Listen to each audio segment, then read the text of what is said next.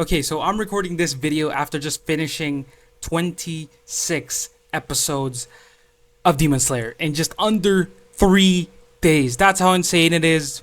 Quite exhausting, but I will say it was a fun ride.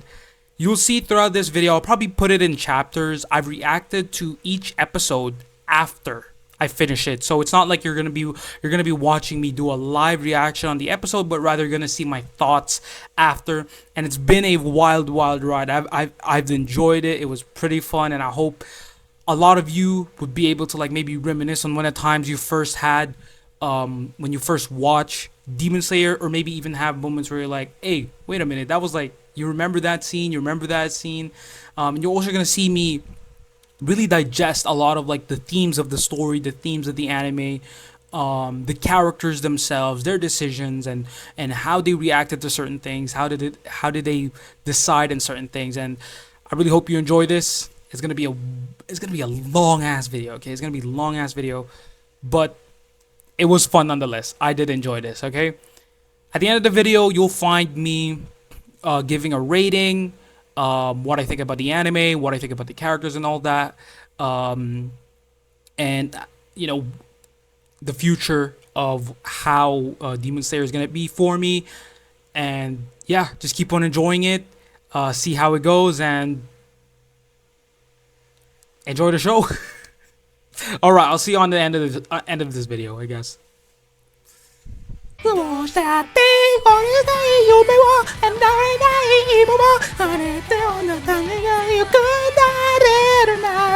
Yeah, I'm listening to the ED because I just finished episode 1 of Demon Slayer Kimetsu no Yaiba, and I'm just letting the ED play in the background. It really is it's a banger ED. First impressions for this anime. As I've said, I'm not really a big fan of mainstream kind of anime.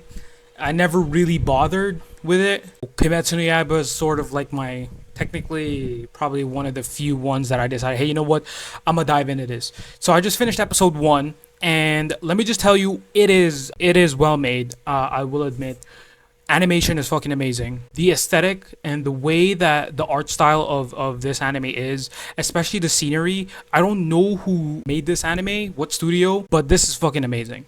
Like the aesthetic of the scenery, the landscape, OST as well, they used throughout the whole episode was pretty good. I don't know how to say this, but when it comes to anime, I don't really like looking that much about the I don't like looking much at the surface level kind of things, animation, even OST sometimes. I don't really look that much to it. What I want to see is the story. What I want to see is the characters, right? I want to see how a character develops, what their decisions are, right? Because those are the most important things to me. Those are the ones that really last. Every single thing is like an additive. So as for the story, first episode, what do I think about it? I already knew kind of what happened in the first episode, especially since like I've heard of this anime way back then when it first dropped, and how, of course, a lot of animes really want to sell you in the first episode. So there's a lot of animes out there that have gone that route. I could probably name maybe two more, right? Two more anime where literally the first episode something fucked up happens, right? I mean, Attack on Titan is one of them. And do I really want to say it? Fuck it, Goblin Slayer, right? You all know what the fuck happened there. And so Demon Slayer, same thing as well. But I want to dive into a little bit about Tanjiro, right? So Tanjiro loses his family. I'm gonna say this. Dang, this dude, the fact that he was still able to keep himself emotionally like he's still emotionally strong. Okay, he went over to his place, and he was like, oh shit, I smell the scent of blood.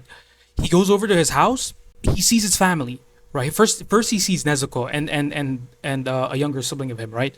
He sees them, and he's like, oh my gosh, bro, like he's like, his eyes widen. He's like, what the fuck is happening? He goes over, and then he sees his whole family massacred inside the home. If that was me, I would have lost it. Lost it. This dude was able to keep himself in check, probably because of the shock. He was still processing it, but the fact that he was still able to keep himself together, because if that was me in that situation, and mind you, in this whole episode, I wasn't that emotional, right? I'm getting invested.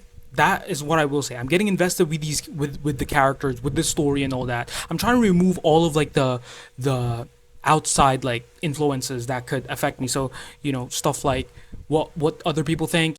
My thoughts are pretty much all over the place. I'm trying. It's been a while since I've also watched anime, but in this particular episode, Tanjiro loses his whole family again. I would have crashed out. I would have stage Phase one. one, they crash out. Crash out. I would have lost myself. But it seems like he was able to keep himself together. W, right? That means he's like emotionally strong, way more better than me already. And then he ends up carrying Nezuko on his back, right? But then they end up falling, and then now he has to like fight her, or not fight her, but try to hold her down. And then I'm assuming a demon slayer, right? A demon hunter appears out of nowhere, Tomioka. And here's the thing. He has this conversation. They have this like talk. Tomioka has Nezuko on his arm. He's holding her down.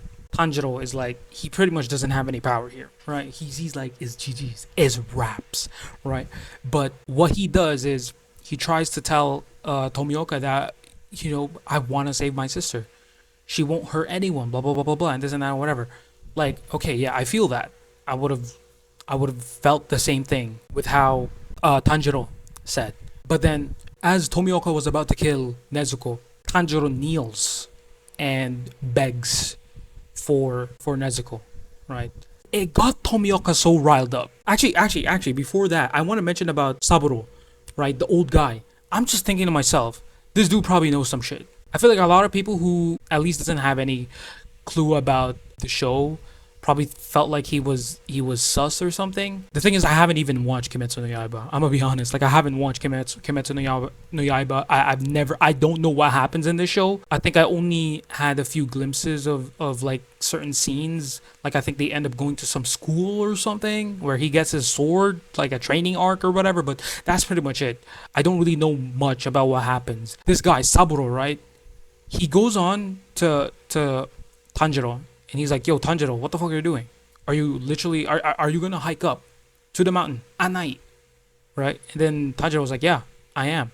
But Saburo was like, oh, don't do that. Because that is really risky. That is really dangerous. Do not do that. You are, you're putting yourself at so much risk. Stay over and make it fast. He says it, right? He says, make haste. Come to my home, right? And I'll give you like dinner or whatever. So Tanjiro was like, okay, yeah, sure. But then it was like, now, if people were to like piece it back, what if he went early, right?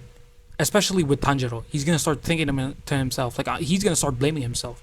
If I just never took his offer, if I just never took Saburo's offer, I probably would have been able to go back home. But guess what? You're still gonna die. So the way I'm thinking is Saburo might know something, but he knows that his family's already gone.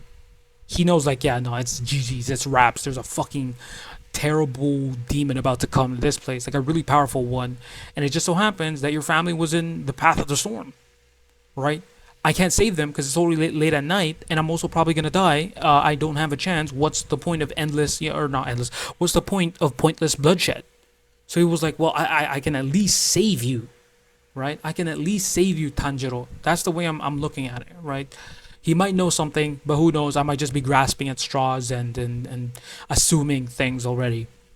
But yeah, now that I finally got that out, so Tanjiro ends up trying to convince Tomioka that please do not harm my sister, and he begs, right? He begs. He falls down on his knees, and it gets Tomioka so riled up.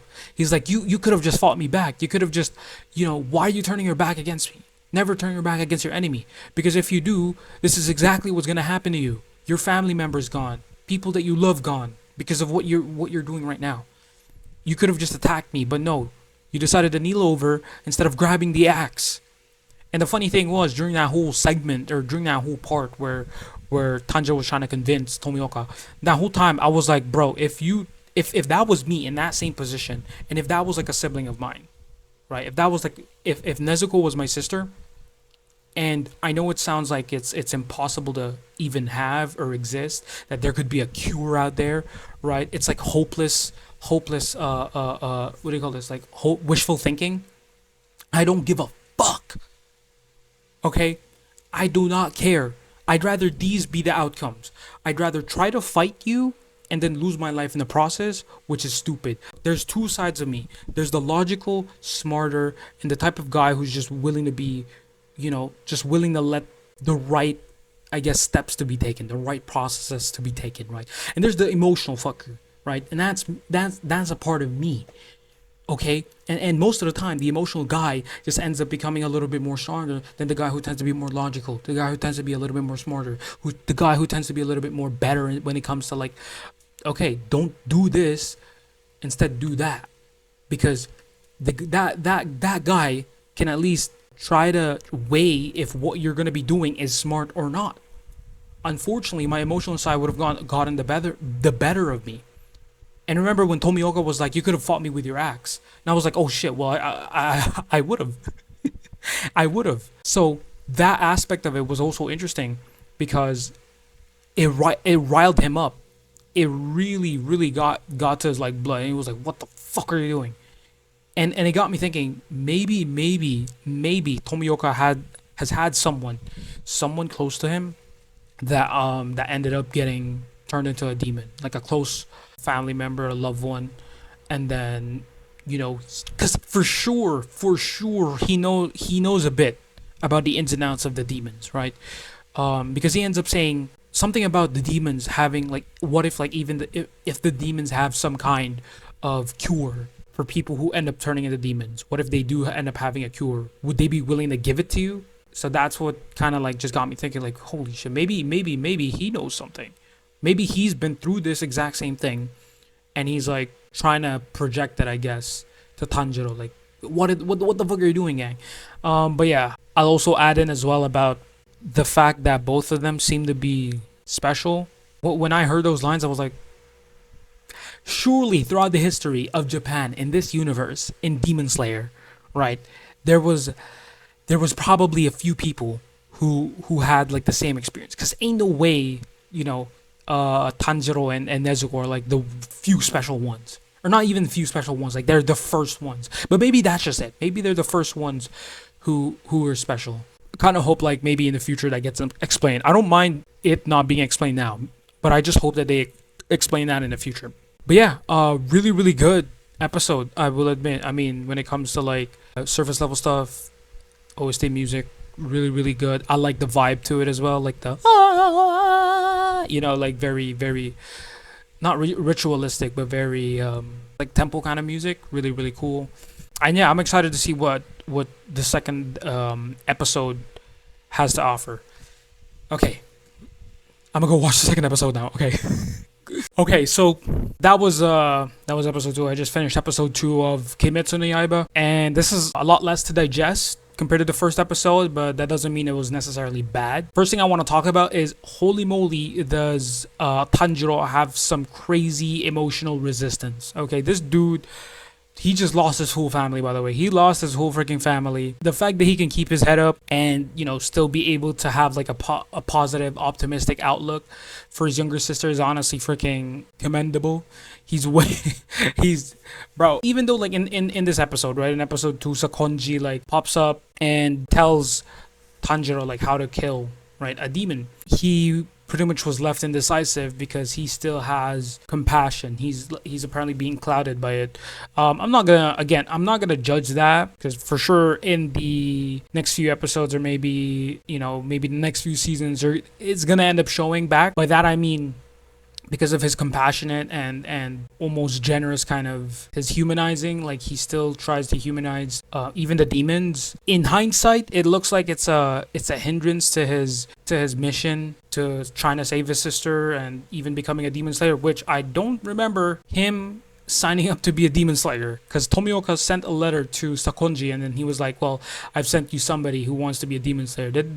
I'm probably missing something, right? Because I don't remember Tanjiro saying he wanted to be a demon slayer. But I guess of course, what happened with his family, he's gonna want it. But damn, bro, the fact that this dude was still able to keep himself composed even after losing his family, and then afterwards still have compassion for a demon who literally had murdered people a few meters behind him in the temple. He's at least in human, like, moral compassion wise, he's already like better than me. I wouldn't be able to keep up a smile, right? I'd probably smile if I had a sister that turned into a demon like Nezuko. I'd only be able to keep my smile just just in front of her. But gang, I am not gonna be able to keep like a positive smiling face throughout like everything. Like it's gonna be so hard for me to keep up my head after everything that I just witnessed. You know, losing my family, and then now my sister's also a demon. Yeah, that was episode 2 of Kimetsu no Yaiba, and seems now there's this huge thing about Tanjiro being able to smell, and I'm like, damn, bro, that is a really really neat ability to have. Now Sakonji's has taken him as his disciple, I guess, and Tomioka's talking about him being his successor. But I want to see how how much more he's gonna end up growing, developing, and let's move on to episode 3 because I just really want to check out episode 3. After finishing episode 2, again, as I've said, not really that much to discuss about episode 2.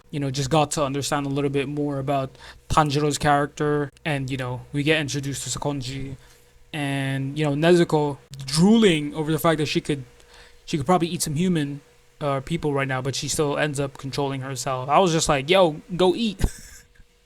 Now, of course, she wouldn't want to, right? Because seems like she still has some humanity left in her, even though she has demon blood or demon influence. But yeah, also Rohan Kishibe Rohan, the VA, is literally voicing Tomioka. So I was like, yo, that voice sounded familiar when I first heard it in the first episode. I just got to say it now in the second episode. But yeah, that was really really cool. But let's move on to the third episode. See how this continues on. So I just finished episode 3 of Kimetsu no Yaiba, and let me just tell you up front, okay? For the first few minutes, the ED is still playing in the background, but for the first few minutes, and even like pretty much all of the second episode, I wasn't really, too into it. Not because it was bad or anything, but rather it was because I was just thinking like, oh well, now we're in the training arc, right? This is the part where we finally learn about what he needs to do, what he needs to learn. This was more or less, right, a training arc where we get to see how Tanjiro's character develops. So that was my whole feelings, right? First and third episode, first half of the third episode, right? And it was really really cool, seeing him grow, even though he still carried on bad habits, and even though he didn't even carve into himself the trainings, right? Until some bastard popped up. This motherfucker, fucking Eren Yeager.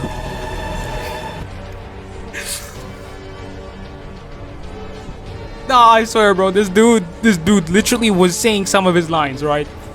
That fucking guttural growl, some words that he would say, the way he would scream, I was like, nah, bro, I know this fucker. I've heard this fucker for years.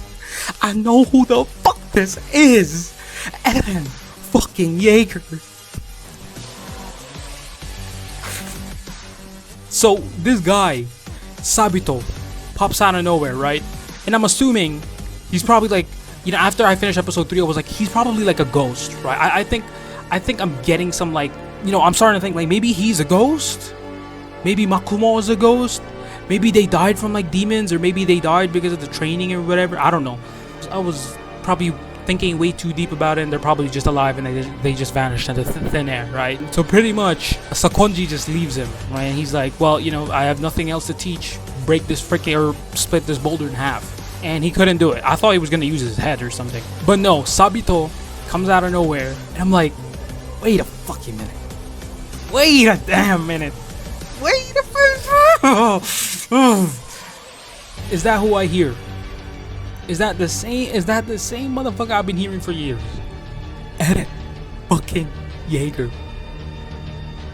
And the thing was, even Makumo, I'm not sure, but I feel like I've heard her voice actor from somewhere. I feel like she sounds familiar. I throughout whole episode 3, I was pretty much distracted because of the fact that the voice actor for Sabito was Eren fucking Yeager.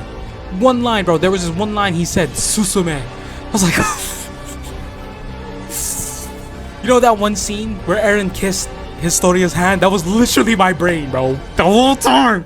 Every time I heard his fucking voice, every time I heard Eren's voice, those memories started flooding in, bro. Oh my god. I'm sorry. If episode 3 was good, right? When Sabito came out, I was like, nah, bro, that bitch is Eren Yeager. That is literally Eren right there. All I was thinking about was that was Eren. That was Eren, bro. I know that voice. I know that freaking voice every time, bro. Every damn time. So like the whole episode about, you know, when Sabito was trying to train, you know, trying to like help Tanjiro out, right? And even Makumo, right? I was so distracted about that. I was so freaking distracted about the fact that the voice actor for Sabito was Eren. And I'm like, yo, this dude, even the way he speaks, even the way he like acts, I'm like, when he popped into the scene and then he said this to Tanjiro, he's like, you're not a real man. You know, stop whining. A real man keeps him to himself. Not like you've been doing that shit, bro, for the past 3 fucking seasons in Attack of Titan. I mean, look, W for Tanjiro for being able to break that boulder, right? That was really, really cool. You know, we get to see him train for 2 years, and for some reason, Nezuko is in a deep slumber. She's been sleeping for 2 freaking years. She's alive, she's fine, but she's just stuck asleep, right? So Makumo and Sabito pop out in the last 6 months of his training, and you know, during that time he changes drastically. Brody grows hair, and then Sabito's like, oh well, now you look like a real man. Gang, this like are you trying to say that he looks like a real man just because he grew his hair?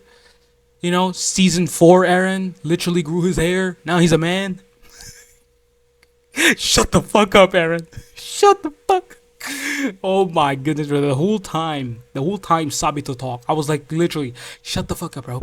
Eren, I can still hear you. I know that's you, gang. Stop hiding, pop out. Oh my goodness. Look, I was distracted. I was distracted about that. Oh man. Ugh. But yeah, really, really good episode. Episode 3. Again, I was a little bit timid during episode 2 and the first half of episode 3. But yeah, again, as I've said, when Sabito popped out, I was so freaking energized, right? But yeah, we finally get to see Tanjiro finish his training. He's finally broken the boulder. So now, what's the next step for him, right? I want to see now, where does this lead him? What happens to him next? And I'm gonna be watching episode 4, and we'll see what happens to him. Hey, we still got like what 22 freaking episodes. Let's get it.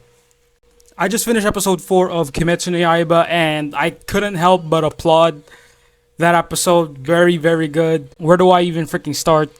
I really like the animation with Tanjiro's sword, or his technique, right? The water technique. That was really cool. The way that it was made. It's like a Japanese painting, you know, the tsunami. And I really like the animation for this episode and the fight as well against the demon that pretty much killed like every single disciple that Sakonji sent over to the final selection. So apparently, yeah, Makumo, Sabito were actually killed by the demon.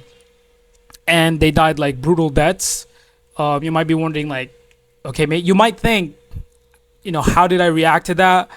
Don't think of it as like a bad thing, but I'm kind of used to it.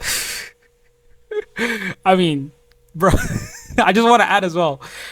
Right, so as I've said, Eren is in here, right? He's in here. And also Makumo, again, Makumo's voice actor sounds so familiar. I just can't find what anime she was in, but you know, that's not what I want to focus on right now.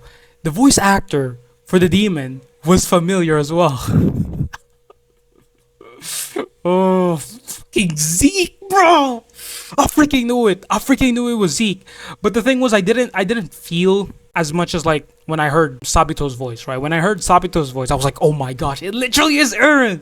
And during this episode, in episode 4, whenever I would hear his voice, I'm like, yeah, shut the fuck up, Eren. I know that's you.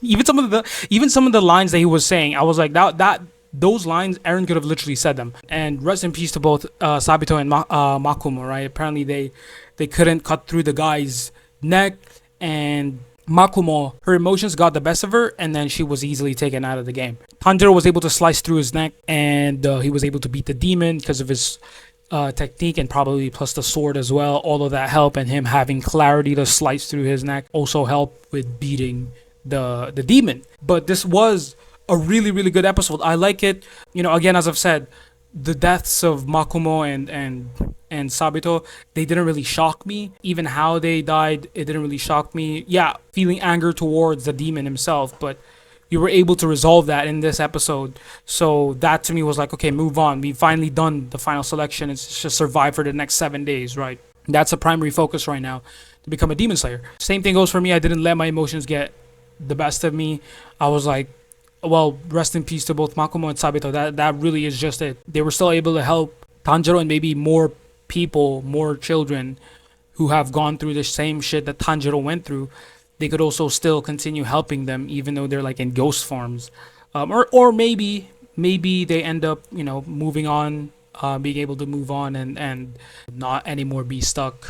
They could finally rest in peace, actually rest. So really really good episode. I really like the soundtrack, and I really like the design of Tanjiro's, like, his water technique.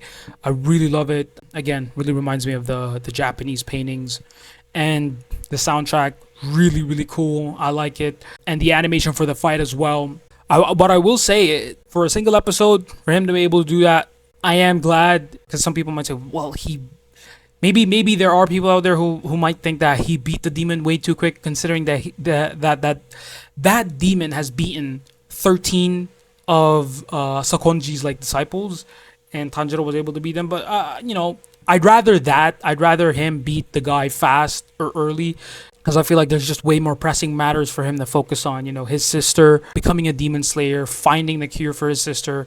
Instead of wasting his time on low fodder like this dumbass, right? Part of me is just like, I don't want to do. I just want this guy off of this planet, right? So he doesn't end up continuing whatever he wants to do. Hurting all of these children and because his grudge with Sakonji. I didn't want to deal with that anymore. But yeah, I'm glad that he was able to do that.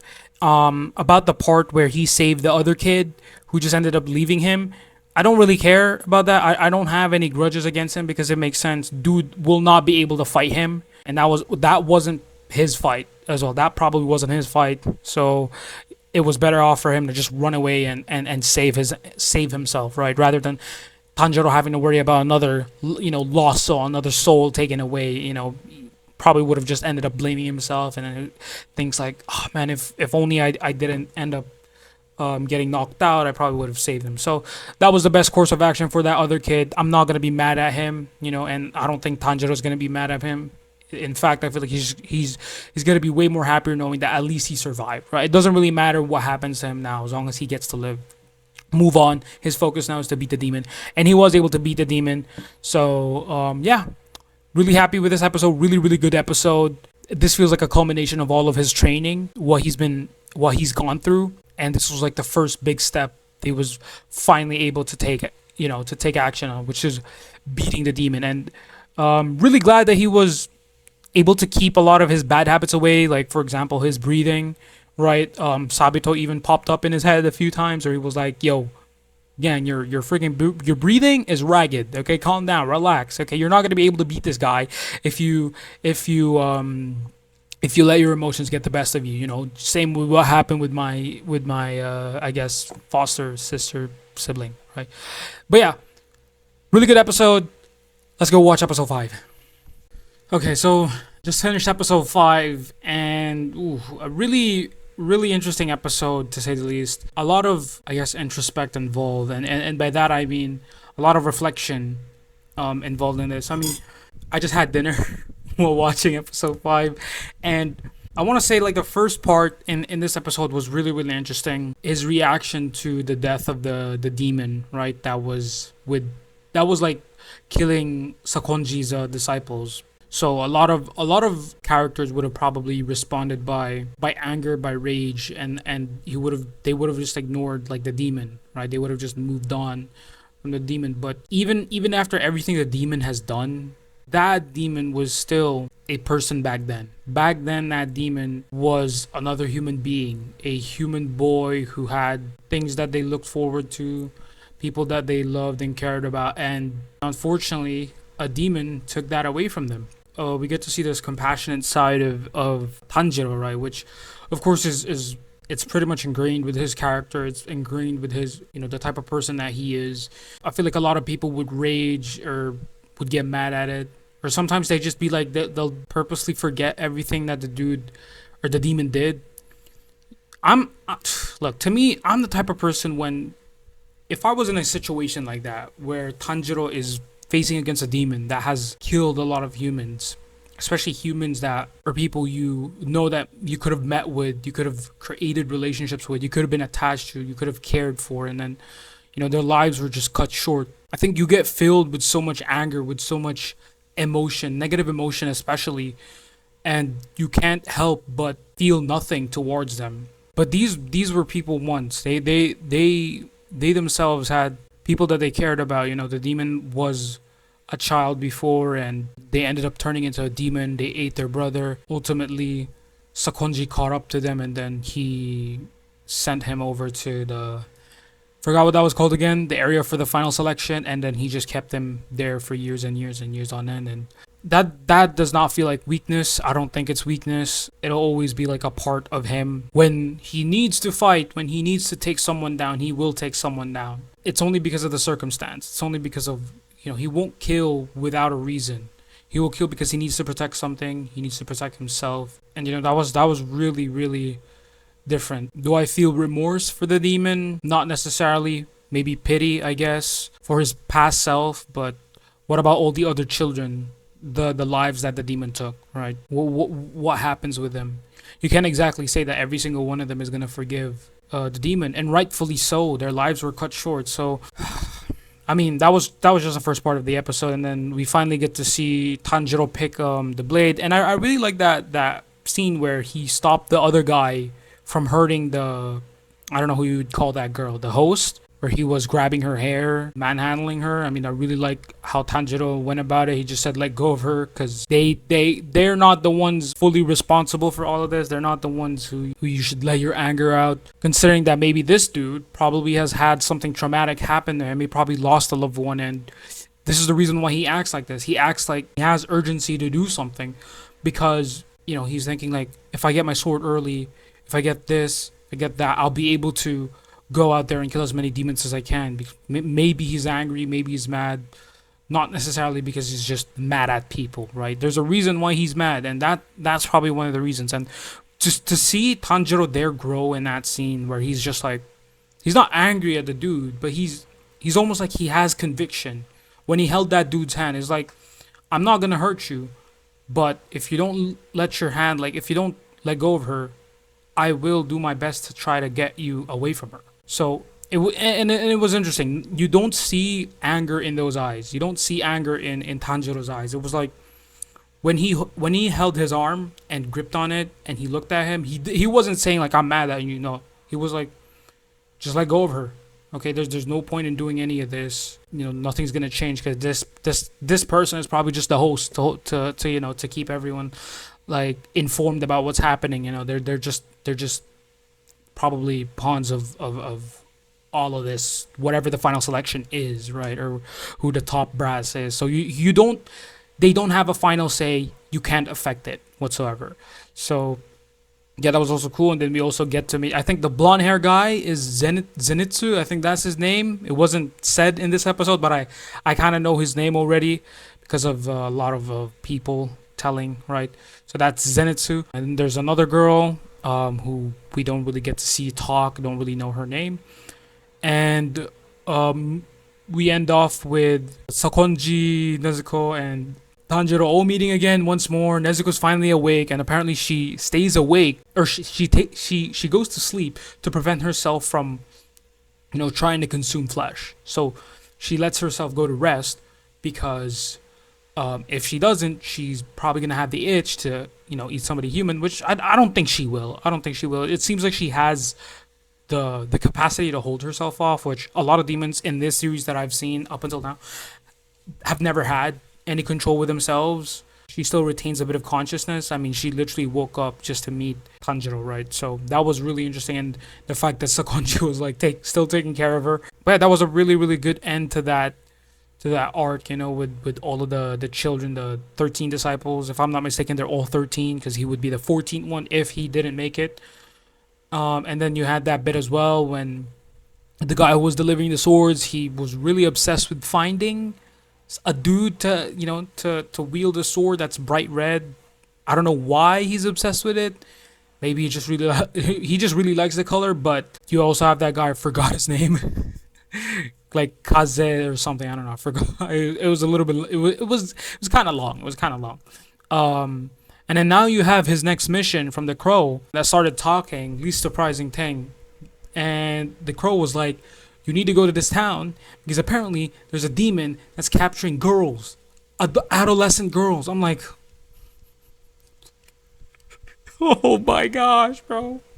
You can't be. You're now we're dealing with a weirdo ass fucking demon. I'm like, I'm already fine with them just eating people. Like at least okay, right? But I swear, okay. I hope that Tanjiro finally gets to this dude fast, cause that dude who was walking with his girl down the street, he just left like, Brody, you couldn't even hold her hand. I don't know, like you're in like I don't know what time period this is. I mean, they wait. Well, when did they say it? I forgot. Meiwa or something. I don't know what era or what period. But gang, this is like I don't know, probably 16th century Japan. Probably, I'm not entirely sure, but that's probably 16th century Japan. I mean, holding hands wouldn't be the most craziest thing, right? I mean, nowadays it is. It is crazy to hold hands with someone that you like, but back then you'd had so many different things to worry about. Add on and then you add on top of that demons. Better safe than sorry. Okay.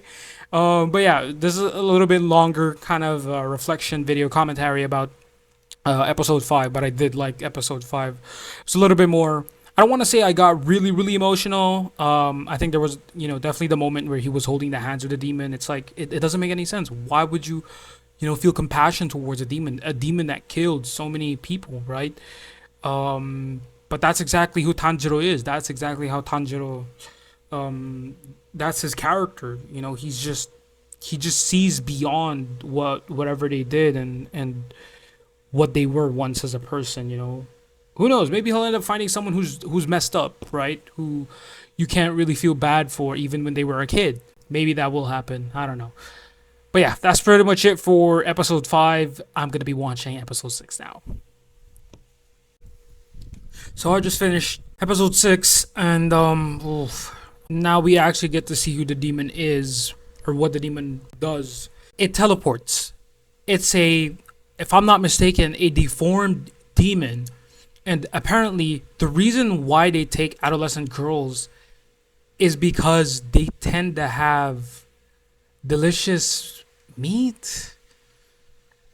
I don't get that. Like I don't get that. Like apparently they taste a lot more delicious. It just everything just sounds fucking wrong. And I think one of the most revolting, like I guess, scenes was when the demon showed his coat, and then he pretty much showed like all of the hairpins that the girls had. I'm like, this is the thing that fucking bothers me. Why was nobody acting? Right? Why was nobody acting? I'm assuming just off of that dude's coat, there's at least 20 plus women that were taken and eaten by those bastards. So why was nobody deciding, hey, guys, you know what? This whole thing about girls disappearing at night doesn't seem right. Like, brother, I don't know. This shit fucking pisses me off. You have demon slayers. First of all, it's a little bit understandable why Tanjiro lost his family. They're in the fucking mountains, bro. Not exactly a smart choice, right? But if you think about it, if demons were already like an actual occurrence, right? Then wouldn't somebody try to at least, I don't know, try to stay away from them? Because it seems like people still don't know that demons exist, or people don't really fully believe that a demon was behind a particular thing. It's like in this episode, right? The girls were disappearing. Nobody was assuming that they were demons. Even the dude who lost his girlfriend, I'm not sure if that's his girlfriend, probably is, or fiance, I don't know. The dude that lost his girl, he didn't even believe at first. He was like, demon slayers, they're actually real. And then it even got me more thinking. If demon slayers are real, right, and for some reason they already said in like the first few episodes, right? The first few episodes, they said that the organization isn't really recognized by the government. What? What? That must be some mentally dumb freaking government officials, politicians or whoever. If I was a politician, I would have tried to get my way into the organization. And I know that sounds bad, right? Of course it does. But if you had like the original organization and then you had the split organization where it's, under the government, then at least you can have like the cities protected. You can have the towns protected. But no, a bunch of motherfuckers thought that, oh yeah, 20 girls disappear every single night. Let's not assume that something's fucked up happening. I would have understood if they had more stricter like policies or curfews. If they had like men roaming around at night with swords or katanas. Come on, gang, come on. You can't protect everyone, right? Rest in peace to Tanjiro's family. You can't protect them. They're in the mountains, bro. They're so freaking far away. Rest in peace to the people in the temple as well. But they're far away. It's not like they can hire people, right? And people just pass by it or never even go to it at all. So it's not in any like civilization, like near in any civilization. In the final selection, when they were fighting the demons in the what was that, Wizita, like whatever freaking that place, right? That place where Tanjiro fought the big demon. It's understandable there. It's understandable why lives would be lost, because it's what it was called, bro. Final selection. Those who survive get to become demon slayers. Those who don't, they die. I don't know, man. In this episode though, I am glad. I'm so freaking glad that Tanjiro was pretty strong. I'm so glad he wasn't late, and I'm so glad that we finally get to see Nezuko fight as well, because I was thinking to myself, oh man, I kind of wish Nezuko would pop up, right? Because this is what I was thinking. They put her in a box. In my head, I was like, well, maybe wouldn't it be better to have her like in a much more comfortable like backpack? Maybe something that feels like a blanket or a bed wrapping around her, rather than, a box inside a box where it's like hard surface. And considering that freaking Tanjiro runs around, jumps everywhere. Like there's this one time he literally was like bent over. So that means if Nezuko was like this, if Tanjiro was standing and then he was like that, and that meant Nezuko was like this. And then if he would do backflips, Nezuko would go like this.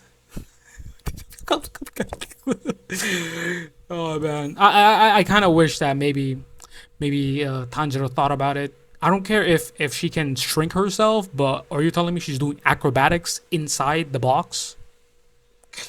So hopefully Tanjiro decides, hey, you know what? This box that I'm putting you in, Nezuko, isn't really, I don't really think it's comfortable for you. So you know what? I'll just switch it out for something a lot more softer. I don't know, but yeah, we we finally get to see her fight, which is really good, against that motherfucking demon that has 3 versions of himself. But yeah, I'm actually glad that Tanjiro was able to fight against a demon, and it seems like he's a lot more calmer, a lot more confident with his attacks, and he knows where he's lacking. He can't really like he can weigh in if in a split second. So he can't swing too much, because if he does, he might end up hurting the guy and then the girl, right, that he rescued. But he still needs to attack a little bit more, because if he doesn't, the demon, if he gets cut, it wouldn't be too deep and it wouldn't kill him. So it was really cool that he has those thoughts running in him, and he's pretty decisive with some of his decision making, and his scent is so freaking good. Like I'm just so glad. I'm just so glad he's capable enough, and he's using the most of his senses at like its peak. So that's a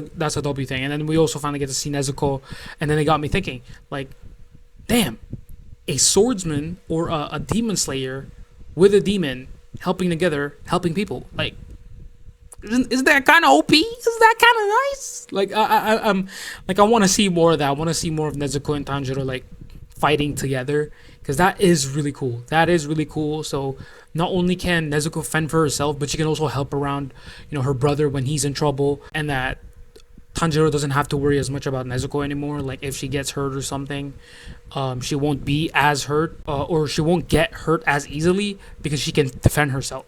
So yeah. Also, a bit of a side comment I've noticed. I've seen electrical poles.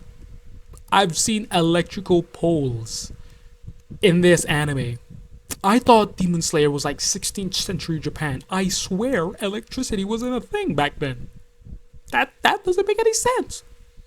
And then you're telling me there's a dude with a bowler hat or like I don't know, like he has like a top hat, like like a bowl shaped hat that looks like something straight out of like Europe. And then there was Japanese signs, and then there was also English signs.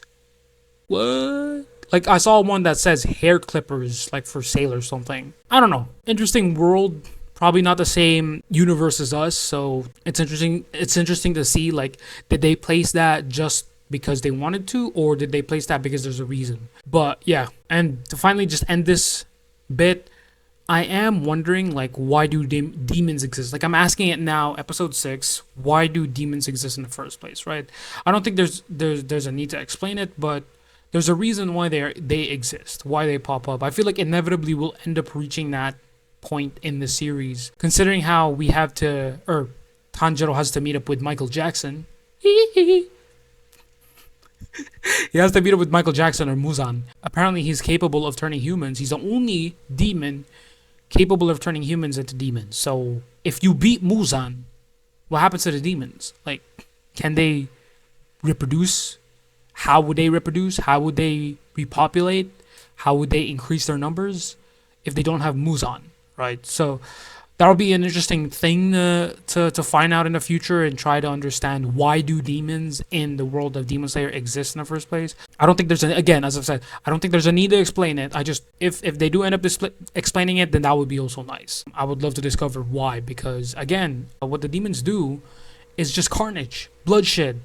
All they bring is just utter suffering. Demons remind me of mosquitoes. Okay, they're not as bad as mosquitoes. Actually, no, maybe they are.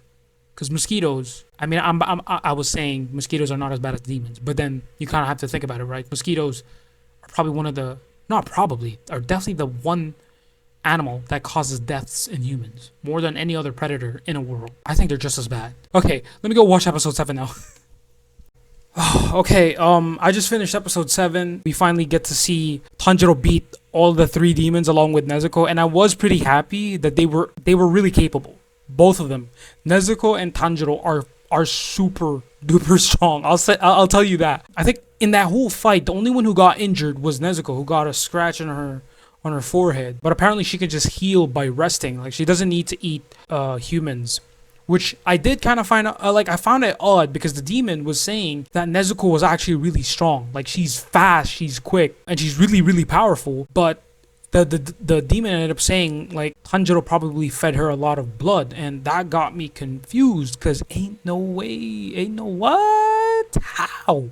I don't think she eats humans. I don't think she drinks blood, so I don't really know where she's getting her strength from. Clearly, she has the ability to protect herself, which is something that I'm really happy about. Tanjiro doesn't have to worry about that anymore, as much as if she were human. Makes it a lot more easier for him as well. That takes a lot of worry out of his mind. Even for me, I'm like, I'd rather have Nezuko be able to defend herself than her not being able to in the first place, right? Because at least now you know that she's gonna be fine. She can fight for herself. She can stay alive. And then also, I don't want to say anything about Tanjiro beating the demons quick. I'd rather it be quick, because those guys were fodder, bro. Genuinely, they were fodder. I don't really care about those demons, you know. Again, he already said it himself. Unforgivable. And then the guy who his fiance was killed, he got angry at Tanjiro, which of course it makes sense. I'm not gonna blame him for it. He wants to get his fiance back, but you can't really do much about it. And then he calls out Tanjiro, telling that, oh, you're a kid, what do you know? And then realizes that he already has been through that shit. Oh, I was trying to remember this. I was trying to remember what I wanted to say a few minutes ago. I had to do this retake. But the dude, right, the guy who lost his fiance, the way he reacted to him losing his fiance, I genuinely thought that was how Tanjiro was gonna react when he found his family all murdered. You saw that dude, right? He was in shock. Even after the whole fight, before, during, and after the whole fight, he was in shock. I thought that was gonna be Tanjiro when he found his family. This dude has the mental fortitude of a freaking turtle, bro. I don't know where he got that, but if that was me, I would have been like that guy. He probably would have just decided to himself, like, fuck this, I want to be a Demon Slayer as well. No, I don't want other people to go through this, so I want to be a demon slayer as well. But it seems like Tanjiro, this dude, not only is he physically strong, physically capable, really adept with his abilities like the breathing and everything, fighting, smelling, but this dude also has the mental fortitude of a freaking war veteran, bro. Damn. Even during the time when he lost his family and he saw them, this dude was like, nah, I don't have time to grieve. I'm gonna find a way to get Nezuko, you know. But after that, I feel like I also at least tell the parents what happened, right? To get some answer, but I guess it'll never happen. I think I already mentioned in the previous video how like the government hasn't really done anything. Also, I wanted to add in like, so remember the previous like bit in the previous episode, I said that the hairpins looked like there were a lot of kills. No, they actually look like around 6 or 7. I thought they were a lot more, but then I saw in the episode and then I saw how many, and then I was like, wait a minute, that looks a lot less than what I saw in the previous episode. It's so yeah, I over exaggerated in the previous episode. I thought there was a lot more, but it was, or maybe there was a lot more because it was only a piece of the fabric, right? So it's not exactly everything. Maybe that might just be it, right?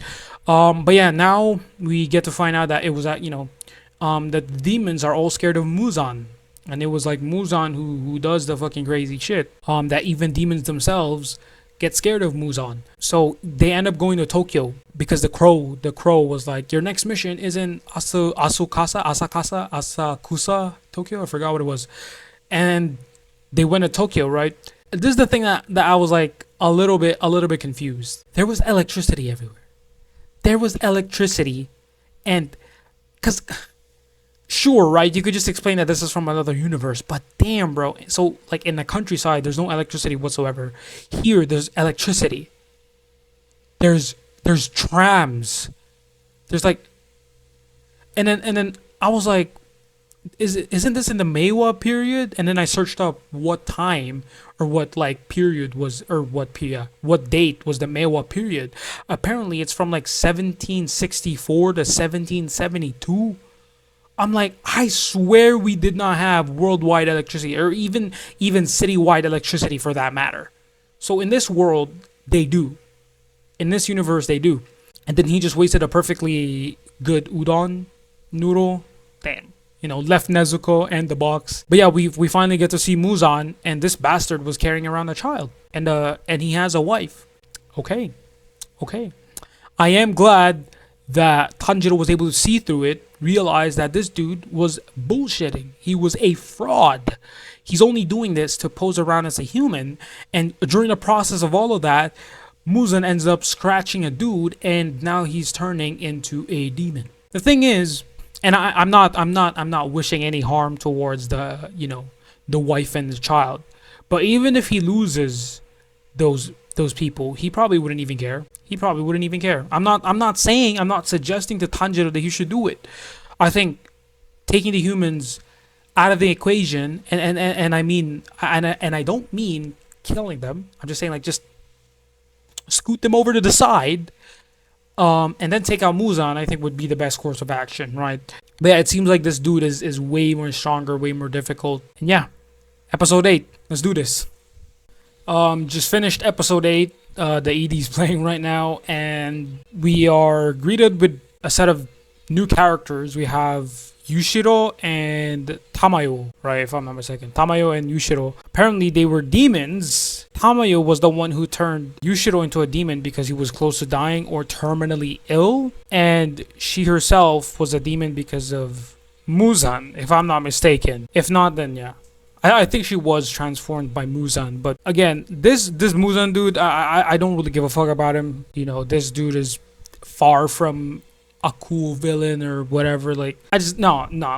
This type of villain, you just don't give a fuck about them. Okay, these guys, you don't praise them because they're like, oh my gosh, he's this, and I'll give him that. Yeah, there's nothing like that. There's nothing like that with Muzan. And pretty much this whole episode is just getting to find out if there is a cure for a human who's turned into a demon. The ways that they're trying to get that cure or medicine, And it seems like pretty much happened with Nezuko was she underwent so much changes that she's capable of holding herself off from drinking or eating human flesh or blood. But the one thing that was a little bit odd to me was Tamayo apparently said she went on for 2 years sleeping without human blood or the blood of a beast. What does that mean? That means she can just eat meat, like animal meat? I mean, that really solves a lot of her problems, doesn't it? Because what does she mean by beast? Like she means beast by animal? So that got me a little bit confused because it would make life a little bit more easier if Nezuko can actually live off of like the blood of a beast, right? But the thing that also is kind of confusing to me for now, and which is probably gonna get answered in the future, is like why human blood in particular. Like maybe I just need to learn that up, maybe with vampires, right?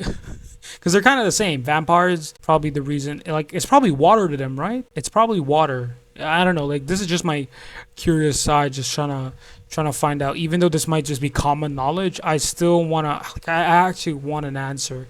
Like, why is it about, what is it about human blood? Because Tamayo said she hasn't had, like, the blood of a beast or flesh of, I don't know, beast. Surely that means animal. It might not be as satisfying as eating a human, but isn't that already good enough for somebody who doesn't want to be to fully become a demon, which is by killing humans? We also have like Yushiro, who I hope is a good fighter. Having Nezuko in the team as well is nice. And then of course, Tanjiro being able to fight well. I just hope Yushiro knows how to fight. I don't think Tamayo is a fighter, so we can pretty much assume that it's only the three of them who's capable of fighting. A 3v2 versus the two demons that Muzan sent. It was like Hanafuda, right? The Hanafuda earrings. Go find that kid who has the Hanafuda earrings and kill him, pretty much. We end up getting like this panel or like this shot of, I'm not sure who it was, but it seems like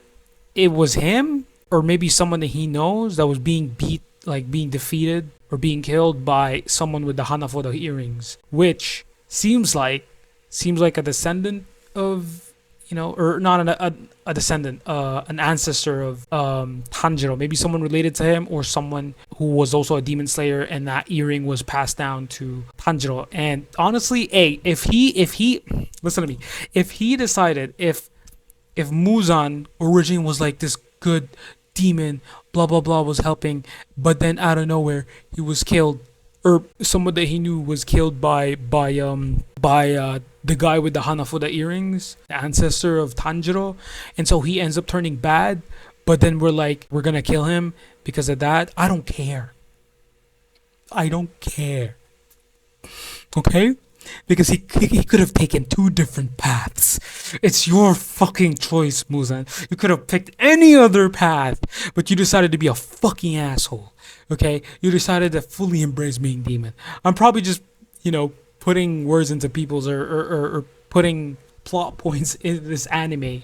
It probably didn't go down like that, but if it did, if it just so happened that he had someone that he cared about, who was the demon but was killed by that person who had the Hanafuda earrings, because he was like, oh, that's a demon, I'm gonna kill them, and then he was a demon himself, but then he got pissed and all that. I don't care. He could have had any other choice. The same, I mean, technically, wouldn't it just be the same with Tanjiro? Yeah, well, life goes on. Life goes on. That's what he gets. Karma strikes back. The guy with the Hanafuda earrings, he's like, he kills that person. That is probably, this shit probably never even happened in the anime. What the frick am I doing? Let's move on. Okay, just ignore that whole last few minutes. That was just my brain working while I was like watching this whole thing. Okay, what else? Him having family members? Nope, no fucking, I don't care for that, dude. How about the rivalry, the gag rivalry that's happening between Yushiro and Tanjiro? I don't really care about it. I don't have anything against Yushiro. Just seems to be another eccentric character who has a deep infatuation towards Tamayo, which I'm assuming the reason why he has this deep infatuation was because she saved him during his time of peril. He was probably close to dying due to a terminal illness, or he was probably gravely injured, and he was like, please save me. And then now he's like indebted to her. That was probably how it all went down. and why he's absolutely obsessed with her, calling her beautiful, and saying that do not get on her bad side, or do not say something, comment something that'll be disrespectful towards her. But yeah, the whole scene as well with Muzan fighting like the drunkards, the brothers, and then he just killed the other girl. Yeah, pretty much just solidifies that I do not care about this dude. Genuinely do not care. I don't care what people say about him, calling him like maybe oh my gosh, his entrance was so freaking cool, or damn, this dude is so freaking like blah, blah, blah, blah, blah, blah, blah, blah. No, no, no, no, just no, stop, stop. Okay, I don't care. I don't give a flying. I don't care about Muzan. Okay, I don't care if he seems cool and little this and that. No. To hell with this dude. To hell with this bastard. Okay. Episode 9. Let's get to it. I don't know why, but the freaking sun just came out today and it's ultra freaking bright. As you can see, I've changed clothes. It's the next day and I'm continuing to watch Demon Slayer. Currently at episode 9. And I just finished the fight with Tanjiro fighting the two demons, the Temari and the Arrow Demon. If I'm not mistaken, the Arrow Demon is Yaharu, and then the Temari Demon is Susumaru, right? I'm gonna be honest, I don't really care about these demons. To me, they feel so light fodder to the point where I'm just like, I'm thinking, holy moly, Tanjiro is pretty strong. I mean, this dude, the fact that, not only does he has a good sense of smell, but he has a really fast reaction time, really agile, and really powerful. I think all of that combined, plus Yushiro, right? He, you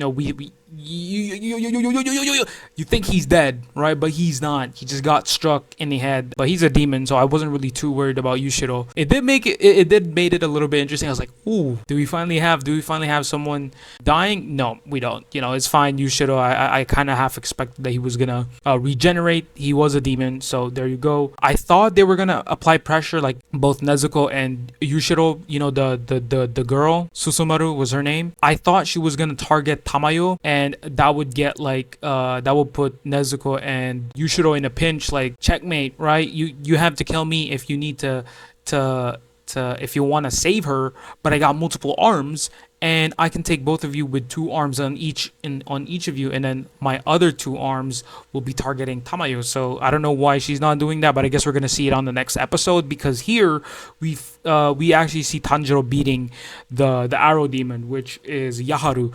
And what I will say though is these guys are light fodder. I don't really care. I didn't even bother trying to remember their names because I just don't like I don't like this type of character archetype where they treat like their enemies as, oh, we're gonna have fun and blah blah blah blah blah. I have a bit more respect towards villains or enemies who tend to be respectful towards the person they're fighting. So, the way I see it is, if this person is like, if a villain, say for example, he beats the main character and he beats him but goes down in a good with a good fight, then he's gonna respect him, right? But if the villain beats the main character with ease, then he's gonna be frank with him. He's gonna be honest. He's gonna tell him, bro, you suck ass. Okay? Maybe you should train a little bit more. You're not even worthy to be cut off or for me to end you. And then if the main character beats the villain's gonna be like, oh, I'm gonna respect you because you beat me and blah blah blah blah. But I guess those are gonna be the next few, I guess, personalities that Tanjiro's probably gonna go up against, because there's 12 blood moons, like the 12 blood moon demons that Kibutsuji's blood was like put into. The thing that was a little bit confusing to me was how were they gonna extract the blood of the demons, which I assume we're gonna find out in the next episode. Because my question is, if they extracted the blood of one of Kibutsuji's minions, but they killed the demon, doesn't that mean that the blood disintegrates? Like it just turns into dust, fades away or something? And a freaking light, the freaking sun is going back up again. Yeah, that's the thing that was a little bit confusing to me, because if they kill the demon, it disintegrates them. So how are they gonna keep the blood, right? Even if they do get a vial of the blood, if they kill the demon, wouldn't that just disintegrate along with it? So I don't know. But yeah, really interesting fight as well. Nezuko got injured, but she was going to be fine. Honestly, thought that Tanjiro was gonna be mad, like he was gonna see that, and then I don't know, protective instincts start kicking in, and he's gonna fight with a new energy. It didn't really affect them that much. I don't know. It just seemed to me that these enemies up until this point, all of the enemies that Tanjiro and even Nezuko fought were demons that they could handle. If I'm not mistaken, this was this was the most Tanjiro was ever injured, and he was barely injured. I can tell you, he was barely injured in this freaking fight. I don't even think he's got any wounds or slashes on him. The one who got injured the most was Yushiro, and then even a bit of Tamayo got injured and Nezuko got injured. But for some reason, Tanjiro just seems to be, he's gonna take a few blunt hits, right? But it's not like it's gonna gravely injure him. Like, I haven't seen him be injured considerably. So that was one thing that I was a little bit skeptic about, because damn, this dude, not only is he strong as heck, fast reaction, really agile, good breathing, quite adept in fighting. I was honestly thinking, like, this dude's low-key OP. I feel like he's gonna blitz through, like, not I don't want, like, it's not, of course it's not blitzing through all of the demons, but I just think he's gonna fight really well and take out the demons. I haven't seen him get sliced or even have a moment where he was just like incapacitated with, like, holy moly, the sun is so freaking bright. Okay. Yeah, let me just finish this up, wrap it up for episode 9. I've yet to see Tanjiro be injured significantly. Probably gonna happen in the next few fights against the other demons. Yeah, so far, pretty good fight scene. Really like the animation, and I really like the soundtrack especially. But I kind of wish that they extended it a little bit, because they kind of cut off on some. I think there was that one scene where he was fighting the Temari, Susumaru. Tanjiro was fighting her. And then there was like a soundtrack playing in the background. I was like, ooh, that sounds kind of fire. And then they just cut it off. So just wanted to comment on that. But yeah, let's move on to the next episode, episode 10. I'm going to have to backtrack a little bit. I'm on episode 10 of Demon Slayer. And right at the end of the episode, we get to see Zenitsu. If I'm not mistaken, that's his name, right? Zenitsu, the blonde-haired kid. The reason why I know his name is because a lot of people have talked about him, even back then, right? When this series came out. I'll be honest. I don't even know what to call him. A simp, okay, horny bastard, whatever. I don't know. He just wants to marry someone just because he's close to dying. Shut the. Oh man. Ignoring that last part, because we're gonna get introduced to him for sure in the next episode. Because now Tanjiro needs to go southwest, I guess, in that area, in that in that vicinity, he has to go, or in that direction.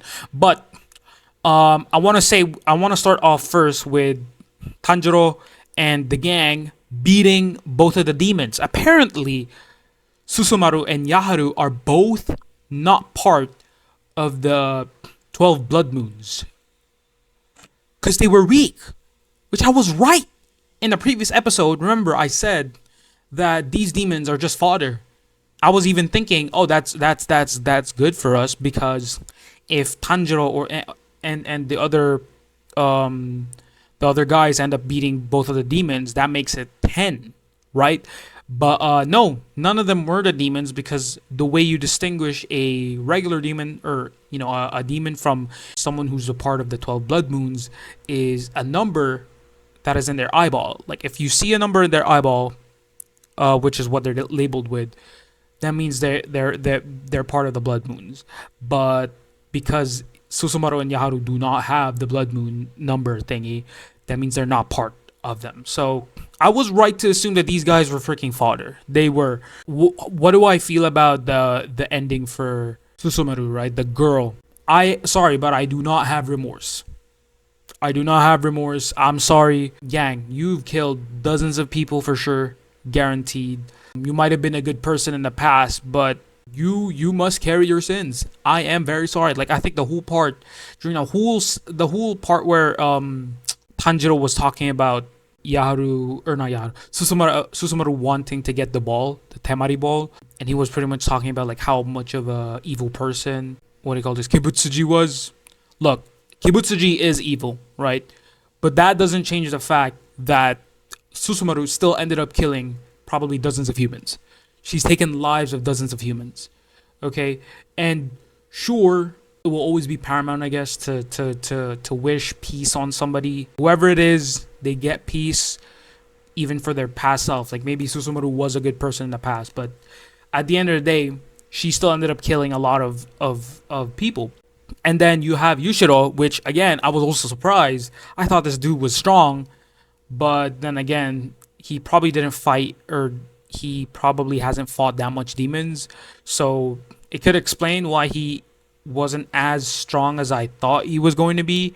And I did think that when Tamayo offered Tanjiro and Nezuko, offered Tanjiro that Nezuko be with them so that she could be at least safer, I would have said like, well, wouldn't it be the other way around? Wouldn't Nezuko be the one protecting all of you? Because she is way more stronger. I had a little bit of a thought when she was when she was fighting Susumaru, right? She was fighting her, and she was kicking the ball, right? She was kicking the ball like a football, and I was thinking to myself, like, during in the previous episode, her leg got cut off. It was cut off by the ball, but after she was healed by Tamayo, she kicked the ball again, but this time it didn't cut off her leg, and she ended up playing. He ended up passing back and forth to Susumaru. So I was thinking maybe it has something to do with the blood. It has something to do with the blood because Tamayo said that, oh, it's Nezuko's power. It's not this is the reason why she's really strong now. It's because her power is like we get to see more of her power now. But then how much of that is from her power versus from from the fact that that was Kibutsuji's blood plus being healed, having a bit of that healing serum, whatever Tamayo gave her, which then in turn made her a lot more stronger. That meant she had a much more better foundation to go off of. This time she can go on the offensive rather than just focusing on healing or resting. So I guess I'll learn a little bit more about Nezuko's power in the future, because she is very strong. She's very strong, very durable. She has like high physical power. So that to me is like interesting, because I'm assuming for sure that was definitely Muzan who changed her. So yeah, there's that. What else? So we also get to see a little bit of the wholesome moment with what do you call this? With the gang, Tamayo, Yushiro, and Nezuko. Nezuko's treating them like family now, even though they're demons, which is really cool. She saw them as family. Maybe it's not because even though they're demons, she associated with them with humans. Rather, the way I'm looking at it is the reason why she saw them beyond as being humans or beyond as being demons is because they had characteristics that were good. But if I want to stretch it a little bit more, how I saw it was because she was pretty much treated by them like family. She assumed that they were like family. They were family members of her. So, that was really, really nice.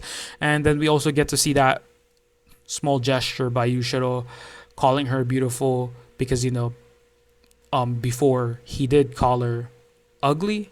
Or no, it wasn't ugly. It was like, I don't know. I forgot the term. Like, she wasn't physically appealing or whatever. I don't know. But yeah, there you have it. Apparently the two demons weren't part of the Blood Moon, and now we're gonna get introduced to Zenitsu. And yeah, how did I want to add this as well. How did I react when Tamayo was suggesting to Tanjiro that, hey, let Nezuko join us, right? I was like, fuck no. Fuck no. I'd rather Nezuko be in my vicinity, in my vision, okay? Knowing that if she's ever in a rough position, in a tough spot, I'ma be there and I could slice whatever it is that could potentially harm her. Okay, because even if she went with Tamayo or with Tamayo and Yushiro, I can guarantee you she's the one defending them. Yushiro probably couldn't even go toe to toe against Nezuko. Nezuko can beat his ass. This dude does not know how to fight. If I was thinking, if this was my mindset, if I was like Tanjiro, right? I'm gonna look at Yushiro, and the thing that I'm gonna be telling myself is, if you can defend her, then sure, right? But then the other thing that also starts to weigh in is, would I want to push out more family members out of my circle? You know, Nezuko is my sibling. Why am I pushing her away when I literally lost more of my family? That, you know, now that I'm gonna be giving her to Tamayo, that would pretty much mean I'm losing another family member. I'm not gonna be with her. So I'd rather, like, I know it's like the idea of, it's risky to bring her into battle. Gang, she's better off being with Tanjiro, because not only is Tanjiro OP as frick. Okay, I feel like if Tanjiro and Yushiro were, you know, to ever, if they wanted to spar, he would blitz through Yushiro no problemo. Absolutely destroy his ass. And plus Nezuko is strong as well. So when you have both of that, you have Tanjiro and Nezuko, who are both powerful, right? When you have them together, they're even more powerful. So I know that Nezuko is going to be safe, because if one demon were to attack Nezuko, she could probably handle it. If she can't, you add in Tanjiro, it's over. It's over, bro. It's over. Your ass is gonna get beat. Okay, it's as simple as that. That's why I'm like, I'd rather Nezuko be in my vicinity, or in this instance, of course, it's Tanjiro's vicinity, right? I'm just putting myself in his shoes, right? I'd rather Nezuko be in my vicinity, where I could see her, where I could protect her in case things get rough. You know, in terms of like when the going gets tough, I will be there, right? I can at least see her. She's in my vision. I can protect her. So, you know, that's how I reacted towards that whole scene. Tamayo is not going to be protecting her. Yushiro is not going to be protecting her. Although Tamayo's blood arts is really, really cool. It would be cool as well if Nezuko ends up learning how to do some blood arts or whatever it is that she can, attempt. But yeah, we'll see. She probably doesn't need to. She's already so powerful. But yeah, that's it for episode 9. I'm gonna go move on to episode. Wait, this was episode 10. My bad. That was episode 10. I'll go watch episode 11 now. Okay. So I just finished episode 11, and really interesting. We get to finally see another demon slayer. Don't know who his name is yet, but he has a boar head on him. Really interesting character, to say the least. I want to say, to say the least. It seems like a very rash character, just busts in. But it is really cool to finally find someone who seems to be very convicted to, like, or not convicted. They just have a lot more aggression towards finding the demons. I mean, props to him for being able to track down the location of Tanjiro to where the actual enemy is, which is like this drum demon. The Suzume demon uses drums and everything to switch the rooms and all that. But I don't want that to be the focus, because he only did appear for like a few seconds. I want to focus a little bit on Zenitsu. I don't know how long I'm gonna be yapping about Zenitsu for a bit in this video or this clip. I want to talk about Zenitsu for a bit, because this dude, I hope, I'm not wishing him any harm. I'm not wishing any of the people that he loves any harm. But I'm just saying, Zenitsu. Okay, listen, Zenitsu, listen to me. If, let's say, for example, right, let's ignore your parents. Let's ignore your family members, right? Let's say you have someone that you love dearly. Let's say you have a fiance, right? And you're willing to do everything for her, right? You're willing to go through hell, right, for her. You say, right? But it just so happens that while you were on a nice afternoon strolling together, right? After you you finally got to marry her. Wow! Congratulations, Zenitsu! I'm so happy for you. While you were on a stroll, you lose sight of her. your fiance is gone, or your wife is gone. The person that you love is gone. She was right there, right beside you. So you start to panic.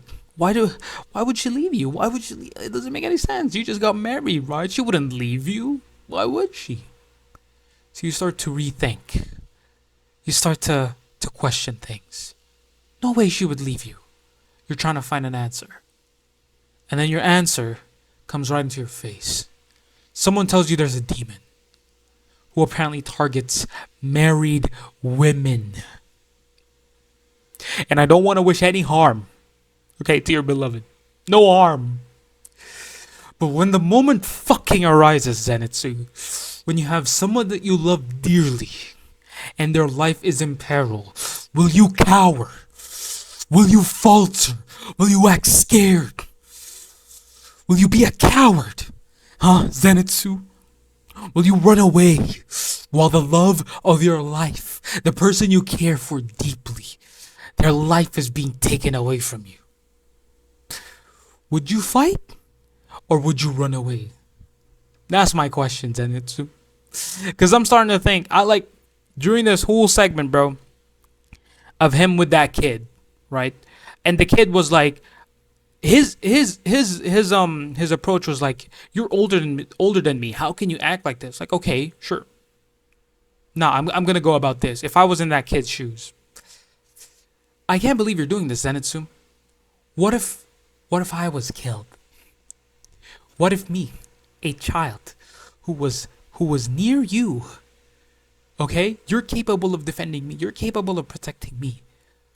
But because of you, I lost my life. You carry the weight of that burden. You carry the weight of your sins, Zenitsu. It's your fucking fault why I died. Let's see if Zenitsu is still gonna act like that. Let's see if Zenitsu is still gonna act all scaredy cat. Cause bro, I'm during that whole moment, a little bit serious now. During that whole moment when Tanjiro ends up finding the dude who fell from the mansion, you know what pissed me off during that scene? He goes on to say, if we were only a few moments earlier, early, we could have saved him.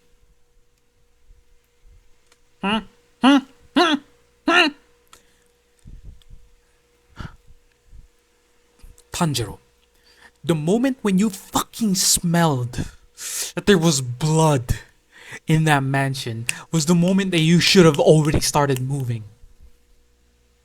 Where's the urgency? Where's the sense of the need to act now? The need to act fast? Because there's no urgency. The guy fell from the building. I'm like, okay, well, yeah, here you go. You already fucked up. That was your first mistake. When you should have went into the building, didn't matter if you didn't have a plan, because there was no choice. There was no option, right? But now that you have this person dying right in front of you, you still had enough time to hold on to him and talk to him and, be all sentimental about it. I'm sorry. I am a very sentimental person as well. But I do not have the capacity to be taking my sweet ass time now. What you could have probably done was call up Zenitsu, told him, Zenitsu, protect the fucking kids. Protect this. Not, you can't even protect this fucking dude because he's dead. But maybe the least you could do is carry him along with the kids back to the village. Okay? And he'll try to make sure that the brother of those kids come back safely. I'll try. Okay? I would have brought Nezuko along because I know Nezuko is capable. And having Nezuko around would not only increase our chances of winning, but also our chances of both of us living. Because if you left Nezuko outside, you're guaranteeing your death. Okay? You're guaranteeing your death. So, yeah. But I'm not trying to say that, Tanjiro was like this, his dumb or whatever. No. It's who he is as a person. The only problem that I have was his sense of urgency. He didn't have any. He goes on to say that, it was fine for me when he was giving respect to the person, right? Who was gonna pass away, who was gonna die. I was like, You can go ahead. That person is dying, right? The one thing that really pissed me off on that scene was when he said the line, "If we were only a few moments early." Tanjiro, you had every fucking second. You had every chance to go inside that building. The moment you smelled blood was your signal to go inside.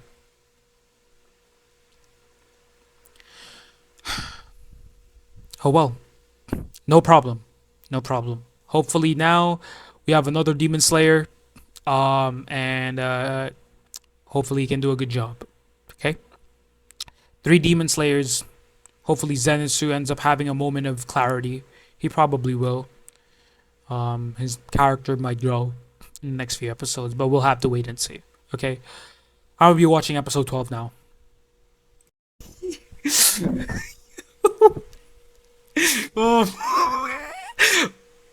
It's episode 13, okay? No, my bad. Episode 12. It's episode 12. Um, guess what? Guess what? I haven't finished the episode yet. Um, 10 minutes in, right? 10 minutes in. And for everyone who's seen Demon Slayer, you already know what happens, right? You already know what happens. So, I sort of got spoiled by this a few years ago. I do know something about him being really OP when he's asleep, right? And guess what? He is really OP when he's asleep. It's that I just never really saw it for how it is, right? I never really seen the series. That's why this one, even though I got spoiled, I was like, okay, whatever. Let's just see how OP he is, right? I don't really give a fuck if he develops when he's awake. Let this fucker sleep. You know what? You know what? You know what? You know what? You know what? Get this motherfucker be blind, okay? Send him to sleep. He looks like a completely different person. I prefer this. I prefer this dude. I don't care about the dude who's the comedic relief. I don't care about that fucker. I'm sorry. Sure, that's a part of him. Sure, that's him. Like when you know him being awake. That's his conscious person. I don't give a fuck. Give me this dude, okay? And let me tell you this. Let me tell you this. I'm sorry. If any of you love Tanjiro, right? If any of you are if any of you are you know you love Tanjiro, right? Because he has cool moves and all, like he has cool techniques, his water technique or water forms, right? Like his water forms, breathing technique, and it's all cool animation wise, right? And we've seen it a bunch of times throughout this whole series up until like episode 12, right? For me, right? Episode 12 for me. I've seen all that he could do. We get to see it again and again and again. I'm sorry, but there's one scene where Zenitsu just fucking sleeps. It's way better. It's way better than all of the scenes that Tanjiro has had when he was fighting all the other demons. It's way better.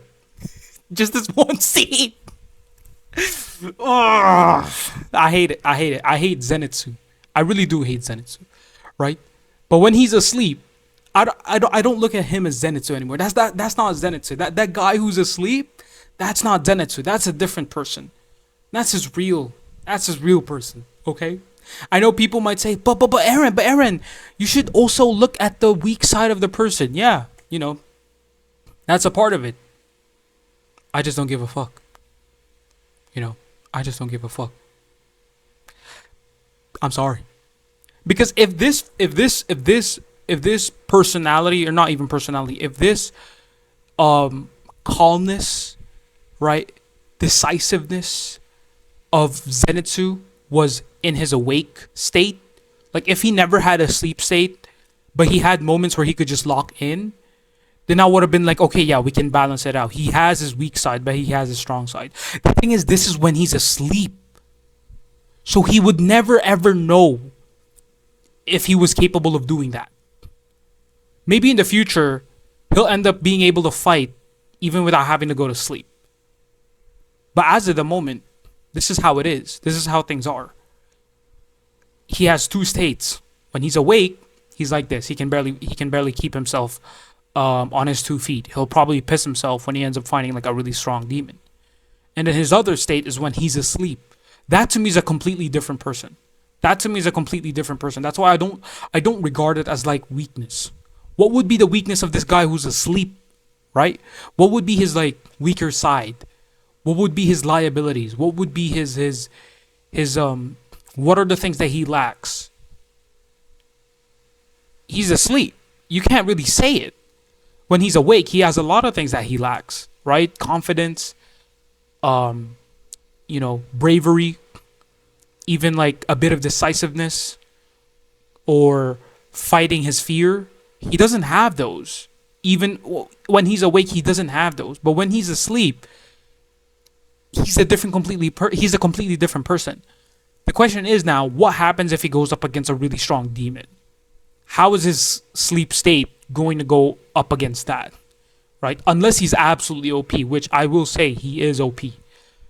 And as I've already said, just this one move that he did was already 10 times better than any of Tanjiro's forms, his water form.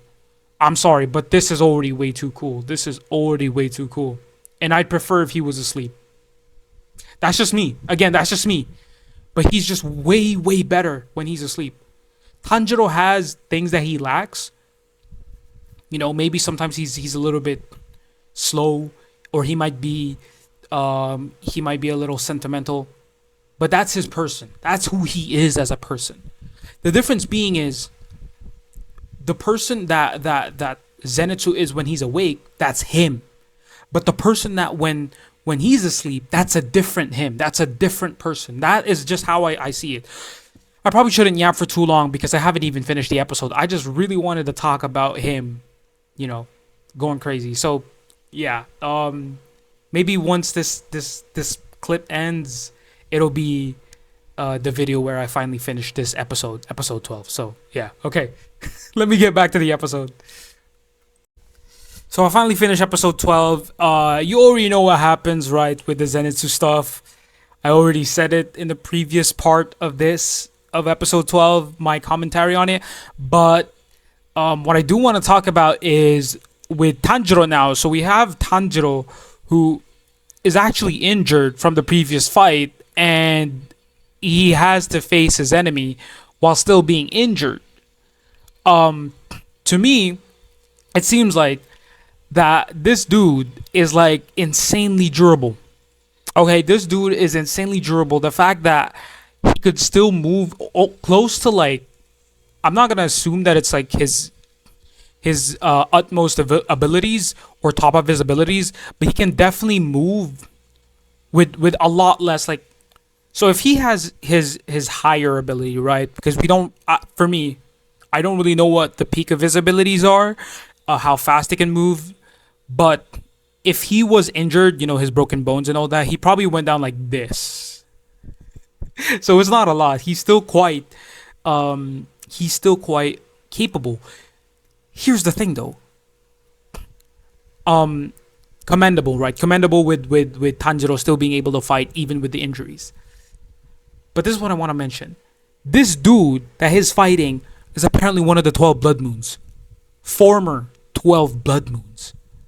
But he apparently got injured in a fight, or he got hit in a fight with one of the other demons who was debating on who gets the chance to eat one of the, or who gets the chance to eat the rare blood, the older brother. I don't think I know yet, or it has been explained what constitutes or what gives someone rare blood. How do you find if someone has rare blood? Probably maybe the smell of their blood, but one of them, the fat one, the big one, sliced off the back of the former Blood Moon minion or Blood Moon member of Kibutsuji.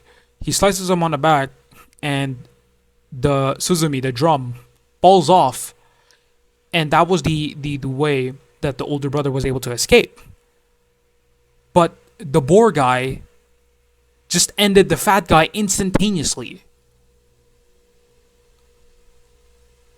I'm a little bit confused because what's the reason with what's the reason that the bigger one, the bigger demon, the fat demon, was able to get a hit on the guy with the drums? Is he trying to hold himself back? Like he's preventing himself from using the drums because there's a rare blood in there and he doesn't want it to get, hurt or whatever, like tumble around and then end up falling into the hands of the other demons. I'm a little bit confused how how that bigger demon, fatter demon was able to land a hit on a former 12 Blood Moon member, when it seems like Tanjiro is having such a hard time beating this dude. Um, when the other dude, the boarhead guy, was able to take out the fat guy, the fat demon, in an instant. He just sliced off his hands and then his head, and then moves on to the other room. So yeah, I've already yapped a lot about Zenitsu as well. Look, Tanjiro is cool. I think his water form is really cool. It's cool. It's beautiful, right? And it's very pleasing to the eye. I could watch it continuously, but something about Zenitsu's like style and his attack is just it's just cooler. It's just way too cool. That's it. That's it. Okay. I've already yapped for way too long about episode 12. I'm gonna be moving on to episode 13 now, and we'll see what will happen with Tanjiro and his fight. He's most likely gonna beat the guy. I don't know how many more injuries he'll be able to sustain, because it's guaranteed to hold him back. You can't really stay relaxing on the job. You have to constantly keep moving. You have to push yourself through because lives are at stake. So he doesn't really have time to rest. Understandably so, but even if he did take one day off just to rest, absolutely needs it if it meant guaranteeing the survival of more humans. Because he'll be fighting at his most best, and he'll be a lot more reactive, powerful, faster if he's fully healed, fully rested up. That means a lot less human lives at stake. So, yeah. Move on. Episode 13. Let's see. He's beating the dude. I can already tell he's beating the dude. Okay. I'm gonna just gloss over it real quick. I just finished episode 13. I'll gloss over it real quick. Real quick. I respect what Zenitsu did, protecting the box where Nezuko was. Even though he knew that there was already a demon inside, he had really good hearing, which is kind of like Tanjiro's smell. And because certain animals, certain humans, or certain things, or pretty much everything emits some kind of sound, and they're different. So demons have their own kind of sound, humans have their own kind of sound, animals have so yeah. He already knew. But it is kind of interesting how immediately, even before, like they're not even that close with each other. Zenitsu seems to have like some kind of I don't know what it is. I don't want to say loyalty. It's not loyalty. It's like he already has he's like, okay, yeah, if someone, well, give me a second. I have to pause. I'm getting distracted. The video, the episode's playing in the background. Ooh, okay. He already has this sort of moment where he's like, if there's a calling, like something that you need to do, absolutely need to do, at the very moment he needs to do something, he's gonna do it. That's the vibe I'm getting off of him. That's the type of person I'm getting off of Zenitsu. I don't think this is character development or whatsoever. I think it's already ingrained with who he is as a person. So I'm assuming he already knows who that person, or not, of course he probably doesn't, but he knows that whoever that demon is in that box is somebody very precious to Tanjiro. Although I think from what I'm seeing here, if you don't know, like every time like the ED plays, there's like certain scenes where you end up seeing some of the future moments, I guess, or future scenes, and one of them is him, I'm assuming, very, very much in love towards Nezuko.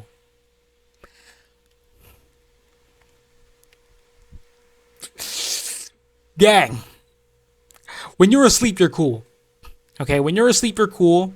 And even when you're awake, that side of you, when you're awake, you still have a very respectable person. Even though at times when you need to be called, you don't really pop up, right? It only has to be when the very very very freaking moment calls it, you go, right? Which, if it works, it works. I guess if it works, it works. But if you lay, if you lay your filthy fucking hands on Nezuko, I will kill. No, I'm joking. I'm joking. Look, maybe that's just like the brotherly instinct I have. It's just you have to earn it, Zenitsu. We're far, okay? We're far from it. We're still early into the series as well. We're way too early in learning who you are as a person. We haven't developed a strong bond yet. So for now, hold off your horny ass up, okay? And let's focus at the problem, at the things that we need to do in our hands, okay? The future is what we need to focus on, killing the demons that we need. Okay, there you have it. That's for like the whole thing with Zenitsu and the Boar Demon Slayer. Apparently the fifth one who survived the final selection. Me personally, I don't really care about him. You're probably gonna think like, okay, what do you think? What do you think about him trying to break the box, right? Because it's like a demon. I don't care. He's gonna have some fucking sad backstory. It's like every single motherfucker in here has a sad backstory. Even the demons have a sad backstory. And I'll just admit this. I'm gonna be honest. I do not have remorse for that guy. I'm sorry. I do not have remorse for him. He has also killed many people. Right? His dreams might have been crushed, but the moment you decide that your last resort is by killing people, you've lost me. You've lost me. Okay?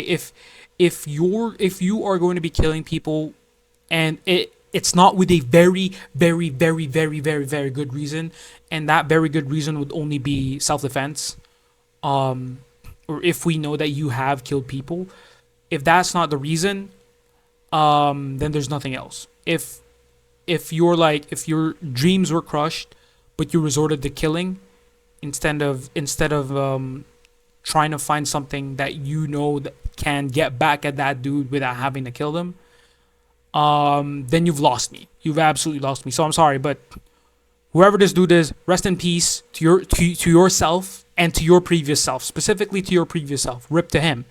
But because of you killing people, I do not have remorse for you. Whatever it is, no matter how good your blood arts is, no matter how good your writing is or your drumming skills, or even if you wanted to play Temari, I'm sorry, but I do not have remorse for you. I am very, very sorry. I am sorry. Yeah. But I'm not Tanjiro, bro. I'm not Tanjiro. Tanjiro's a way better person than me. The fact that he could still keep himself up, even when he's injured, and then even when a demon has killed a lot of enemies, he can still feel compassion for them. He may not forgive them, as he said, but he can feel compassion towards them. I just can't. I just can't. I'm not Tanjiro. I don't know how many families this dude has destroyed. I can assume by the hundreds, just because of his desire for power and all the rare bloods and all that. But you move on to the next demon, right? That's a former Blood Moon. So we just move on to the next one. We haven't even met anyone who is an actual Blood Moon, so we'll probably come across by now. Yeah, we'll probably come across soon enough. Probably in the next episode, who knows. But yeah, let's move on to the next one. Episode 14. We're almost halfway through. Okay. Okay, so I finally finished episode 14. Almost halfway through now. Or actually, no, we're halfway through. Let me just start it off with, of course, this whole episode. It feels more like a more relaxing, I guess, or a lot less action involved, which is good. Just to have a bit of a breather. Finally, Tanjiro gets to rest, and along with everyone else, I guess. The whole, the bit with like him having to fight Inosuke and that to me, like, okay, yeah, sure, it was important because he had to protect the box. Although I will add, um, I think it was in the previous episode where he took his sweet time to act. It took a few more beatings for Zenitsu, just for him to actually snap out of it and then go fight with Inosuke. But to me, that whole thing was, as it devolved, it was more like it was more like children's quarrel. Again, nothing. It's not something like, okay. It's understandable. Like, they're all children, of course, and they're not gonna be acting maturely immediately. So that sort of thing. I mean, they ended up going to the Wisteria kind of home place, whatever. Apparently, if you're a demon slayer and you kill demons, you get free accommodation at the whole place. Like, they serve you. They give you food, place to sleep, to rest, doctors. I'm like, damn, that's kind of nice. It's not like I'm ever gonna be a demon slayer. Like, shut the fuck up, bro. Plus, demons don't exist. So, yeah. Uh, the everyone. I mean, Inosuke and Zenitsu have now been able to see what's in the box. It's Nezuko all along. Inosuke was just, I just think dude was just, I guess he didn't really know much what to do anymore at that point, and he just gave up. He just went to bed. He was like, he told himself he was thinking way too much, and then just went to sleep. Zenitsu, on the other hand, of course, horny brat, literally was like crashing out over the fact that Tanjiro was carrying a cute girl in the box, and he was like, you know, saying stuff like, "I was shedding my blood while you were going off to La La Land." I mean, Tanjiro didn't say yet in this episode, but that's his sister. So this is what I'm assuming. I'm assuming the moment that Tanjiro's like, wait, Zenitsu, that's my sister. Guess who's gonna pounce like a fucking predator, bro? Zenitsu. Okay. If you end up with Inosuke, I would have been fine. No. Okay? No. When all of you are older and you've been together for a very long time, and I get to see Zenitsu grow even more, okay? And I'm not just asking his sleep version, because his sleep version is already, yeah, I'm already cool with his sleep version. It's his awake version, his awake form or state, that I'm the least convinced yet. Okay, I'm not fully on board with him, like all that. With Inosuke, I mean, I got nothing much else to say about him. He was raised in the mountains, bumped with another demon slayer, and he was like, "Well, give me your sword and all that." And then he fought the demon slayer, and then he was like, "Okay, you know what? I just heard about this final selection thing, and demons exist. I'm gonna go in there." And apparently, he never had family. He never had siblings. He never had parents. So it'll be interesting at least to see, right, what'll happen. But I was thinking of something as well about. I wish that they went with something. I wish that they actually explored a side of it, but I guess they just didn't. Trying to remember which one was it. Maybe something about Inosuke finding out that like the demon was actually Tanjiro's sister, but he was still kind of he still wants to go after her or something, even though she's a demon. So now Tanjiro has to like make that choice. I don't know.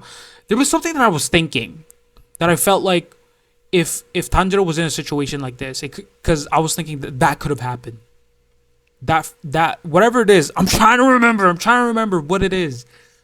Whatever it is that I'm trying to remember, if that particular situation happened to Tanjiro, he would have needed to do a big decision, which I felt like in this whole series there hasn't really been for me a decision that's like super heavy.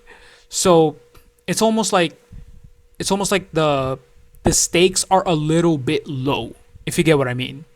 I'm not saying it's a bad thing. this is the type of show that's like it's kind of odd. Like it's it's something that's like there's a lot of carnage, there's a lot of bloodshed, but then there's still moments where it's like there's comedic moments and all that type of stuff. But I have yet to see something like a big decision happen where Tanjiro had to make a big decision, or which I feel like it'll happen. Maybe one of them will happen in the future, and then we'll get to see what he'll pick. Whatever it is that he'll pick, will be interesting. But I guess it's way too early. Is it? 14 episodes in. But I'll see. Okay. That was episode 13. A little bit more calmer. We're about to go to episode 14 now. Oh wait, no, that was episode 15. No, 14. Dumbass. That was episode 14. We're about to go to episode 15 now. Okay, halfway through. We're actually halfway through the series. Okay. Okay, I finally finished episode 15. I decided to write a few notes, just to get my thoughts coherent because prevents me from stuttering. And we could go by our topic. Okay. Let me just start off that in the previous episode, right? Remember when I said that Zenitsu is gonna pounce like a predator? I meant in a way like he's gonna be like a lion, a puma, a black panther, a tiger, stalking their prey. I meant it like an animal, right? Taking their chances. Nah, this motherfucker in this episode, in the first part, brother, he was moving like a weirdo. I was like, what is this dude doing? He was when I saw when he was chasing Nezuko around, clearly she was freaking uncomfortable. And this dude, nah, bro, nah. I'm starting to warm up to Inosuke as well. I mean, I don't really like Inosuke in a sense that he's really, really rash. I like that side of him, although I do like that side of him because that meant that he wasn't scared, he wasn't fearful, and so when they go up against somebody who might be strong, or they don't have any idea who they're going up against, you can rely on Inosuke to be the one to lead. He's the guy who's gonna run through whatever wall it is. He's gonna break through that with no fear. So it's nice to have him in the group because he's like a pillar.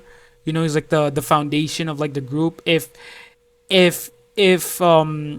Tanjiro was already getting scared going up to Mount Natagumo. What was it again? Nagutomo? I don't know. I think it was Natagumo, right? Mount Natagumo. If he was already scared and Zenitsu was even more scared, then having somebody like Inosuke in the group is really, really helpful because he's like the backbone. He's like, the one thing that he hates the most, spinelessness, right? And he ends up becoming the spine of the group. So yeah, now that that's done, we haven't seen Nezuko fight that much, which I think is also fine. Putting her in danger isn't really good, but Tanjiro is still carrying her around. It's not like he's gonna leave her at some place. So there's that. Oh yeah, this one as well. The Mizunoto, the ranks. This is the thing that was really interesting to me in this whole episode. They were talking about Mizunoto and how like one of the demon slayers that was left in the mountain was he was like, why are they sending Mizunotos? They should be sending Hashiras, or those who are like higher in the level. I don't know how high a Hashira is. I'm assuming that's not the top. So they're sending ones. They are sending ones, which is Tomioka. They're sending Tomioka W, who's a Hashira, and then they're also sending Shinobu, which is a new character, Ayaka, and Yukinoshita. I know that voice. I will. That voice is way more memorable for me. Way more iconic. I don't want to say iconic, but definitely memorable. Very striking voice in comparison to Rei Takahashi. I know a lot of people know Rei Takahashi and how a lot of people like her voice. Me personally, yeah, she's pretty cool voice actor, pretty good voice actor. But I'm more of I forgot her name. Fuck. Whatever. The one who voiced Shinobu, Ayaka, and Yukinoshita, and more of the other characters, right? There you go. She's another Hashira, so we get introduced to another Demon Slayer. And then this one, spatial fucking awareness. So now it was a little bit understandable, right? It was a little bit understandable. Zenitsu with his high hearing, really good hearing. Tanjiro with his good sense of smell. Okay, really amazing sense of smell. And then now Inosuke with his spatial, excuse me, what? Spatial awareness. Are you hearing this right? Are you hearing me right? He has spatial awareness and he easily pinpoints the demon. What? What? Busted. Busted. Busted ass powers all around. Okay. Oh man. And then this one, to move on from that, because yeah, it's really cool that Inosuke has spatial awareness, really useful as well. But to move on from that, we finally have the last thing I want to talk about, which is the villains. So we get introduced to the villains of Mount Natagumo. You know what? Give me a second. Let me just search up. Is it actually Mount Natagumo? It is. Okay, it's Mount Natagumo. So in here we have a family of spider demons. Guess what? They're all gonna have sad backstories. They are all gonna have sad backstories. Even the kid, right? The spider demon kid was like, no one's gonna break our bond apart. All of us are gonna live together. That's what he was saying. I'm assuming to his whole family. So I'm already prepared. They're all gonna have sad backstories, and I'm sorry, I'm not gonna feel as remorseful. Even the amount of demon slayers who died, I'm not even gonna feel. I don't feel as bad anymore because it's like it's become so. I've become like used to it. I've been so used to it. Like it just happens. It just happens. The way I'm looking at this right now is when I see these enemies, the only thing I can see from them is that they're impeding the journey. That's the only, like, they're a roadblock. That's the only way I can see it. I don't even like I don't really regard them anymore as something that I need to like focus on too much. Put a lot of my energy in. I don't care how strong they are. I just can't. Okay? I'm tired of investing with these characters. Even though even the main cast themselves don't have that much, like, even if you end up investing with the main cast, they're not in a position where their lives are at risk. Even though they are. Their lives are at risk, but we haven't really seen anyone there really was close to dying. And so that kind of gives me this sense of security, even though it might be false, but it definitely gives me a sense of security knowing that for a little bit longer they're gonna survive. The cast is gonna survive, Tanjiro is gonna survive, Inosuke is gonna survive, Nezuko is gonna survive, Zenitsu is gonna survive. So overall, I'm not gonna be too worried about them. The other guy, Murata was his name, if I'm not mistaken, one of the demon slayers who was left alive. I'm sorry, bro, you're probably gonna die. Even though you have a name, you're pretty much just put in there because people are gonna get attached, even for a sliver, and then you're gonna die. You're gonna die. I'm sorry, Murata. That's just how it is. That's just how it's gonna be. You're either gonna die or not. Okay. But yeah, that is pretty much it for episode 15. And just like how Inosuke was, I am pretty hungry. I'm gonna eat. I'm gonna go eat right now. I'm gonna prepare some dinner because I've been watching Demon Slayer. I've been so addicted to this. But yeah, we'll move on to the next episode 16. Okay, wow, we're way past halfway. We're inching closer and closer to the final few episodes of this season. Okay, I'll see you guys. So I'm currently watching episode 16. I'm halfway through episode 16. I just wanted to talk about something. It's a little bit more serious. And it started off because of this one particular scene where there was a female demon slayer, a girl demon slayer, who was being held by the puppet, the baron, being, or with the threads, and Tanjiro and Inosuke, the way they tried to stop the demon slayers was to throw them up into the trees onto the branches so that the threads get stuck. So now there's this one guy who was absolutely deformed because of like probably the fighting and all that. He has like fractures and everything, and he goes on to say he has like enough energy to say that you should kill me. The bones are piercing my organs and all that. Let me just add a minor comment to that one, right? So the reason why I didn't like that scene in particular, and this is not to say that Demon Slayer is a bad anime. In fact, I've been enjoying my whole time watching this anime. I absolutely do enjoy it. It's just that I do have minor things that I want to comment. They're not, I don't really consider them as criticisms. If you think they're criticisms, then go ahead, right? But for me, I want to add a small comment with that scene. So I want you to rewatch that scene, or if you already remember that scene, then no problemo. But if you want, I recommend you to rewatch the scene where Tanjiro was fighting the Demon Slayers in the Natagumo, Mount Natagumo, and check the one scene where he ends up meeting one of the Demon Slayers, and the Demon Slayers was saying, the Demon Slayer was saying that he pretty much has broken bones everywhere, and even some of the bones were piercing his organs, and it was so painful he'd rather die because it was so miserable.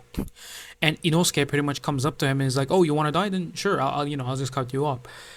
And at that moment, Tanjiro is like filled with he's like, it's like this is horrible. This is so messed up. The one thing I want to say is the one thing I want to comment is, you don't need to tell me. You don't need to tell me. I have seen a lot of like other series, like how they handle death, right? How other anime handle death. The character, or whoever it is, a side character even, they don't tell you what's happening to them. They don't tell you. Let me give you an example. If a guy was getting eaten in Attack on Titan, right? He's not gonna say, "Oh, the Titan's sinking through his teeth and it's going through like my skull," and like, no, they're not, right? You just hear their fucking horrendous screams as they're being brutalized by the Titans, and it's so messed up. It's like you either have two responses when you see a scene like that, especially in a show like Attack on Titan. You either freeze, or you're like, do something, or the third one probably, yeah. You either freeze, or you're just you're absolutely scared, or you're angry. You want to do something. You want somebody to do something to save that person. And so in this scene, it was just a little bit odd. I know it makes sense, right? Because it adds even more to like the whole scene. It's like you get to hear how horrendous it is from this person, because they're describing to you how they are feeling, and it's messed up. But to me, it just feels odd. It's an odd thing, not necessarily bad. But it leads me to my main point about this. The reason why I decided to pause halfway through episode 16. I am desensitized. Not only that, but I am detached from my emotions watching this. What do I mean by that? This show has this sense of like trying to balance like the positive things, so them joking around, having fun, and then also having to balance the world of Demon Slayer, how messed up it is. Can you imagine you start off a series, the first episode, where Tanjiro's family is killed? This boy probably has never seen any violence of that magnitude as well. He has never seen anything like that. He goes to his place, comes back home, sees his sister and his sibling bloodied, and it gets him crazy, right? It's like, what the fuck just happened? He runs up to the door and he sees his whole family massacred right there.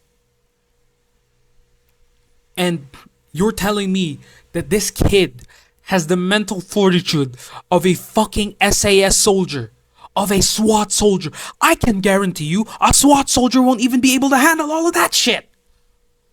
And you're telling me this dude was he only was able to like start crying after like he got away from that place, and then he and Nezuko tumbled down. I would have understood that. Like, oh, maybe he was like in so much shock that when he ran away from that place, when he ran away from that horrific scene, that was the only moment he was able to like even get a breath out of him, just to finally realize like everything is starting to sink in. And then no, not really. Yeah, he was emotional, but it doesn't carry like the same weight as I God forbid, my bad. God forbid, God forbid it happens to any one of us. Okay, knock on wood. I'm doing everything. I'm doing everything, okay? But let me tell you this. Imagine you were in a situation like him. Imagine you were in the same situation as Tanjiro.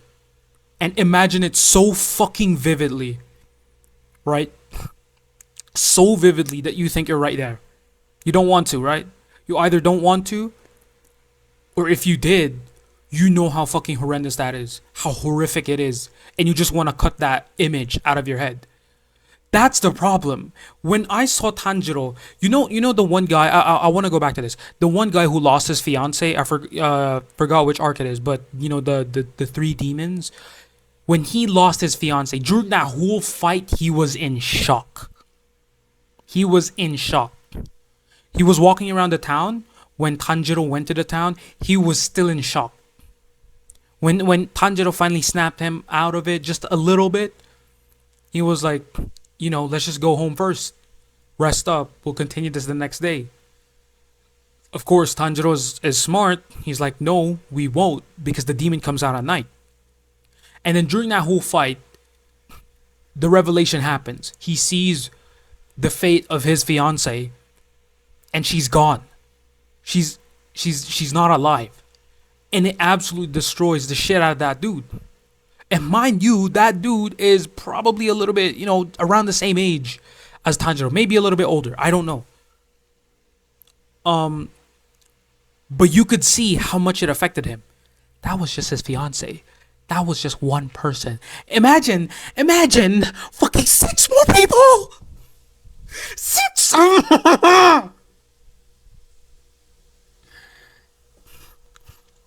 And I want to add this as well. You have a scene, right, where there's carnage, death, bloodshed. And then the next scene, laughing, joking around. And you're probably thinking, well, yeah, what's wrong with that? There's nothing wrong with it. It's just how you end up executing it. Because on one scene, it's horrendous what's happening, right? People are dying and all that. People are suffering. And then on the next scene, someone's making a joke. Someone's like doing something goofy. And it just takes away some of like the weight of everything that just happened. You see, I would have understood if it was like this.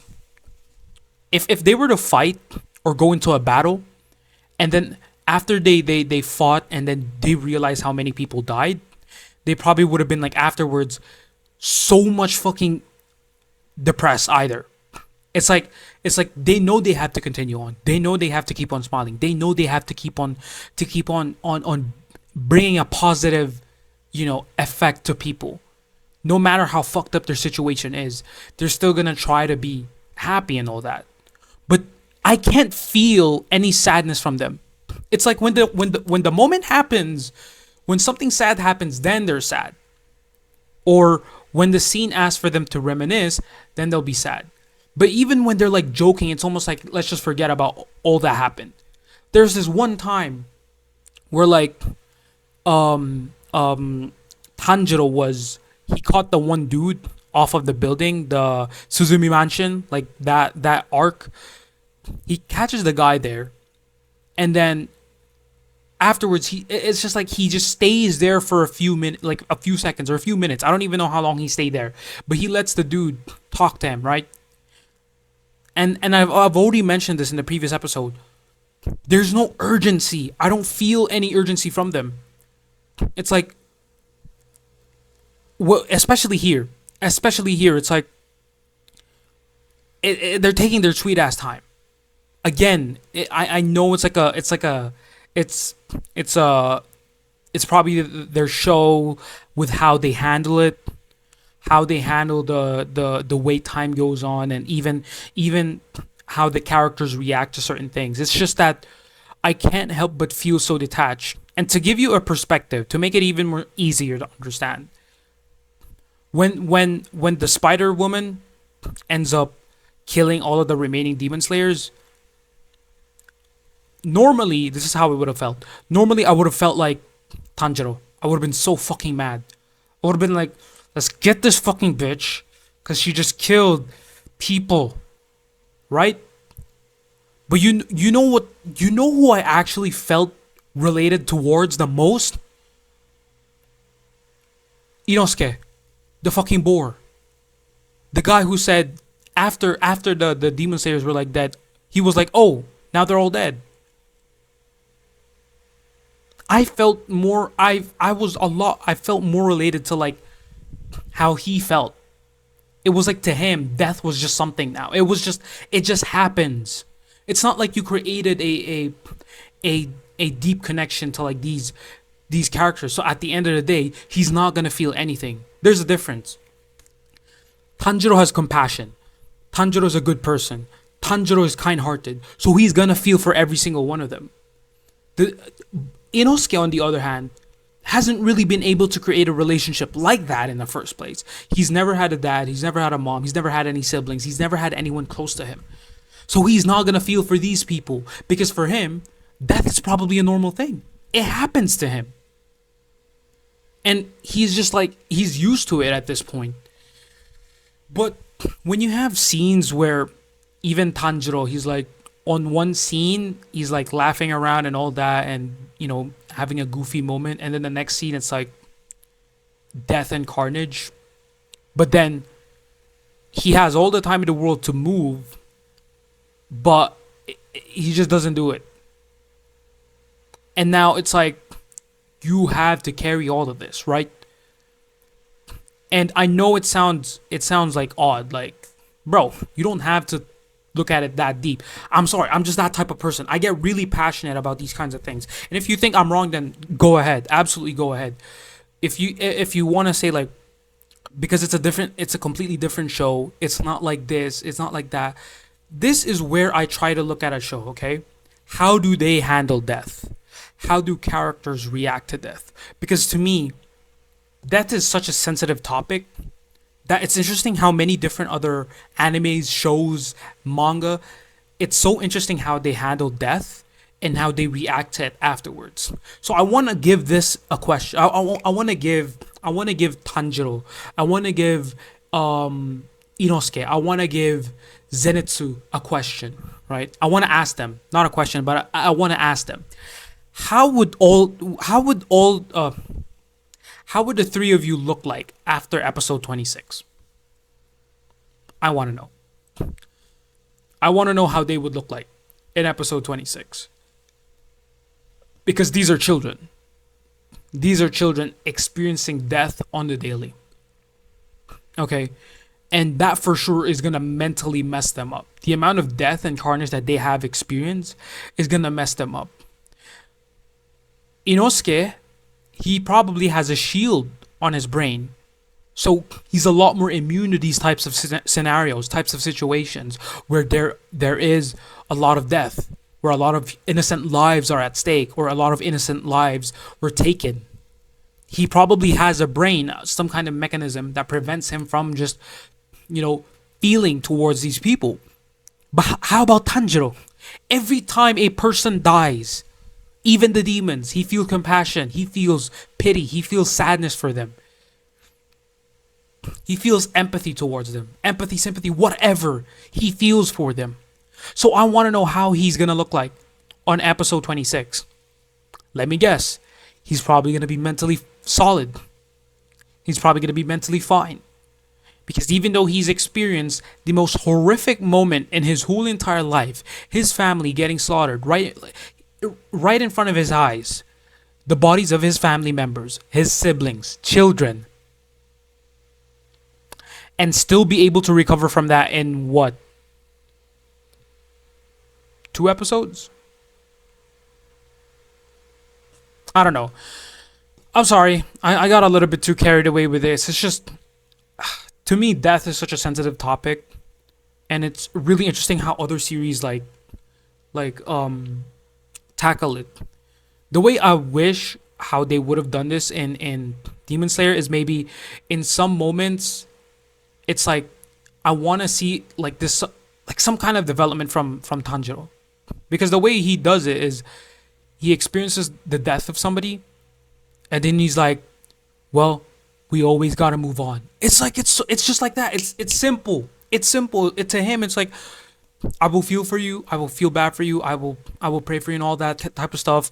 I'll wish for you for a peaceful afterlife for you. But the next scene, I'm gonna be like, I've moved on. It's almost like there's no weight. Guess what? He's probably gonna reminisce, maybe about his family. He's gonna reminisce about his family, but that amount of trauma, I just don't see it. I don't see his trauma, like affecting him that much. You may say like, is that a bad thing? It's not a bad thing. That just means that this dude has the insane mental fortitude, bro. Because if I were to ask you, right, even like I've brought up the example, right? If an SAS soldier, if a SWAT, did I just say SAS? What the fuck is an SAS, bro? That's a fucking game.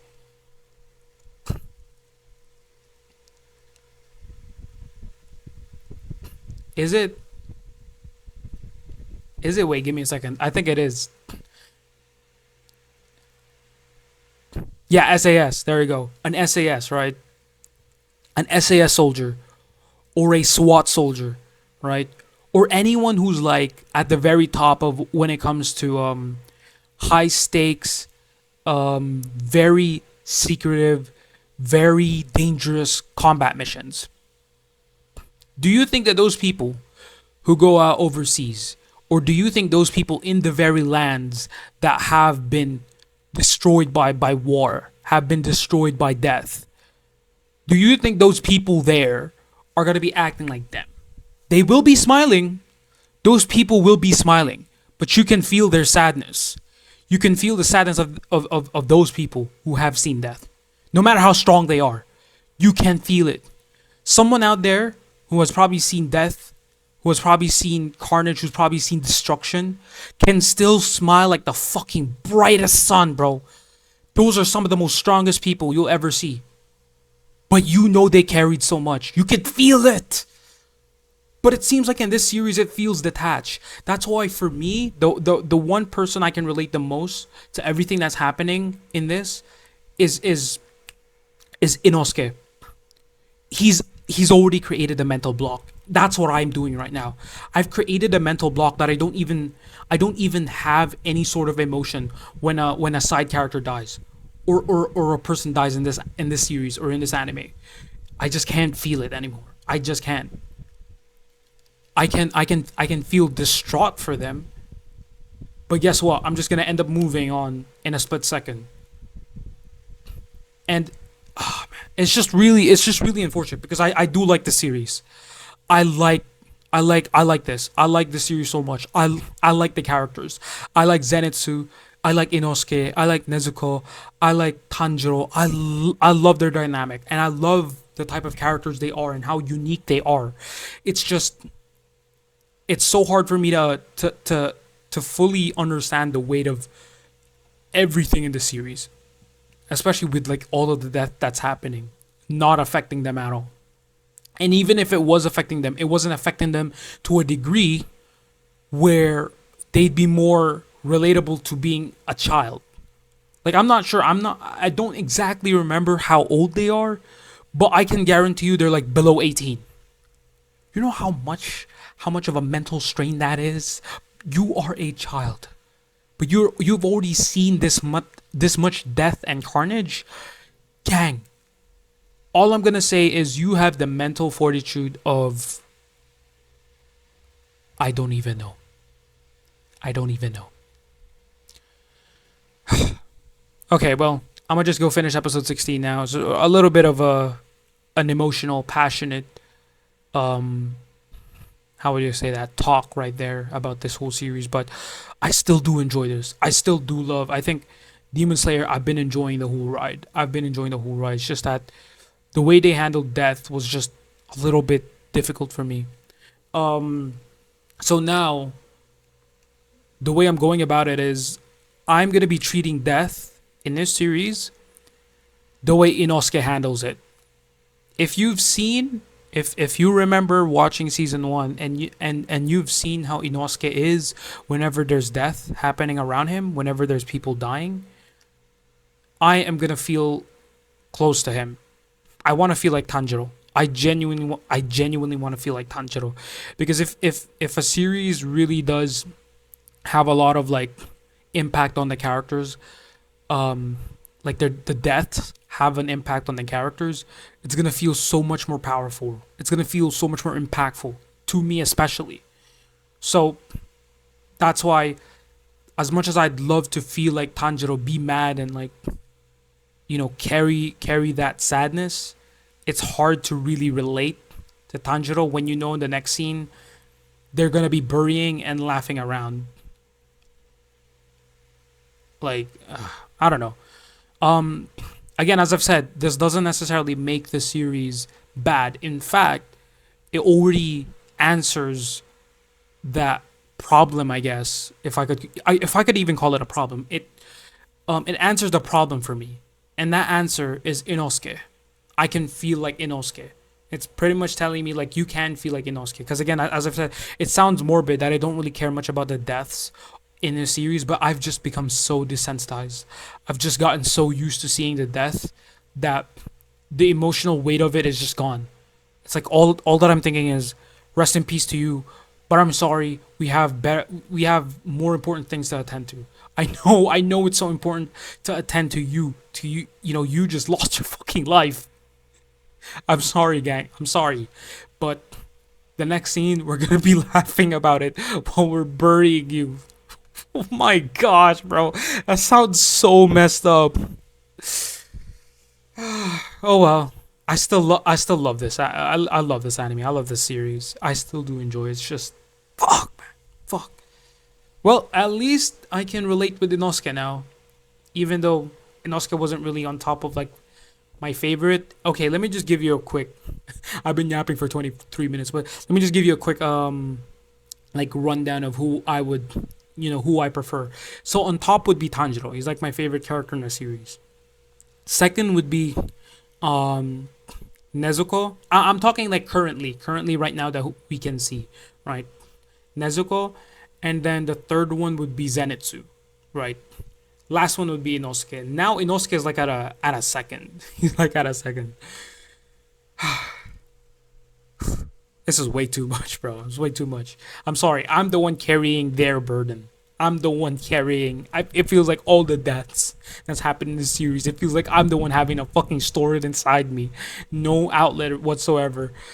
When this is just an anime, bro. It's not real. It's not real people. It's not. Remember, these are not real people. Ah, fuck, bro. Okay, let me get back to finishing episode 16. I'm probably not gonna do a longer one after I finish the episode. I'll just do a quick scheme through after everything that's happened. Also, almost forgot. Remember how I said in the previous talk, I was like, the villains have a sad backstory. Not only was I right, it was horrendously like it was like I should have seen it from a mile away. I should have seen it from a mile away. Drunk dad. That's all I'm gonna say, bro. Oh my gosh. Son over here appears out of nowhere and he's like, "Mom, did you take them out?" And then mom's like, "Oh my gosh. Oh my gosh." And you're thinking like she's afraid of her own son. No, the son is gonna be snitching to the dad, and dad's gonna be coming home soon. Dad's been drunk, mom. Dad's been drunk. I knew it, bro. I fucking knew it. I knew it. I knew it. I knew it. I knew it. I knew it. They were gonna have a sad backstory every single damn time, bro. And I'm sorry. I'm gonna say sorry in advance. I will say. I'm gonna say heartfully, I am very fucking sorry. But I am not gonna. I'm not gonna feel remorseful for you. I am not gonna feel remorseful for you. To the Spider family, I'm sorry. I'm sorry. I guess I could feel bad for you, but I'm not gonna feel remorseful. I have invested so much of my emotion into all of these other characters, right? And even when they themselves face death, it's almost like they can move on from it, carry on with life, without it really affecting them. And then now we have a new set of characters, a whole ass family who has a abusive dad. What am I supposed to say, bro? What am I supposed to say? As I've said, the next talk that I do after I finish this episode is probably gonna be smaller, shorter. I did 26 minutes. Okay, that's a full episode. That's a full episode, by the way. That got me so riled up. Okay, I'm gonna go back. I'm gonna go back. I just finished episode 16. So yeah, it was. They did end up having a uh a horrible background, pretty much. So she, the mom, was being up by the dad, and then all her children as well were messed up, except for the daughter. Um, because we catch a glimpse of the daughter, and we can at least deduce that she wasn't really partaking in any of that. The sons, though, were all just messed up, right? Um, yeah, I do feel bad. Remorseful? Am I? What does being remorseful, actually mean? Right? Remorseful for them, right? For someone. Um, I guess you could say it's sympathy, right? Um, can you really say empathy? No, I don't think I'm capable of that. Um, this is why Tanjiro is a better person than me. Man. Tanjiro is a way, way, way, way, way, way more better person than me. Although, a part of me was almost even forgiving of the demon mom, just because it was a demon mom, mom, woman. Do you get what I mean? I don't know. Look, I grew around with uh female family members, so there's a certain kind of feeling towards them, right? The urge to take care of them, the urge to protect them when need to be, and to be understanding towards them, right? And so it just so happens here that the mom is being abused by the dad. I can't, bro. I can't. I fucking can't. I fucking can't.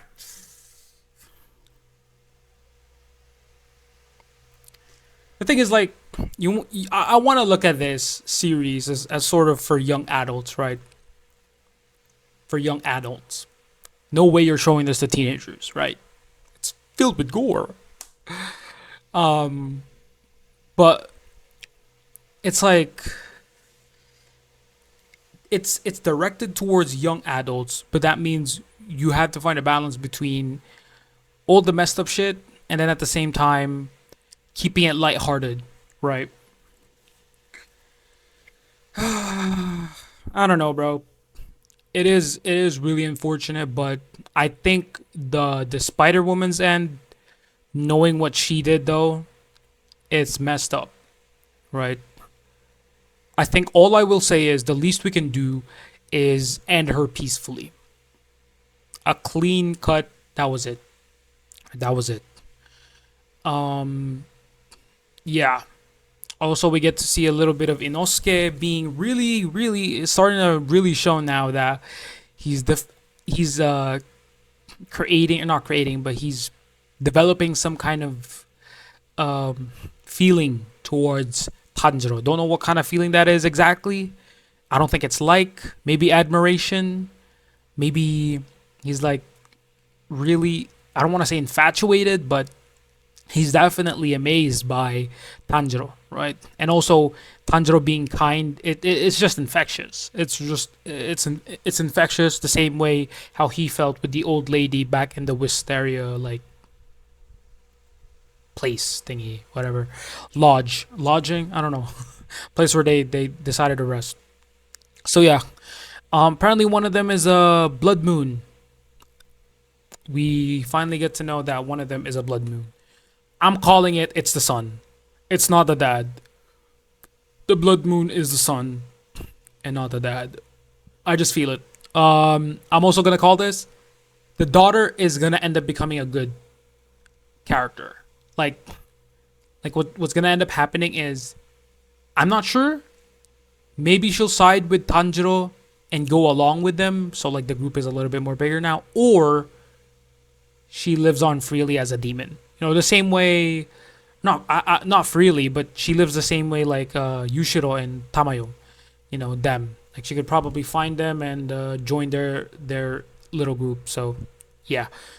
Yeah. As I've said, I'm not gonna drag on for too long. I've already yapped the most in the previous part of this, per episode 16.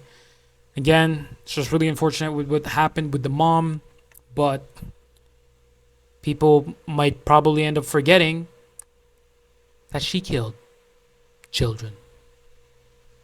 Let's not forget, okay? Remember, she still killed children. I won't forgive her for what she's done. I might feel bad for her, even a bit remorseful, sympathetic towards her because of her current situation or what happened with her family. You know, messed up dad, demonic sons, and the only one that probably was like kind or maybe good was the daughter. I think maybe I'm jumping the gun way too early. But yeah, I don't forgive her. She still killed a lot of children, and yeah. Next episode. Let's go. Come on, move. Get a move on, Aaron. Get a move on. You're probably thinking, "Yo, Aaron, how's episode 17? How'd you like it?" I'm 10 minutes in. I'm 10 minutes in, and we finally get to see the perspective of Zenitsu. And now he's crashing out because he's losing his hair. He's about to turn into a spider in the next 30 minutes. I have literally prepared myself for this moment. It makes it even more sweeter whenever he gets to this level, to this kind of situation, because we barely get to see his power.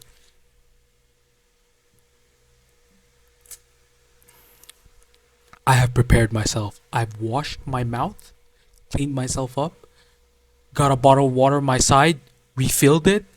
I upped the brightness on my laptop so I could see every single detail. I've maxed out the volume of my headphones, turned on the lights so I could see everything. You're gonna watch me react to this live. Let's do this. 10 minutes and 37 seconds. I'm about to play it now. He's fainted.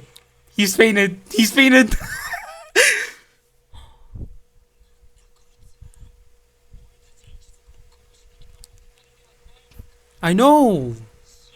Did he black out? He's so spineless. He's gonna land on his head and die? Really? Really?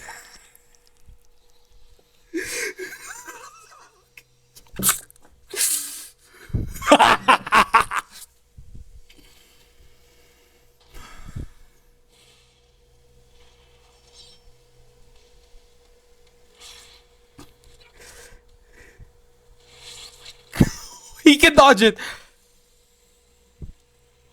Let's see, let's see, let's see, let's see. Let's see. Because the previous guy, he just one-shotted him. He's doing the stance, he's doing the stance, he's doing the stance, he's doing the stance.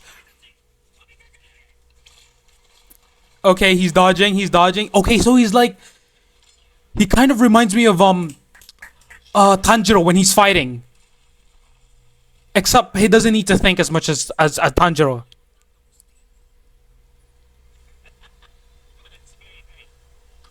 One shot. He only knows one move because that's only what he needs. He only needs one move because it's already good. It's already fucking good. One form can already kill. It's over. It's fucking over. The moment he gets the sword out, you're dead.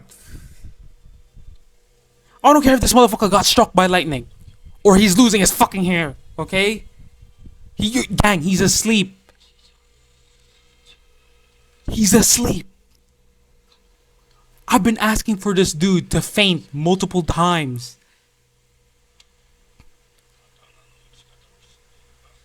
Okay, now we're in a flashback. A little bit of a pause.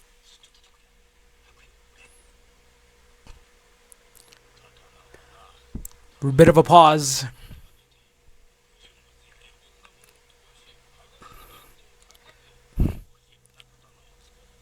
Interesting.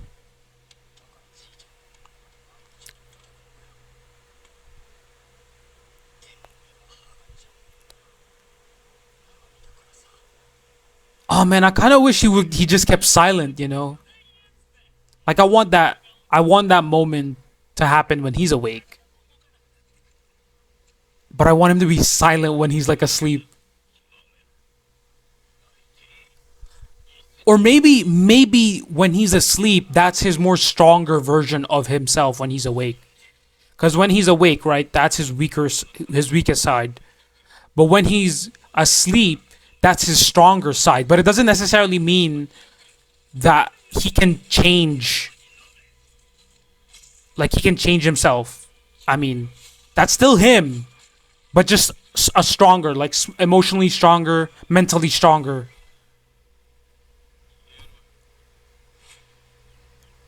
Okay, another flashback.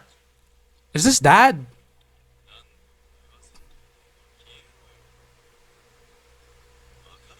Damn, I was kind of hyping myself up for him to just one shot the dude. It's taking a little while, but it's not bad. Is this Gene? Wait. Wait, not Gene. Reiner. Is that Reiner? Is that Reiner? Pause. Reiner is in Demon Slayer. Is he? That's Reiner's voice. That's Reiner's voice, right? Oh, he's not. He's not. Is he not? Is his voice actor not? I'm confused.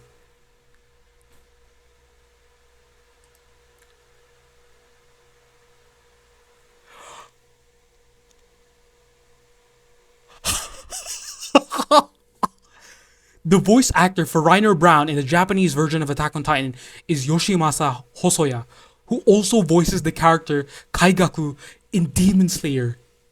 Demon Slayer! I was fucking right! I was... First of all, you got Zeke, you got Eren, Now you fucking got Reiner. You got. Okay.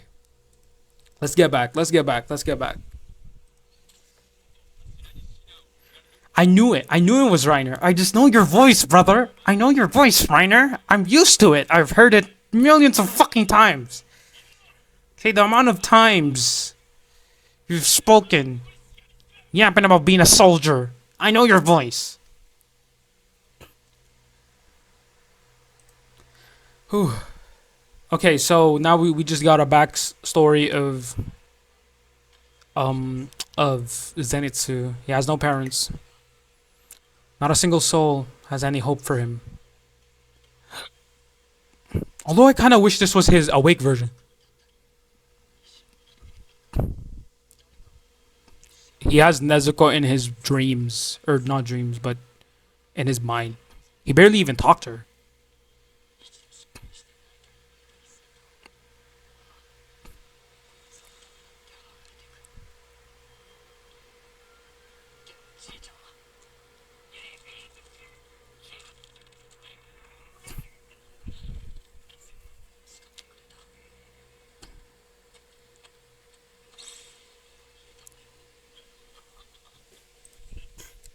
Okay, guys, you know what?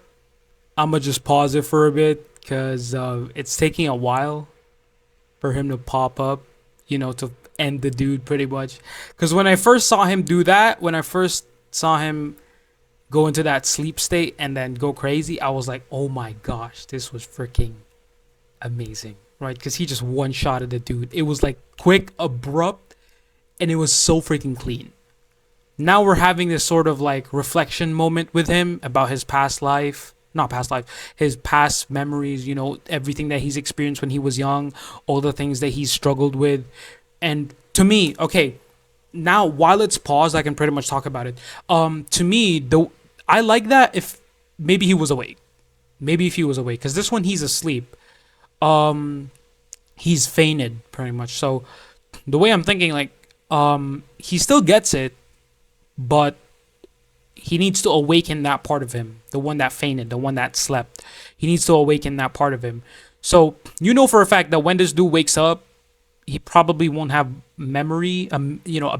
Whatever he experienced during when he was sleeping, he'll not have a single memory of that.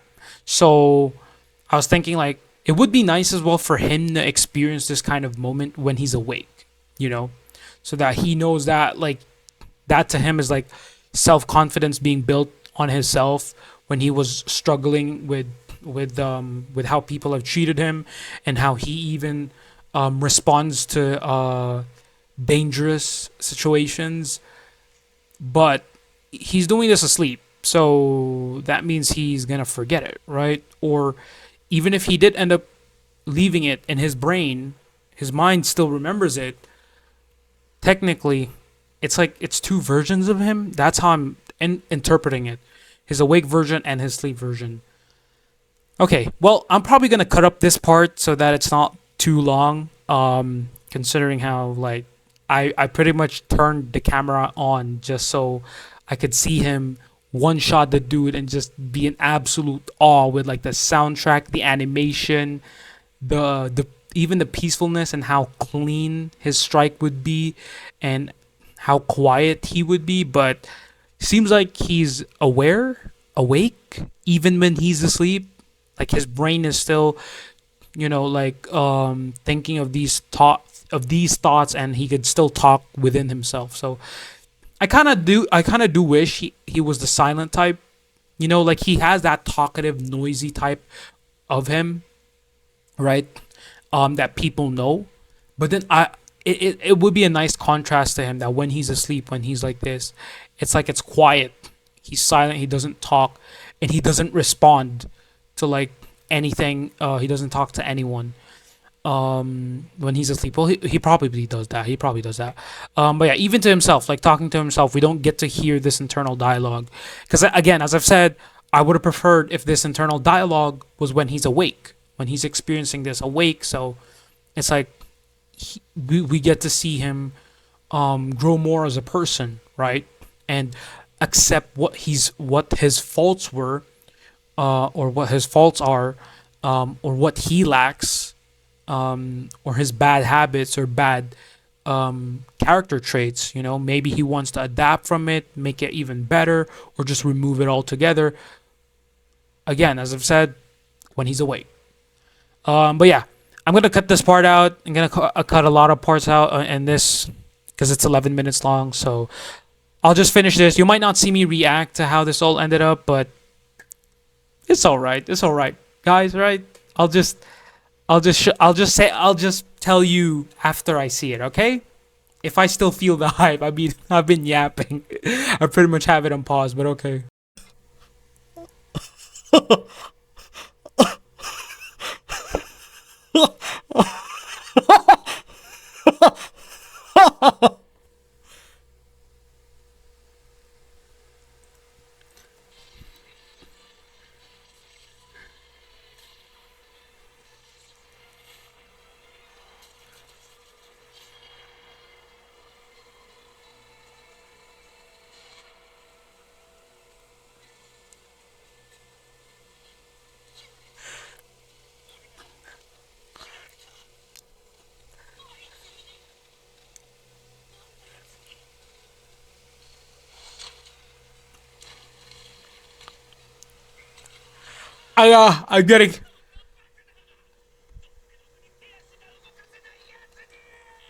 I'm getting cramps. I'm getting cramps.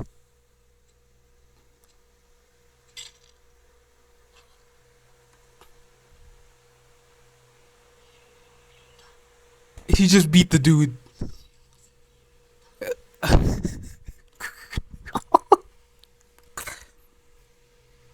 He's better than you, Tanjiro. He's better than you. He's better than you.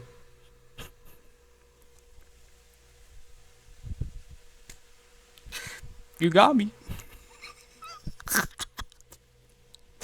I'm sorry, Tanjiro. I'm sorry. I really am sorry. I really am sorry. He just speed blitz the absolute fuck out of that spider. This dude's speed feats are insane. Okay, I just saw him appear from 1 second and disappear in an instant. He's better than you, Tanjiro. He's just cooler. You know, Tanjiro, you know what this reminds me of? Reminds me of you and him back in like elementary when y'all were trying to run around trying to impress people. He was just a little bit more faster. He's cooler. I'm sorry, Tanjiro. Zenitsu just ran a little fast. He's better, bro.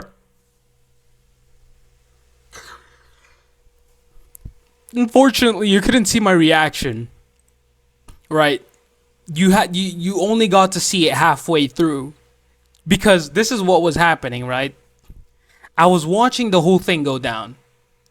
And then he gets jumped by a bunch of spiders, right? And then bang, lightning. And I'm like, interesting. And then his eyes open and it's like bright light coming out of his eyes, right? And then he goes on to the attack. The spider tries to spray him. And then the panel goes back to him and you could see him there, right?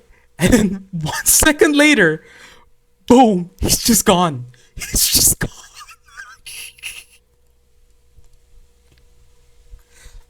Tanjiro. Zenitsu is just way cooler. I'm sorry. I'm so sorry. I am sorry. Ah. He says he wants a happy dream, one where he's powerful, stronger than anyone else. I'm sorry, Zenitsu, but I think you already got it. You already got it. You already got it. You already got it. You already got it. My gosh. Yeah, he's Gucci. You know what? Even if this episode ends, I'm not gonna give any more commentary. I think this is all that I'm gonna need to keep. Like this, and then the previous one as well. Fucking hell, bro. This is some of the moments where I'm like, I kind of wish I had this live recording Or maybe even watching it live would be freaking amazing. But it's not like anyone was gonna watch. But hey, at least I'm gonna be able to keep this up on like the channel, edit it. So keep on enjoying it. Okay. Just finished episode 18. It looks like everyone's close to dying. That sounds messed up. I'm sorry. That sounded a bit messed up. I don't mean it like that. I just meant now everything feels like we're at stake, right? Inosuke got fucking bodied, needed the help of a Hashira to stop the spider dad, and then it seems like Zenitsu is gonna be fine because Shinobu comes in, another Hashira who I'm assuming is gonna heal him. Maybe she has some kind of power, or at least getting to him early probably saved his ass. But now with Tanjiro, there's really no one to save him. He's about to get sliced by the by the webs. I'm still a little bit confused because I think Tanjiro said that the dad was a part of the 12 blood moons, which a little bit confusing because I didn't really see it in the eyes of the dad. And have I actually wait, give me a second. I'm trying to look back. Did the kid show his other eye? Cuz I want to see if he did. Give me a second. He's not, isn't he? Yeah, he's not showing his left eye. Oh, this might be big. Oh, this is big. Okay. So it's the kid. It is the kid, right? The kid does. The kid doesn't have, or no, the kid does have. He's part of the blood moon. Okay, he's part of the blood moon because he's covering his left eye. But yeah. Inosuke's swords got destroyed, and now we also have Tanjiro, who's his sword also gets destroyed in half. So I'm assuming these are the types of demons that Hashiras go after because I feel like they're just a lot more adept in these kinds of threats. So it doesn't matter what kind of sword you are. If you're not that level of a Hashira, then you're just not going to be able to take them out. Which got me thinking, right? Because I was telling myself, why didn't like the gang, go up a rank? Because Tanjiro has fought some really, really strong demons even before this. But it was like, what's the difference, right? Surely he should go up to at least, what was it? Mizunoto is the lowest one, right? So Mizunoe. He should at least go up to Mizunoe. He's fought a decent amount of demons that are quite powerful. That, in my opinion, any other demon slayer who's a Mizunoto rank and probably doesn't have any kind of technique is gonna die at the hands of those demons. The ones that Zenitsu, the ones that Nezuko and Tanjiro fought, the Temari demon and the arrow demon, and then the drum demon, and then all the previous other demons I already forgot. I honestly thought that he would probably go up a rank when they mentioned about the ranks again. I was like, oh yeah, shouldn't he at least go up, like at least maybe Mizunoe, because there's a lot of layers to it. I didn't check though. Fuck it. You know what? Let me just search it up real quick. Demon Slayer ranks, right? In order. So Mizunoto, Mizunoe, Kanoto, Kanoe, Tsuchinoto, Tsuchinoe, Hinoto, Hinoe, Kinoto, and Kinoe. The highest rank is the Hashira. What? What? So this is how I should see it, okay? This is how I should see it. And I'm telling this to you now. I should not see a single wound from these Hashira, bro. Not a single wound. These guys, these soldiers, these slayers should know how to fight demons. So even if there's a high ranking demon or a very powerful demon, they should be of equal or higher than them. There's a reason why they are Hashiras. Unless of course it gets shown to me in like the future episodes that maybe Shinobu got injured, or maybe Tomioka got injured. If they do, guess what? Freaking Tanjiro is gonna pop up. Freaking Zenitsu is gonna pop up. Freaking Beast technique. Inosuke is gonna pop up. They're gonna become stronger. So yeah, just finished episode 18, and I don't think Tanjiro's gonna die. I think I always have had this like in the back of my head. I have a sense of security that the main cast are not gonna die. They're not gonna die. Zenitsu is not gonna die. Inosuke is not gonna die. Tanjiro is not gonna die. Nezuko is not gonna die. They're all gonna be fine. I know for a fact that they're all gonna be fine. Okay, so that's pretty much it for episode 18. A little bit more shorter compared to the other ones. Also, I do want to add in, right? We get to see his water form again. We get to see his water technique. And Tanjiro, Tanjiro, and it's not really that great. It's not really that great. Compare that to Zenitsu, it's not as good. It really isn't that good. It's not that good. For Inosuke, there isn't that much. I actually didn't see. He keeps on saying beast technique, but there's nothing much to it, I guess. But also, I want to add in Tomioka has a freaking breathing thingy.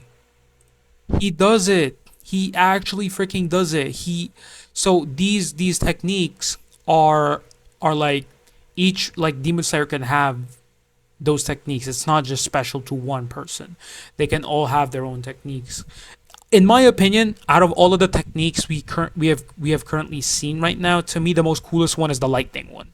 The lightning one is the most coolest one because something about it is just super cool. Like it really is cool. Is it really lightning technique? Give me a second. I want to make sure. Lightning technique, right? Or thunder breathing. I've been calling it technique. Is it breathing? Oh, okay. It's breathing styles or techniques.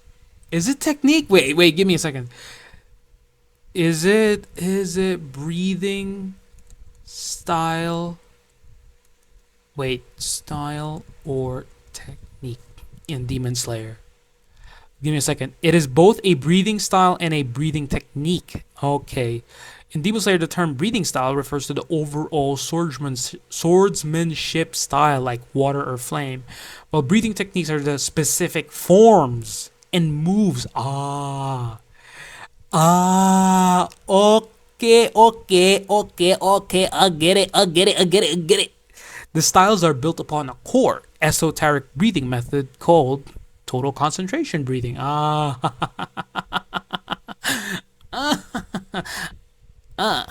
Okay. Yeah.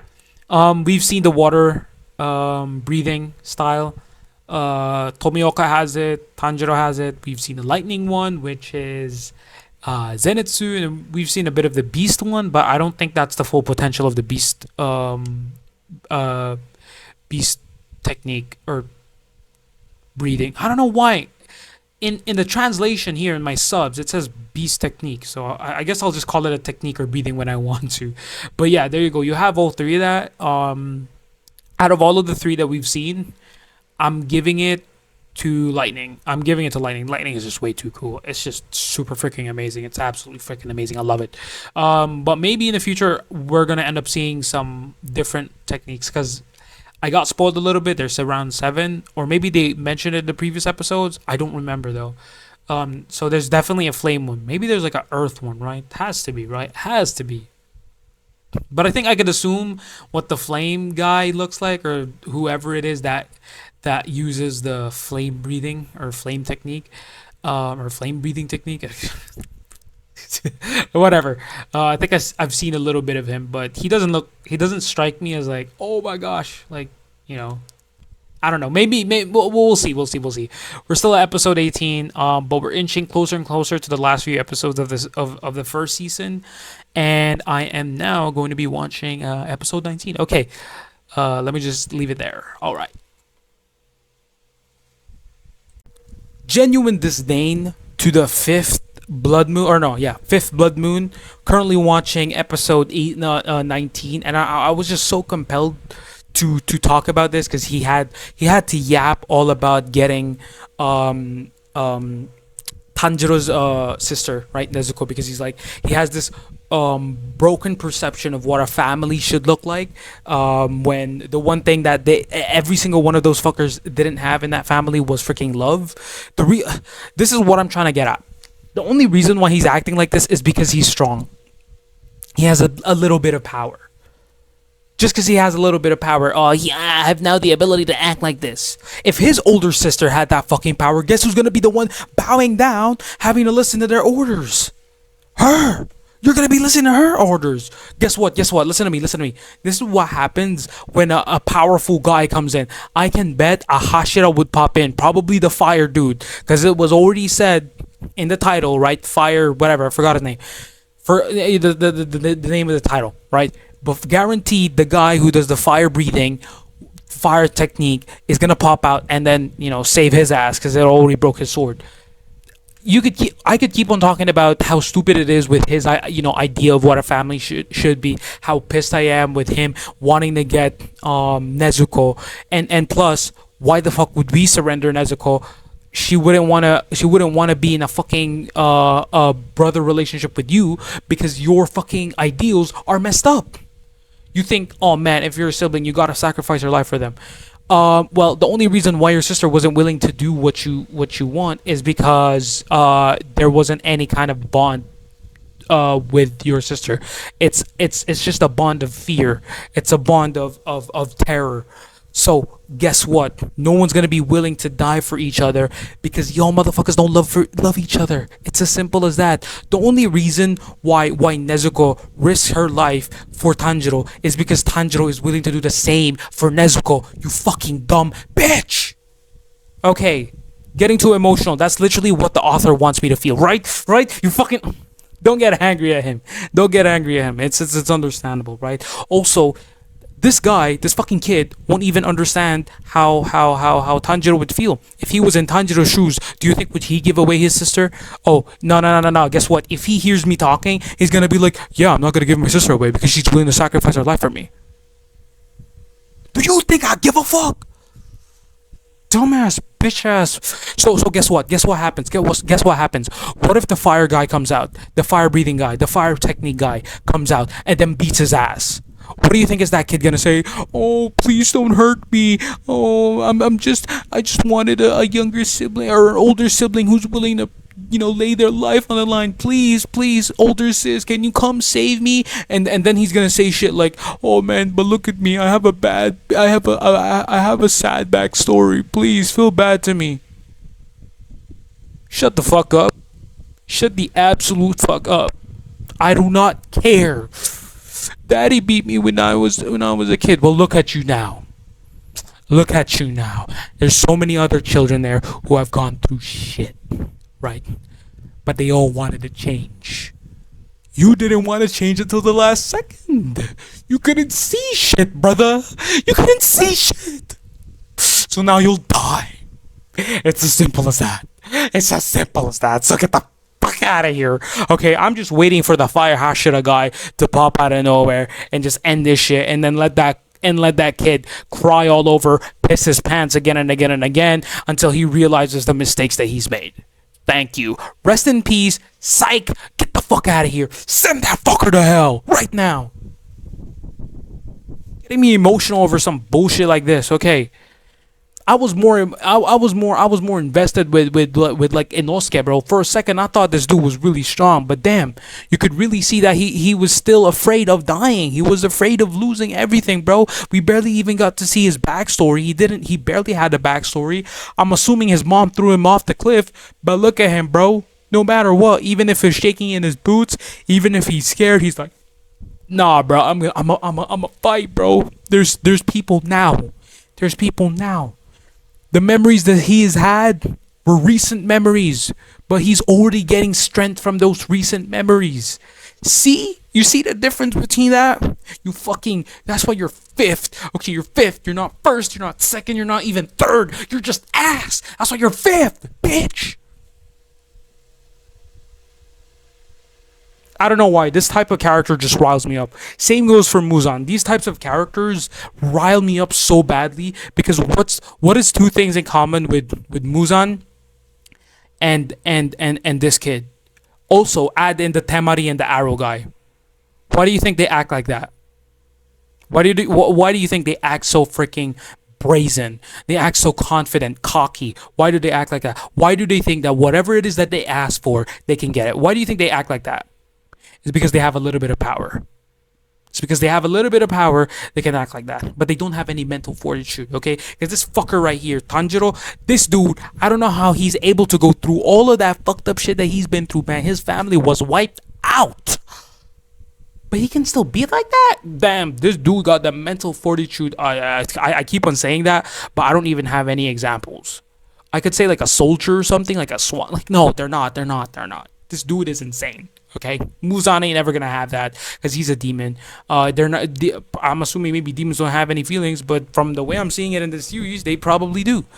But yeah, the only reason why the Temari demon, the Arrow demon, Muzan, and this fucking dumbass kid, the only reason why they're acting like this is because they have a bit of power. The moment you take that power away from them, or they got beaten by somebody else who's more powerful, who has better powers than them, watch them start sulking, crying, and calling for somebody to help them. Every single motherfucker that died who was like that, I did not give a fuck. Simple as that. Swearing a lot. I might have to censor all of that. Oh my days. Okay, I'm gonna get back. I need to finish episode 19. Oh my days.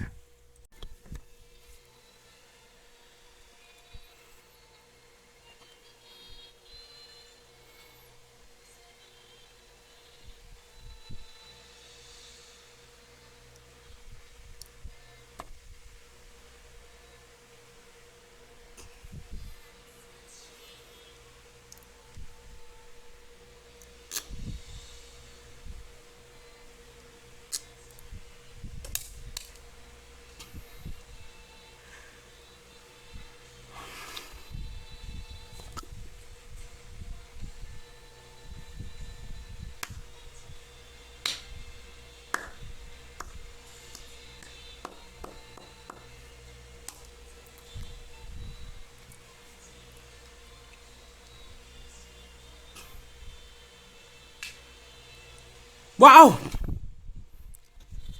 Wow. Wow.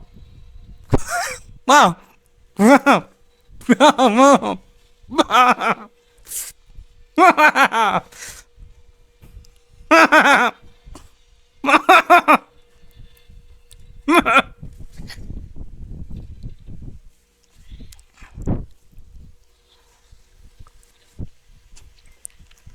So you're telling me,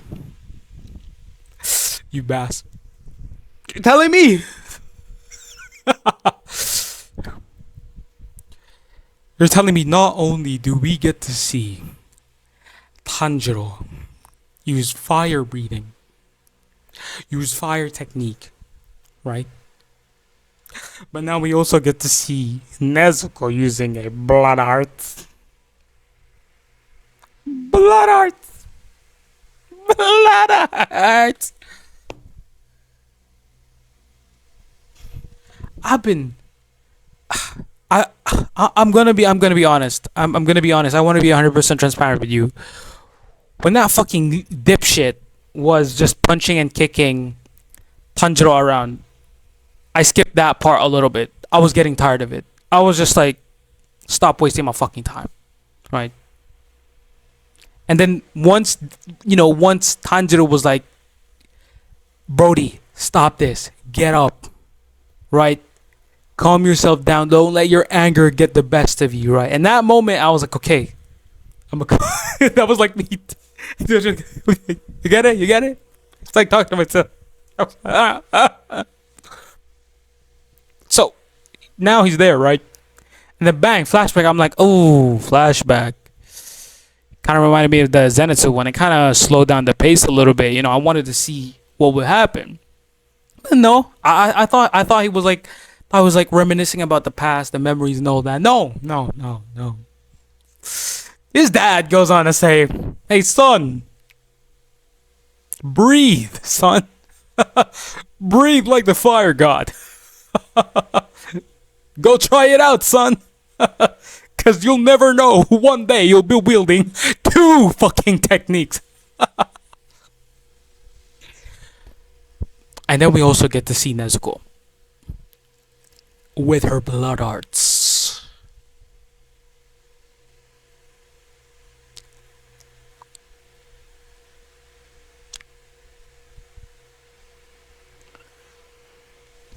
So you're telling me that Tanjiro can now wield two. He can wield two. Are you hearing me right? Two. Are you bullshitting me? Are you telling me he can now get 3, 4, 5, 6, 7? You're telling me? Is that what you're telling me? This bastard here is gonna be wielding 7 techniques. I don't even know what Nezuko's blood arts is. I don't know what it did. I just know for a fact that she just broke herself off from the webs of that bastard, that little dipshit right there. And I told you, he got that coming, bro. He deserved that.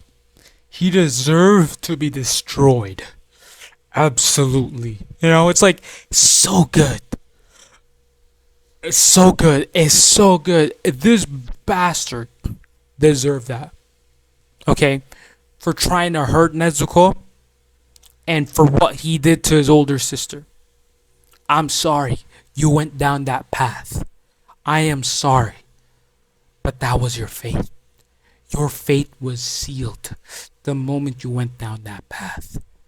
And unfortunately, you can't change it anymore. You just can't. You can't change it anymore. That's how it's gonna be. That's how it's gonna be. Oh my days, bro. What an episode. Wow. Huge chunk of it was definitely me talking about how much I hate the other dude, the spider guy. And yeah, you know, I just hated him. I just hated that type of character. I just hated that type of personality, I guess. You know, the controlling, trying to like force people because just because he says he wants, that means you should give him, you should get him. What a spoiled brat. Oh my gosh. Ugh, thank goodness.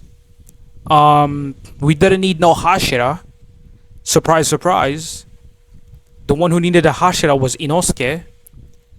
Zenitsu was the only one who didn't need a Hashira, but he still kind of, you know, Shinobu went in, got the antidote for him, and his arm was all shriveled up. It is going to be interesting how that works. Does it just revert back to normal? Or does it grow back? Does it heal? It's probably guaranteed it's not going to be stuck as a small hand. It never will be a small hand. I just don't think so. But yeah, there you go. That was episode 19 of Demon Slayer. And honestly, what a ride. There's only 7 more episodes left. Or, I mean, yeah. 7 more episodes left. And excited to see more. What'll happen to Nezuko now that she has her blood arts makes it even better. Thank you. She's a lot more capable. And Tanjiro is also capable of wielding. So you are telling me he's gonna get the lightning one and the beast one and whatever else there is.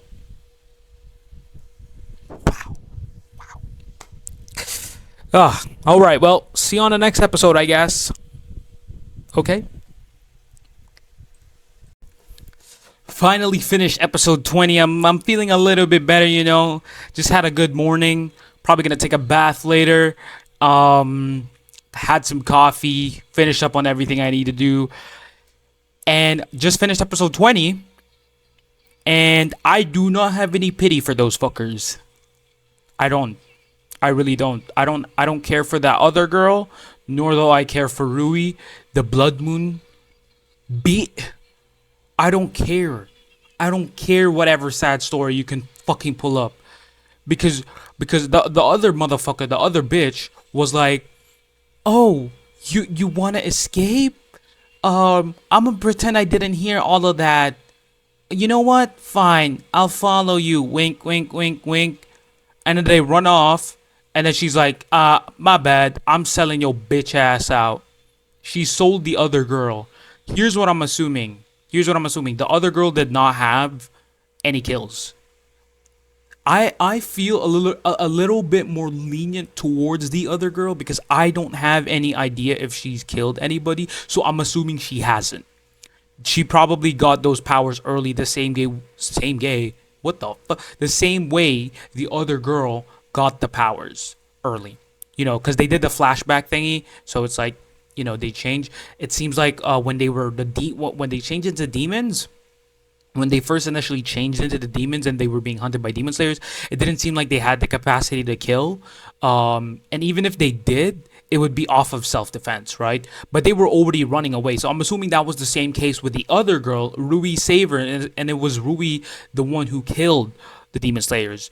Same with the other girl, the other girl that was sold out by the bitch ass sister. So in reality, the other girl who developed some kind of emotional connection with the older sister, it was only linear. Like it was only from it was one way. It was one way.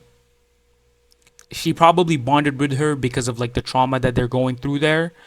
But guess what? The other one, she feels.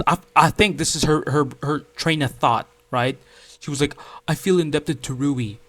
That means that if Rui saved my life, he can ruin it as well. Man, shut your bitch ass up, man. Keep your fuck up, man. Slap the shit out of every single one of these. This family that they built up, man. I'm just so pissed. No amount of sad backstory is gonna get me, bro. The only ones who I have, like, I'm assuming who did not kill anybody are the only ones I am willing to go as far as like, okay, yeah, I'm going to be lenient towards you. And I'm assuming the girl who got tied up by Rui and then was burned in the sun, I'm assuming she didn't have a kill count, as opposed to the other one who has like what, 80 or 18? No, 18, my bad. I thought it was 80. 18. The older sister, right? And it was also interesting how Shinobu takes out the demons. She uses like wisteria poison from the tip of her sword. So that was really, really cool. And I'm also glad that we have characters like Tomioka and Shinobu, like the top of the brass, Hashira, who are capable of taking down these kinds of opponents easily, right? We thought that Tanjiro was able to beat him, but no, apparently this dipshit over here detached himself using his webs, kept himself together, and he was back. I'm never gonna have any fucking remorse for that kid, or any pity for that matter, or rest in peace. None of that. Get the fuck out of here, man. You're starting to piss me off. Okay, that dipshit right there is pissing me off, bro, so much. You had a girl there who realized how messed up it was. Like, they were building this whole fake family thing. She realized how messed up that was, and then guess what she did? The smartest one out of the whole group.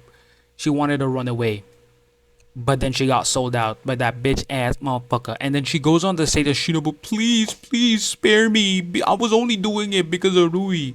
I do not give a fuck. I do not give a fuck. Because you have characters like Tanjiro, man. You have what did Tanjiro do when his family got killed? Did he go up against Muzan and was he towards Muzan? Was he like, oh, please, Muzan, don't kill me. I only did this because you killed my family. But if you let me, he's not gonna be like that. He's not. He would rather die. He would rather die protecting his family. He would rather die protecting Nezuko than saving his ass first. But here you are, and your bitch ass. What, you're gonna tell me you're just not willing to die? Well, I'm sorry, but this is the world of this is Demon Slayer. Okay, you don't have the luxury to say shit like that. I'm sorry. Okay, we are lucky in real life. We're lucky to be able to have that kind of luxury. To get away from all that carnage, all that bloodshed.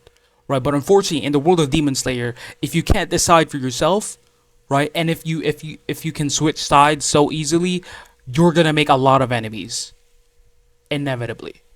So what happens? So if Rui was a little bit more stronger, right? You end up getting spared by the other side. You end up getting spared by the Demon Slayers, and now you're enjoying a little bit of peace. You're enjoying a little bit, wow, all this camaraderie and all that. And then Rui comes in, right? He's a little bit more stronger than the Demon Slayers. The Demon Slayers that you're with, right? And they can't protect you anymore. The only reason why you were with them is because you think you can get protected from Rui. So if Rui kills all of those Demon Slayers around you because you decided to switch sides, what happens? Rui, I only... Shut the fuck up. Shut the fuck up. See, this is why I don't like that girl, ever. I do not like that girl.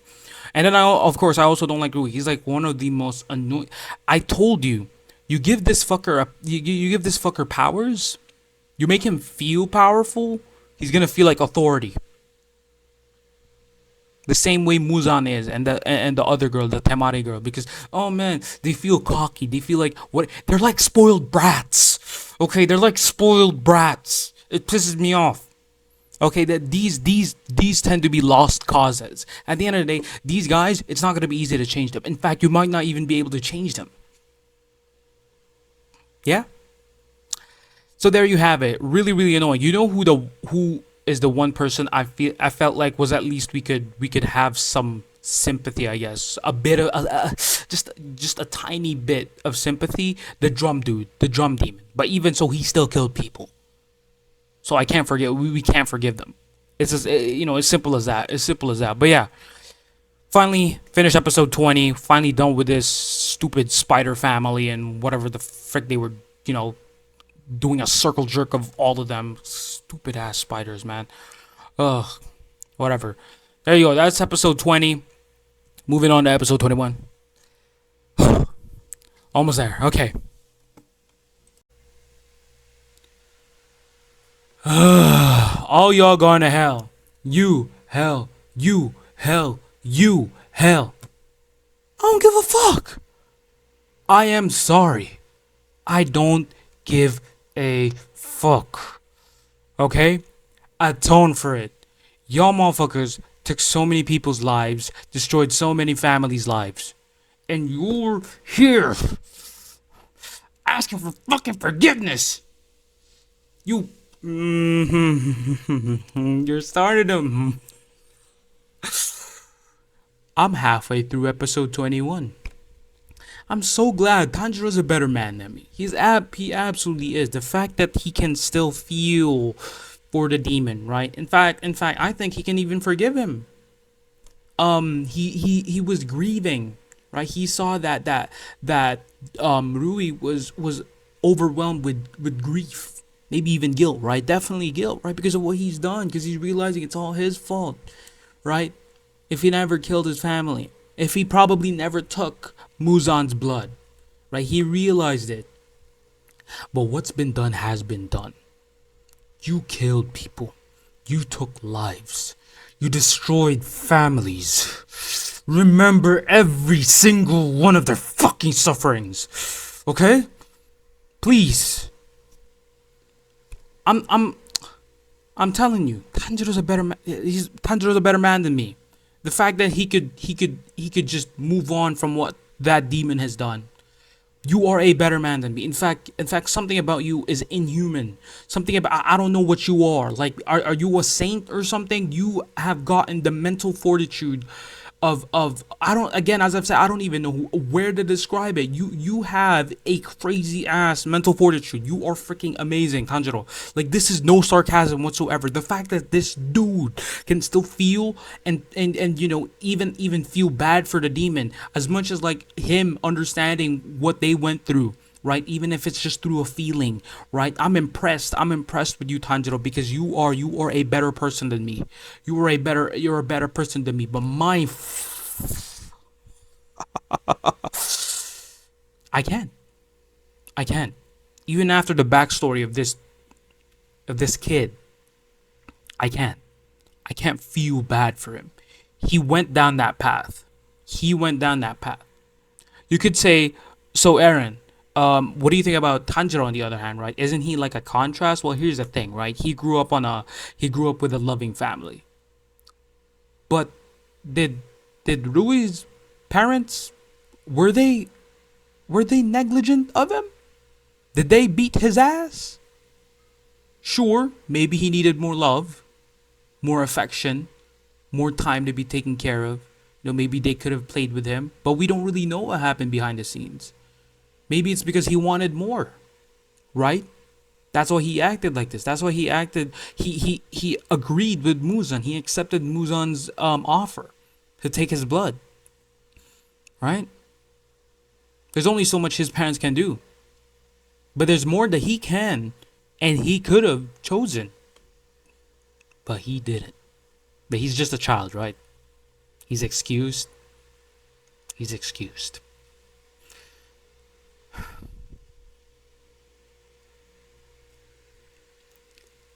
I'm just halfway through this episode, bro. I am halfway through this episode. Episode 21. And right now, Tanjiro is not patting, holding Rui. Right? As I've said, Tanjiro, you're a better person than me. The fact that you could still feel for Rui, right? No matter what backstory he had, right? And why he did those things. The reason why he acted like this is as if that excused him to kill people.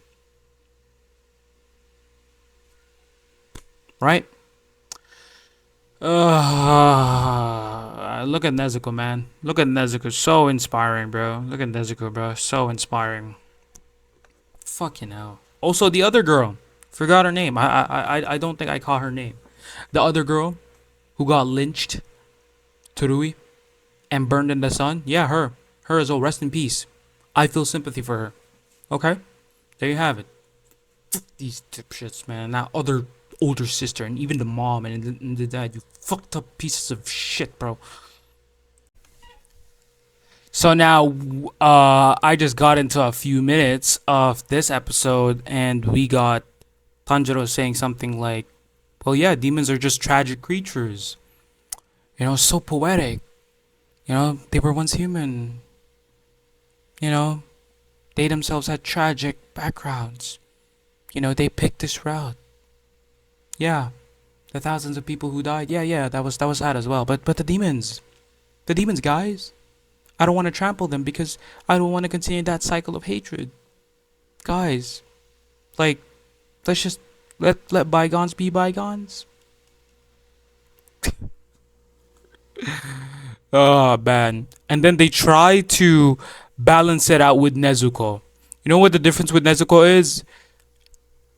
Has she scratched a single human? Has she hurt a single human? Has she tried to hurt a single human being out of hunger? Has she hurt a single human being because she hates human beings? Are you trying to compare her with all of the other demons in the story? No, something was different about Nezuko. Something is different about Nezuko. Right? There is. But then now you have this fucker. I'm sorry, Tomioka, you are goated as fuck. Okay, I thought you were cool. Your freaking water breathing was way more cooler than Tanjiro. Right? But listen to me, Tomioka. The fact that you go on to say and tell Tanjiro that your sympathy is wasted on demons, and then Tanjiro goes blah blah blah blah blah. Right? Don't worry, I got what he said. It's just that one thing he does is this. He goes from stepping on that demon and then looks at Nezuko. Right? And then realizes, oh shit, this is the same demon that was protecting her brother. Well, yeah. Nezuko did not hurt any human being, gang. All she cared about was for, her family. Has she ate a human being? Has she killed a human being?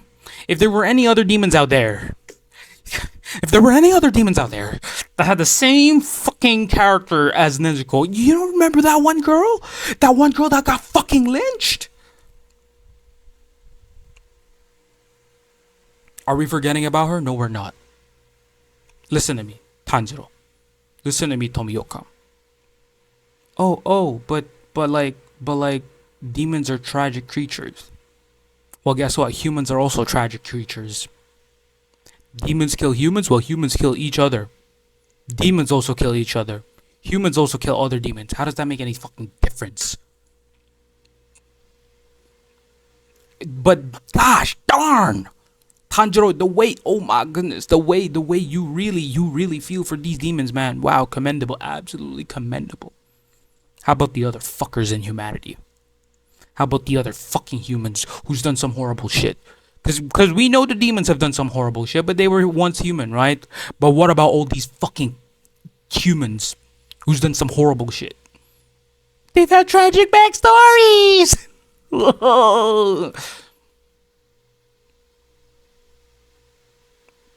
Tell me, Tanjiro. What should we do with them? Because it makes sense, right? Let's not trample them, because they're now being genuine about changing. Right, Tanjiro? I feel for you. They're changing. You know, they're changing because of this. Because they never had the bond that they wanted. What? You're telling me about the thousands of people they killed? Oh, yeah. That's also one of them. But the bond.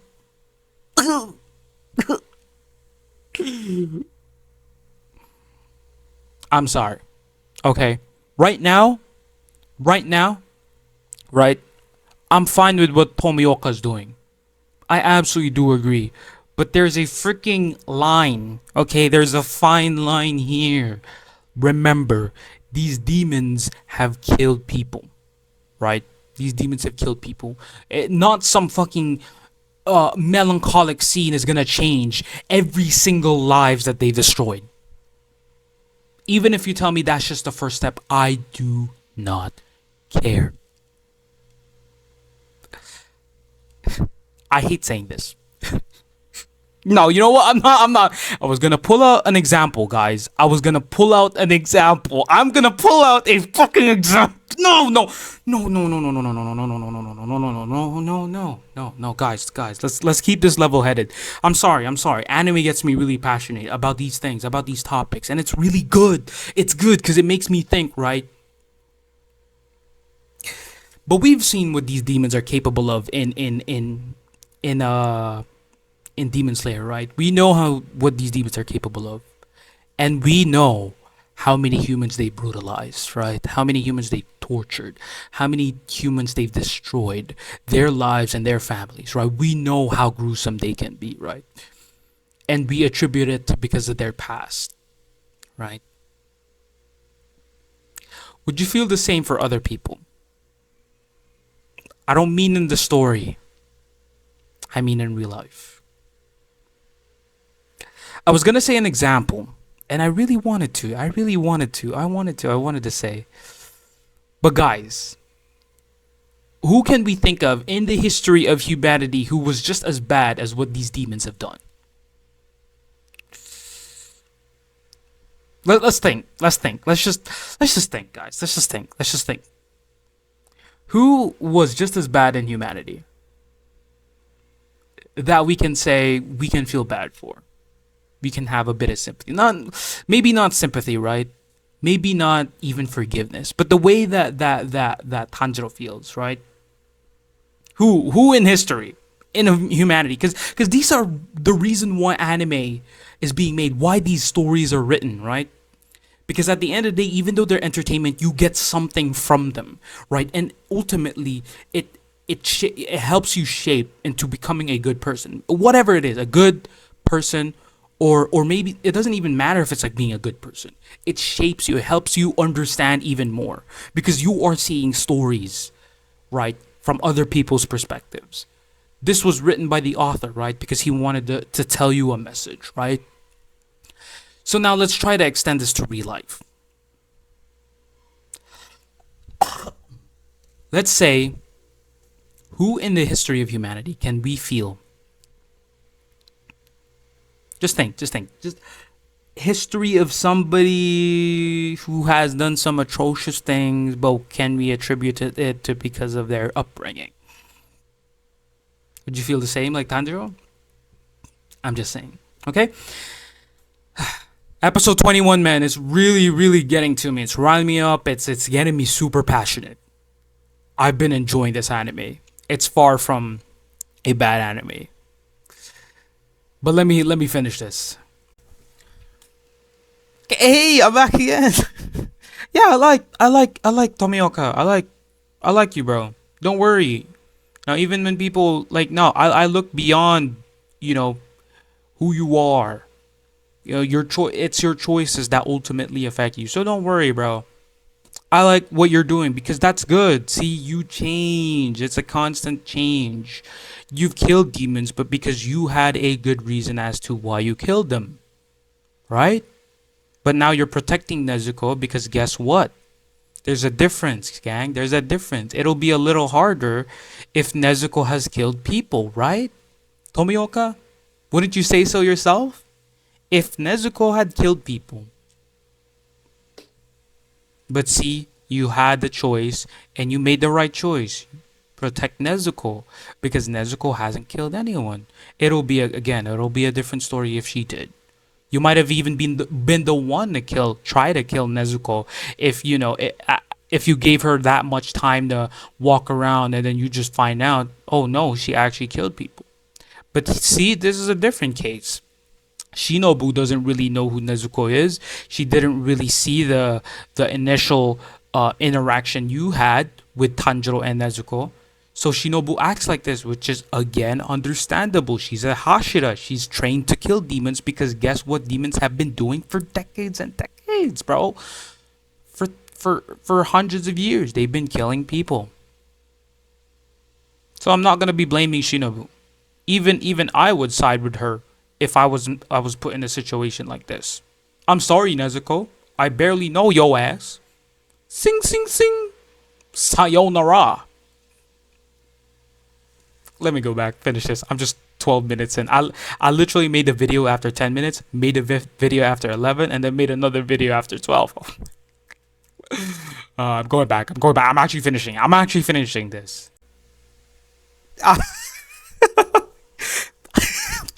I'm back, guys. 13 minutes. I like you, Tomioka. I like you. You are going up against authority when you know it's wrong. Holy fucking shit. Respectable. I like ya, Tomioka. Oh my gosh. See, this is what I'm trying to tell y'all.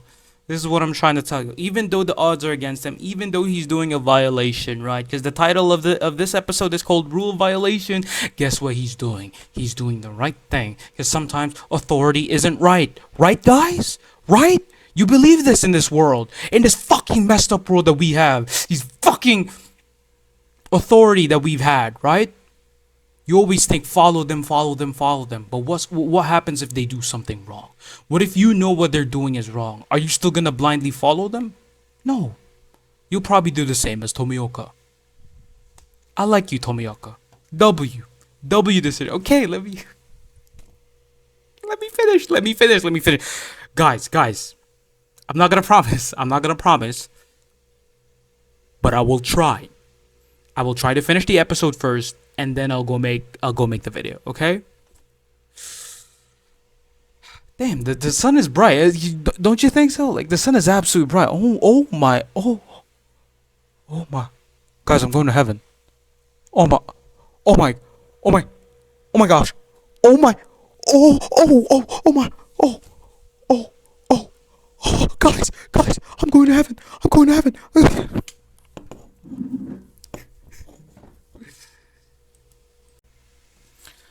I just finished episode 22. Sakonji, you are the greatest out of all the characters in the series. Tomioka, you literally come second.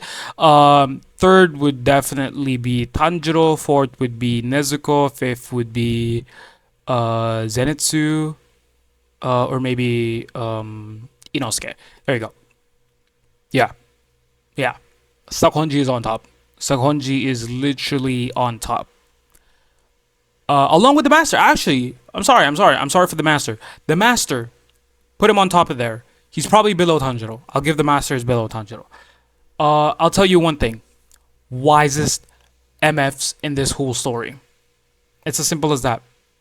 Sakonji, Tomioka, and the master are the most wisest characters in this whole series, from what I've seen so far. These these Hashira, once you go up to the rank of Hashira, it doesn't mean you're any more wiser. It still depends on what kind of person you are, what your calls are, what your decisions are in the spur of the moment. And what was the decision of Sakonji after keeping Nezuko for 2 years? She's gonna stick with Tanjiro. What was Tomioka, who didn't even live with Nezuko and only has to trust Sakonji's word for it? He still trusted it. And then the same thing goes for the master. He just barely knew anything about this shit. And he's only going off of Sakonji's word. Even Tomioka. Those two. Out of all of the other Hashiras that are in there. No. He's like, can you even prove that she will hurt anybody? See?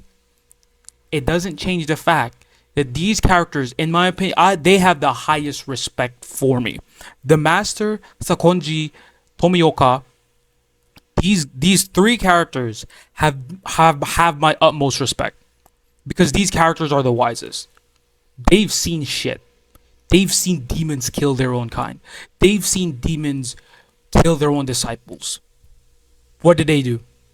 What did they do with Nezuko? Did the master say, "Yeah, go ahead, kill Nezuko"? Did Tomioka after 2 years? Was he like, "Oh yeah, you know what? No, I can't trust your words, Sakonji. You're a former Hashira. You might be going crazy. You might be going cuckoo." No, he said, "I'ma trust your word for it, though. In fact, I'ma put my name on it. I'ma put my life on the line. If I find Nezuko killing someone, I'ma commit seppuku, harakiri." Respect. I respect these guys. Tomioka. Tomi, gang, gang. I respect you. I respect you, Tomioka. I really do. I really do. Sakonji, you were already a good character, Sakonji. But I kind of forgot you later down the line, because you were only in the first few arcs of the episodes, and so you.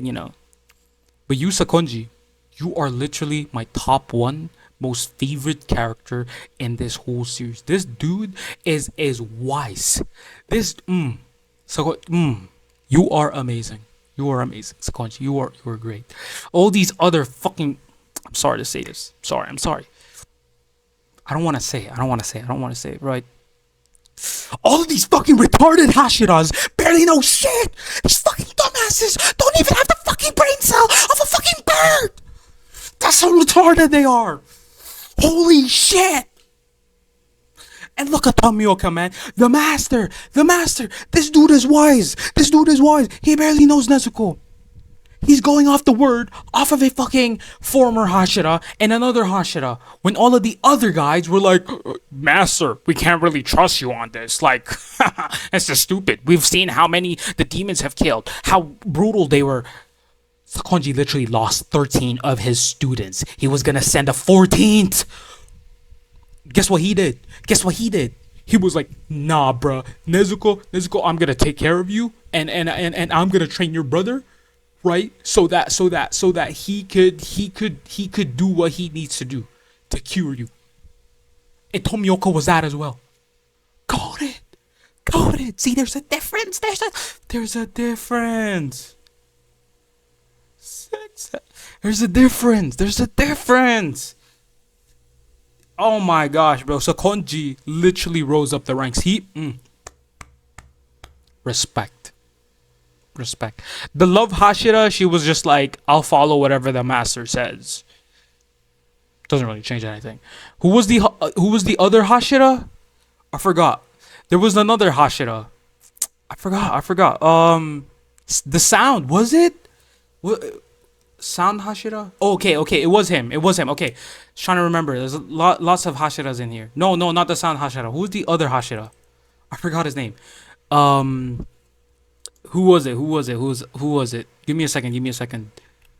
The nine Hashiras. We have the water serpent insect, right? It was the insect Hashira. Tengen Uzui? Was it him? Was it him? Wait, give me a second. Give me a second. I'm searching up on Google. On Google. On Google. No. It wasn't him. No, that's the sound. My bad. Shinobu. Oh, she's the insect. Okay, my bad. Who was it? Wind, right? No. The Wind Hasher is the dumbass. Who was it? Stone Hashira. No. No? Gyome. Was it him? No. Who was the other Hashira? The fifth one, right? Is that what it is? Fifth one? The fifth Hashira? Who is it? Wait. I don't know who that. I don't think they're dealing with numbers. My bad. That was somebody else's ranking. Who is that? Give me a second. All Hashira. Wait. All Hashira. Give me a second. Give me a second. Obanai Iguru. No, not him. That's the serpent, dumbass. Not Tokito. Who was it? What the fuck? Give me a second. Give me a second, guys. Give me a second. Give me a second. Give me a second. I need to find this guy. Um.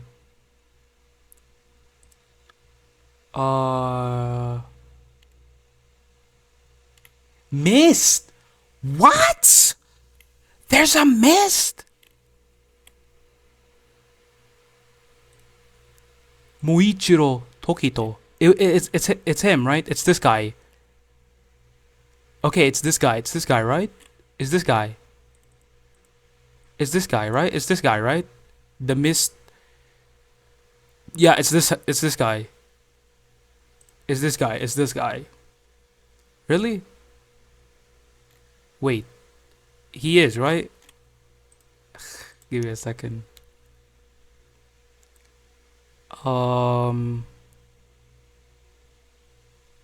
It's him. Okay. Okay, yeah, he is. The mist one. I didn't know there was a mist. I didn't know there was a mist Hashira. Okay, yeah, that guy, the mist Hashira was like, I don't really care. I'm fine with both. He's like, he's fine with killing Nezuko or not killing Nezuko. W. I like that. Open-minded. Okay. I can guarantee you the master has seen some shit. Sakonji definitely has seen some shit. I've already said for 13 of his disciples, his the kids that he trained. Tomioka for sure has definitely experienced it. So all www booty shaking that. I'm joking. 22 episode. That was episode 22. I have even more respect for Sakonji and Tomioka, goats. But yeah, next episode 23. Let's get to it.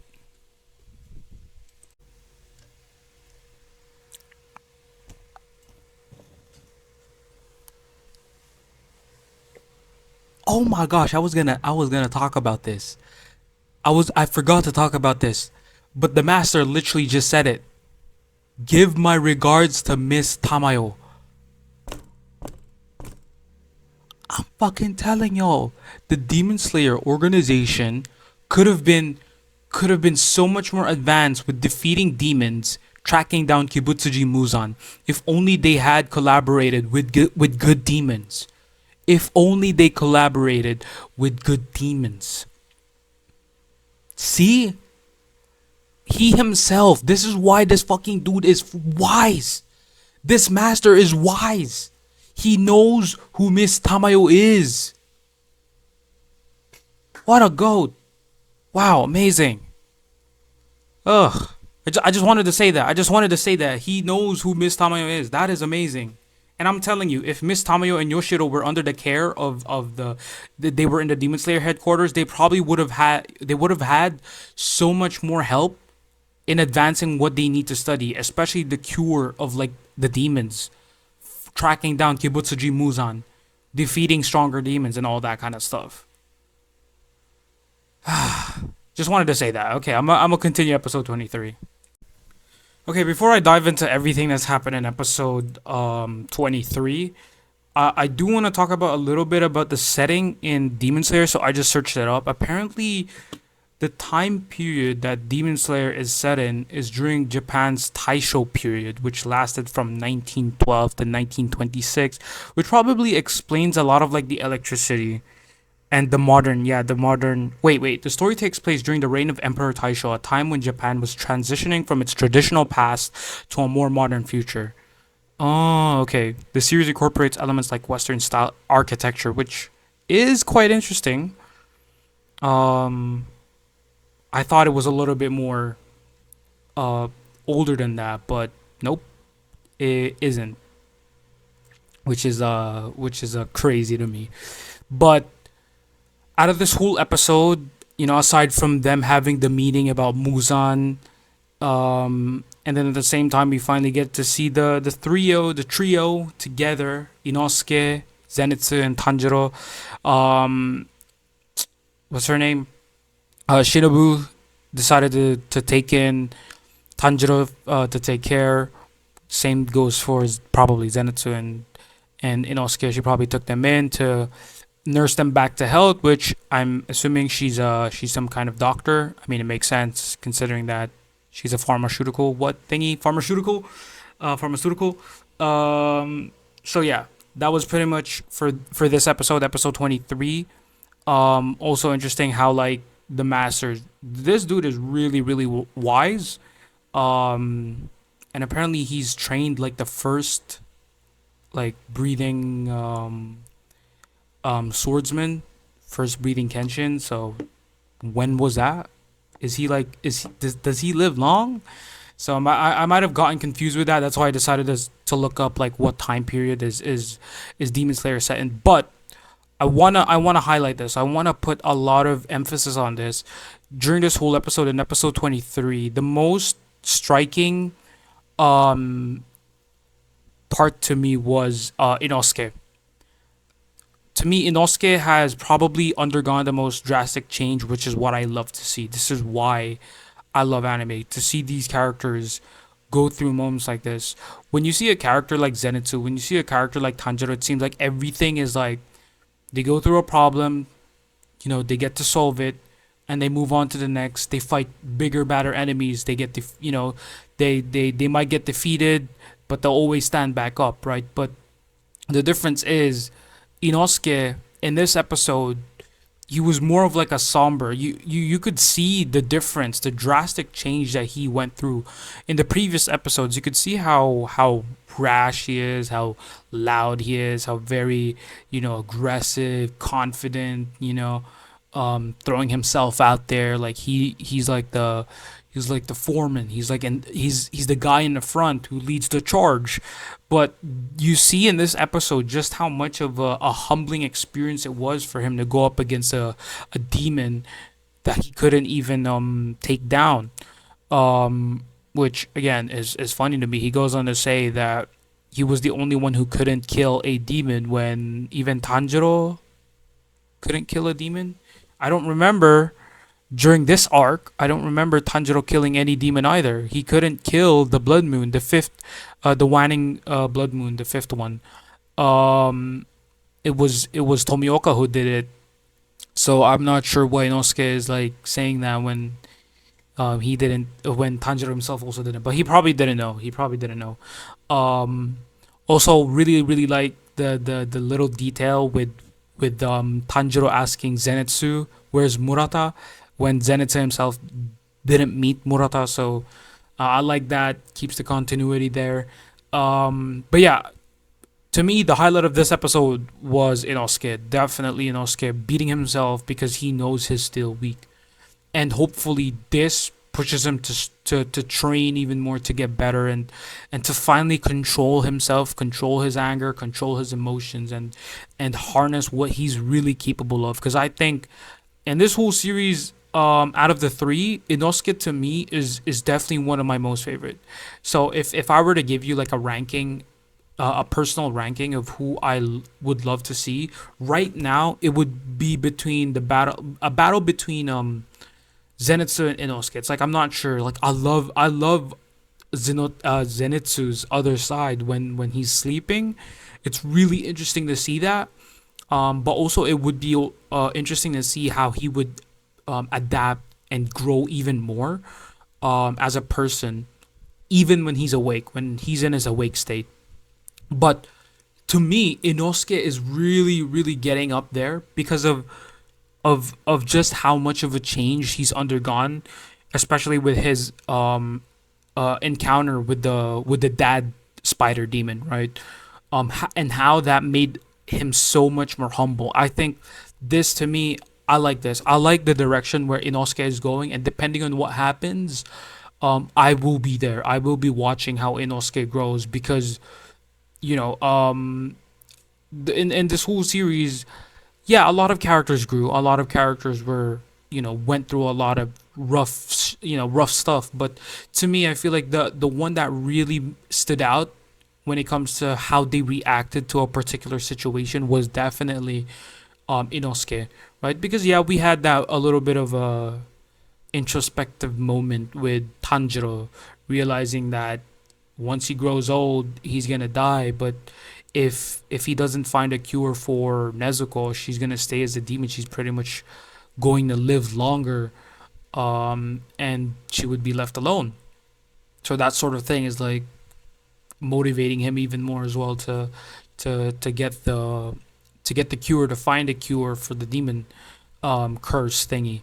But yeah, to me, it's just Inosuke. Inosuke is so much more different because it's an internal struggle. It's a lot more different, and when characters like him go through internal struggle, they tend to get out of that internal struggle and become stronger. And that's what I want to see with these characters. That's what I want to see with Zenitsu. That's what I want to see with Tanjiro. But um it just seems like Tanjiro is already so mentally strong that that he's already strong. He's already strong. Even if he gets beaten down, he'll always get back up. Same goes with Zenitsu. When he beats himself up, he's gonna come out stronger. But with Inosuke, it's gonna be a little bit more different because it's an internal struggle that he can't grasp. It's an internal struggle that he needs to realize first. He's gonna beat himself up over and over again, knowing that he's weak because he's failed himself. That's the difference. Zenitsu, even though you might say like, oh, he had that period after when he was talking to himself, fighting the other spider demon, right? And he was able to beat him. He was talking to himself about his grandpa still being with him, even though no one else was there for him, and relying on him. His grandpa was still the one supporting him from the background, so he had that. But Inosuke, on the other hand, doesn't have that as well. So it's even more difficult for him. But then, what happens if they go up against something and they fail in what they needed to do? So with Zenitsu, technically he hasn't really failed. With Tanjiro, technically he hasn't really failed. Yes, you could say that Tanjiro, you know, a lot of lives were lost as from his weaker self, but it doesn't weigh as much to him. And so that's kind of like what I want to see from Tanjiro as well. Because with Zenitsu, I don't really see him failing that much, even though he has qualities that lack. Maybe confidence with himself, or he gets scared quite easily, or maybe he's cowardly. But it doesn't really affect the trajectory of his results. At the end of the day, he gets the job done. At the end of the day, he succeeds. He still gets out of there stronger. The same thing goes for Tanjiro. Even if he fails in saving most of these people, he's still gonna get out stronger. He's still gonna have Nezuko. The problem with Inosuke is he does not only does he not have anybody, but he fails. Ultimately, he fails himself. And I like the way he. Well, I'm not gonna. I don't want to say I like it, but I relate a little bit more with how he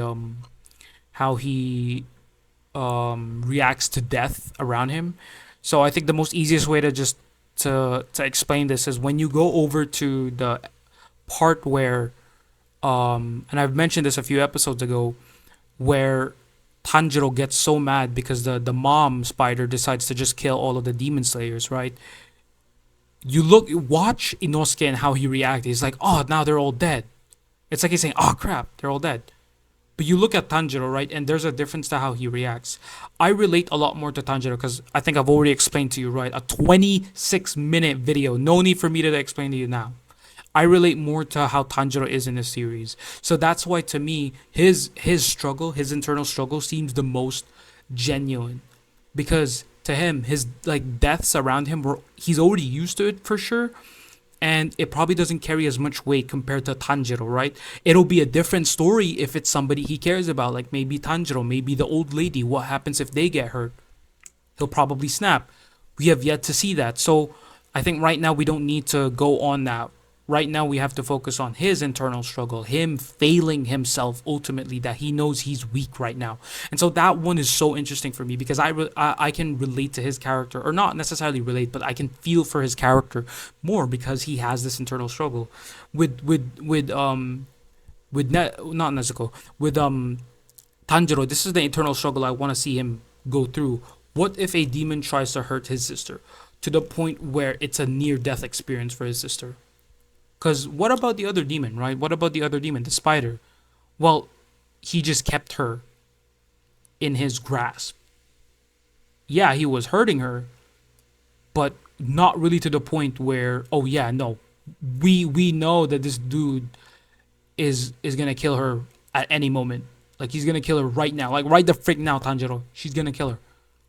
And what if he goes through a moment where he sees and he assumes that Nezuko dies, but of course, they're not gonna kill Nezuko. But let's just imagine a situation where Nezuko is like, we get this like scene where we think she's dead, and Tanjiro as well. He himself sees it, and he's like, oh my gosh, she's dead, but she's not. Of course she's not. But let's just assume.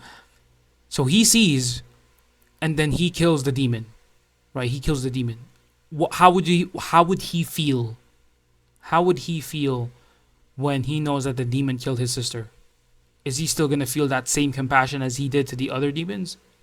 Is he still gonna say sorry when he looks at his sister lying there lifeless, or maybe she's fading away? I don't know. That's already way too far, because when they're fading away, that means they're dead. So I don't know. I think the reason why he's not really going through that level of internal struggle as how Inosuke is going through right now is because I think there's a sense of security that Nezuko is going to be fine. At the end of the day, Nezuko is going to be fine. She's going to heal from her wounds.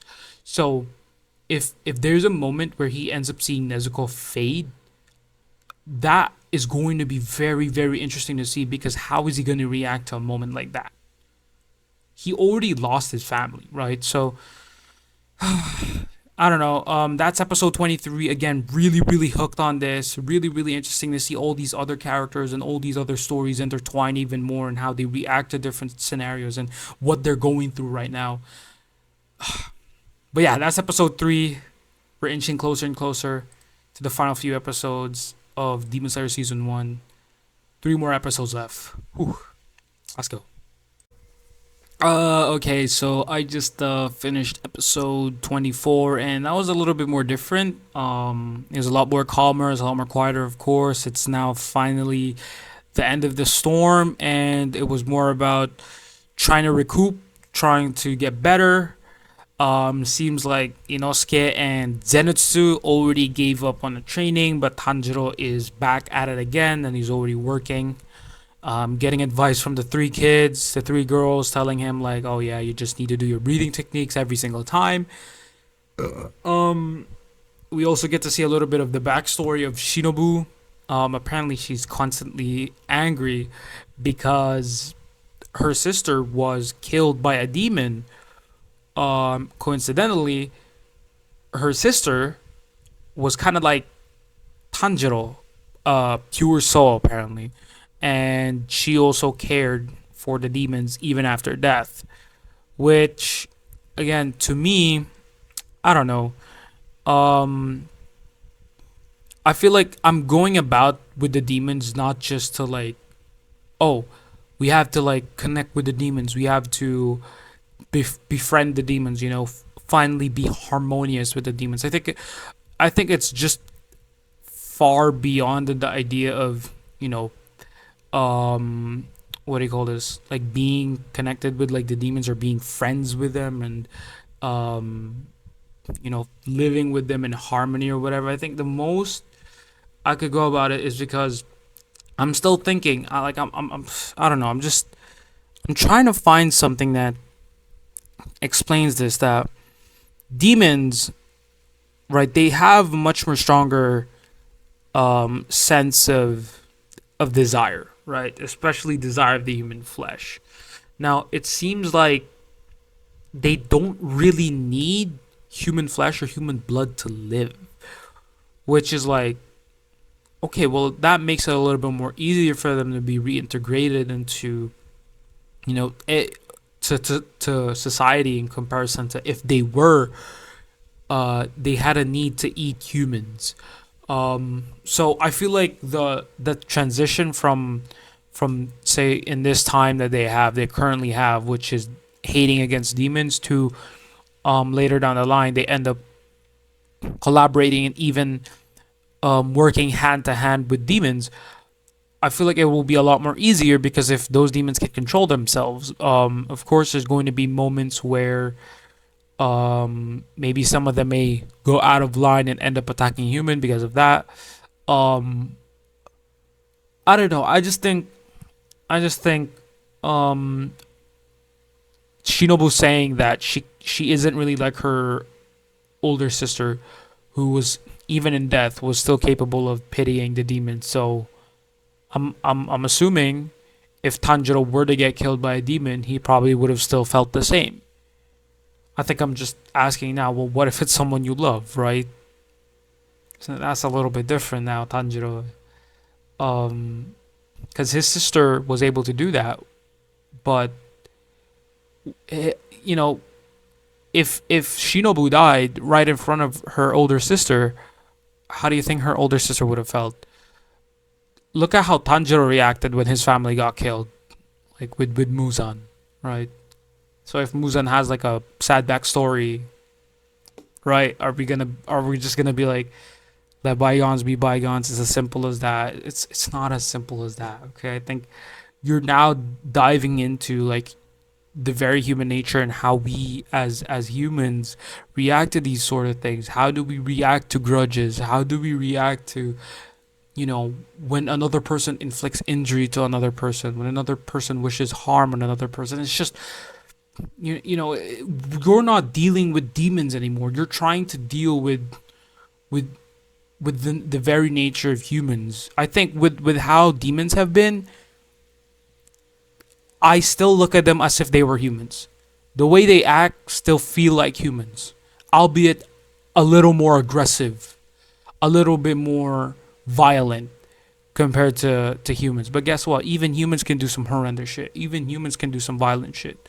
It's the question now of, will you be willing to, pity those humans who have done horrendous shit? That's the question that I'm always like just asking, because it's one thing for a demon to hurt a person. It's another thing to take their life. It's another thing to feast on a human being. And then it's even another thing for just killing innocent people. And even it just keeps on going on and going on and getting worse and worse and worse. I don't know. I think that conversation that Shinobu had with Tanjiro is very interesting, because it's almost like you're now dealing with just two things when it's more than just those two things. You're dealing with the side of Tanjiro who's willing to be sympathetic towards the demons, but then you have Shinobu who's on the other side of the coin, who absolutely despises the demons, right? And the same goes for the other Hashiras as well, because they themselves have gone through. The reason why they can tolerate Nezuko, especially with Tomioka, the reason why Tomioka can handle that, or can tolerate Nezuko. Same goes for Sakonji. The reason why these Hashiras can tolerate Nezuko is because Nezuko hasn't hurt anybody. She hasn't hurt anybody, and so that is so much more easier to sympathize with. But those demons that have already killed people, have taken lives, have destroyed lives,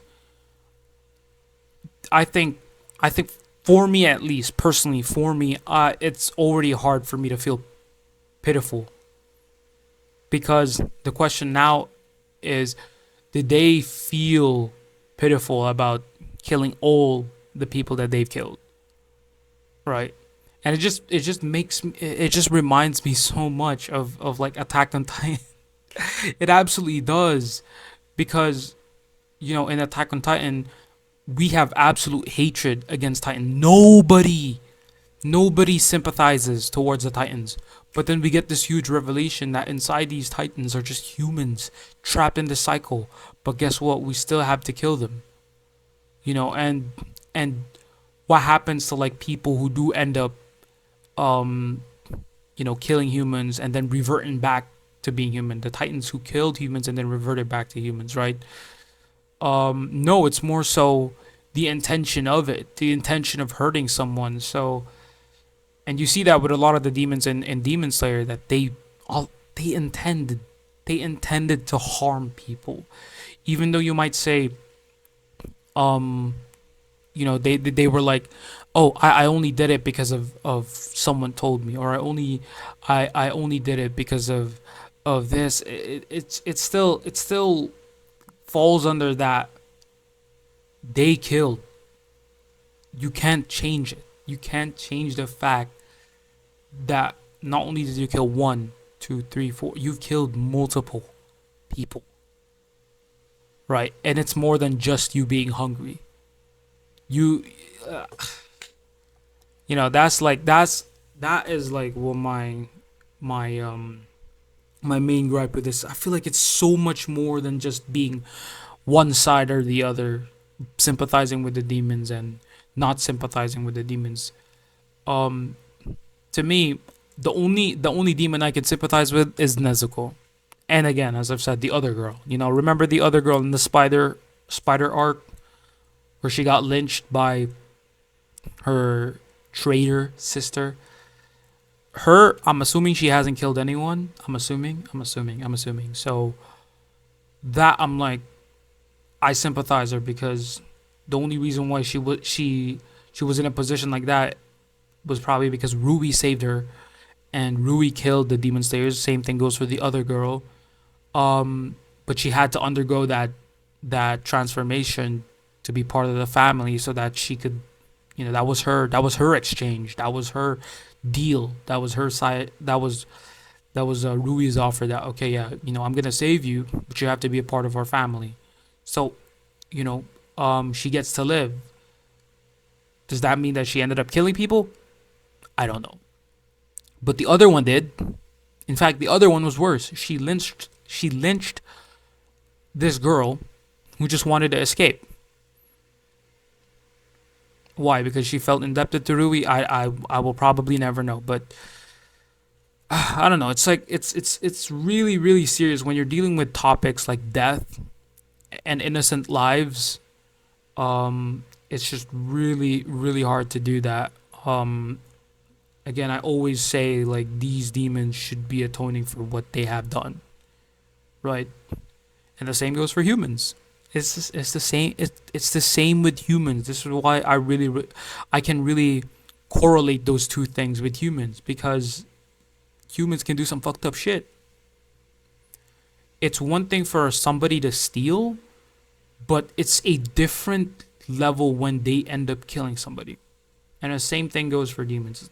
It's like that. But I'm digging in too deep, I guess. Maybe it's just I'm exhausted. Yeah. Shinobu said the same thing. Shinobu said the same thing. But again, as I said, I could sympathize with Nezuko because she hasn't hurt anybody, right? She hasn't hurt anybody. But then, how would that trust be if she ends up scratching somebody, right? Um, I don't think she'll ever. So, we'll see. We'll see how the story goes on. Last two episodes. Here we go. Okay, I finally finished episode 25, and we're already right up at the end of Demon Slayer. We get to see a little bit of Kanao. That's her name. Um, you get to see her background and how she was maltreated when she was young, mistreated when she was young, um, and why she's really, really quiet. And I want to ask, like, is there something with their eyes? Because Kanao has purple eyes, Shinobu has purple eyes, and her older sister also has purple eyes. I don't know what it is. Like, maybe they have blood relation or something. Like, I don't know. It just reminds me of something else. They all look related. They all look related. I want to add a small comment as well. When the older sister gave Kanao the coin, I'm like, when a kid has gone through that much trauma and um, you give something like an item for them to help cope with it. In this case, it's her not being able to decide for her own self. She uses the coin, and then I was thinking, well, what if she ends up being so reliant on the coin, especially when it's something so big as decision making? I'm like, you know what I mean? That was the kind of vibe, and the kind of vibe that I got. And even now that she's already a teenager, she's older, she's still relying on the coin, which I think is going to be really problematic later down the line. Because what if there's a situation where she ends up having to decide for herself, but then she has to rely on this coin, or maybe she loses the coin and then she has to make her choice. So it's gonna be interesting how how she handles that in the future. It's also nice to see Inosuke and Zenitsu finally waking up, getting back to that grind, that Sigma grind set training, back again to training Inosuke and Zenitsu, really really good. But yeah, I think Kanao is having some kind of interest, if that's the right word, some kind of interest towards Tanjiro, which I guess makes sense. I mean, Tanjiro is a really, really outgoing person. A lot of people like him. Is a really different, really, really good person. So pure soul, as Shinobu has mentioned. So I can see why Kanao is interested. I don't want to say anything else. Definitely interested in him, and that's why the older sister said something. She said a comment about, she if you're going to be opening up in the future, that might, that could be somebody that loves you love. So I guess that has something to do with that. But yeah, Tanjiro seems to be surpassing Kanao, who, Kanao was somebody who was under the training of a Hashira, and look at that, just a few days, I think, weeks. Um, Freaking Tanjiro has already surpassed her. Of course, it's going to be a while for Zenitsu and Inosuke to reach the same level, but I don't doubt that they're gonna do it. I'm starting to really, really like Inosuke. When they finally got their swords, Tanjiro. I don't think we were able to see Tanjiro. Yeah, we haven't.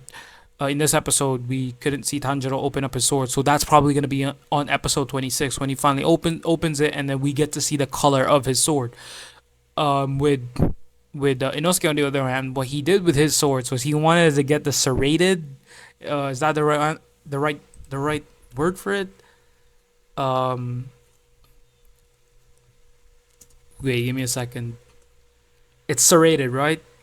Well, he has like big, big like gaps. Yeah, big serrations. Is that even a word? It is, right? Yeah, serration. It's a has a lot of serration in his sword. So I like it. I like that it's a signature style when it comes to his sword. I know the sword maker, the swordsmith or the weaponsmith got really mad because that's his finest work, right? Or not finest work. That's his work. That's his. He put a lot of effort into that sword, and then that's what Inosuke is gonna do. But that's what I like about Inosuke. This is what he likes, and I like that. I like when his sword is serrated. I know it might seem, it might look like it weakens the durability of the sword, which it might be. It might just weaken it, but I like that. Max. Not only is it a signature style of his swords, but also at the same time, that would probably give the most maximum damage, especially if you're doing a thrusting kind of attack and then you pull it out. Like that's gonna be painful for sure. Um, but yeah, we haven't seen Tanjiro's sword, so that's also going to be really really cool. What else? What else do we have in episode 25? Um, yeah, it seems like everyone is already getting back on track. Also, this train, there's a train that's attacked by a demon, so that's gonna be their next mission, for sure. What else? What else happened in episode 25? Oh, Nezuko. Nezuko was now. Nezuko was able to speak. I'm not sure. I think she's starting to be a little bit more starting a little bit more control. She's starting to get control over herself, which is probably something cool. Um, I'm assuming that has something to do with her activating or getting her blood arts. So that might have done something in her. She's starting to get a bit of control with herself. So because a lot of the other demons are capable of speaking, she's the only one who doesn't seem to be able to do it. But I think she will be. I think she will be, along with her blood arts, which is gonna be freaking cool to see her in action, fight other demons with her blood arts. Um, but yeah, I was also confused about this. Flame breathing and fire breathing are two different styles. Cause Tanjiro was like, "Hey," he was talking to Shinobu, and he was like, "Hey, do you know the fire god and the fire dance and all that kind of stuff?" And she was like, "Well, no, I've never heard of that." And he was like, "Shocked, what the frick, for really?" She was like, "Well, you could go ask the flame Hashira. I forgot his name. You can ask him. He probably knows something." I was like, "Yeah, he probably knows something. He's on a mission, unfortunately, so we can't ask him now." But that was really surprising to me. I thought the flame breathing, fire breathing was only like translation. No, it's an actual thing. Like those are two different styles, or one of them might not even be a style for that matter. So I was a little bit confused. I was like, "Oh, fire breathing and flame breathing are two different things, not the same. What he's doing is fire breathing. What the flame hasher is doing is flame breathing." So there's a certain labeling towards there. They're very strict when it comes to labeling those type of things, types of styles. So that was surprising to me. I don't know. We don't. For me, of course, I don't know yet that much about what fire breathing does. What's the difference with it with flame breathing? But I feel like we're gonna learn more and more as we go into different seasons. But that is it for episode 25. We're in the final episode now, episode 26. Let's go.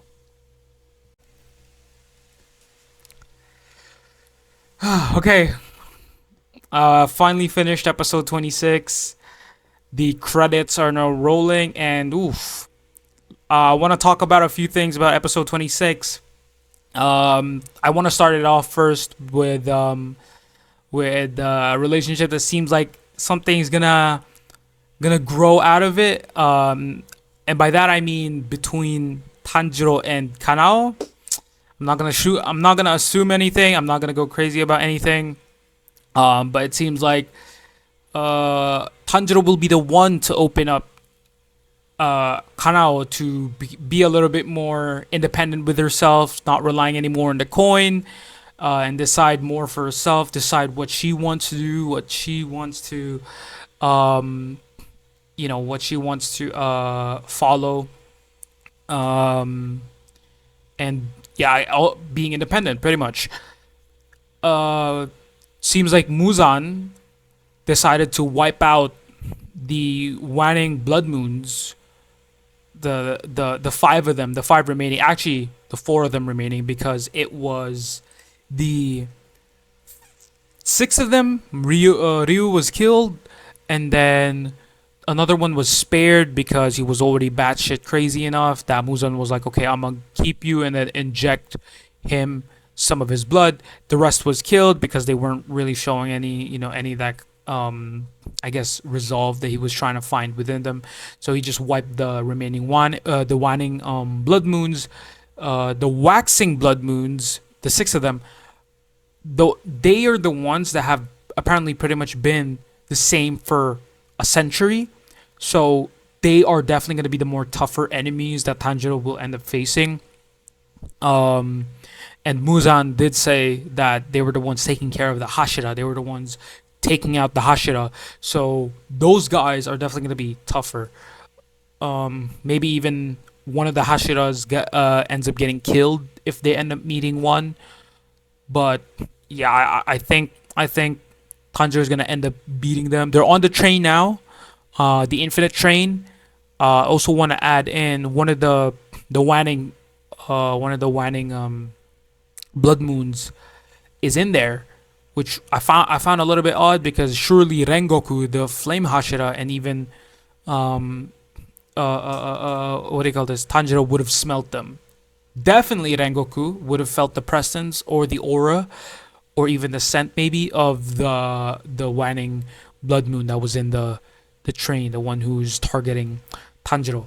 But ooh, that was episode 26. Wow, I mean, I wanna start off with, this was a good show.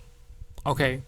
Far from perfect, far from being the best, I might say, but that is no way, shape, or form disrespect to this show, because I think it's good. I think it's good.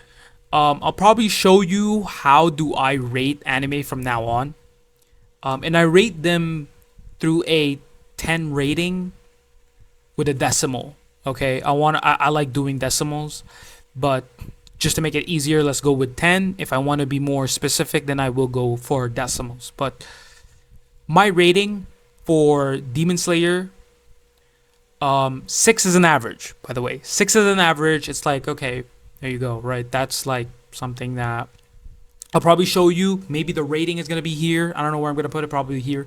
I'll tell you what it means. So 0 being the lowest rated, 10 being the highest rated anime for me.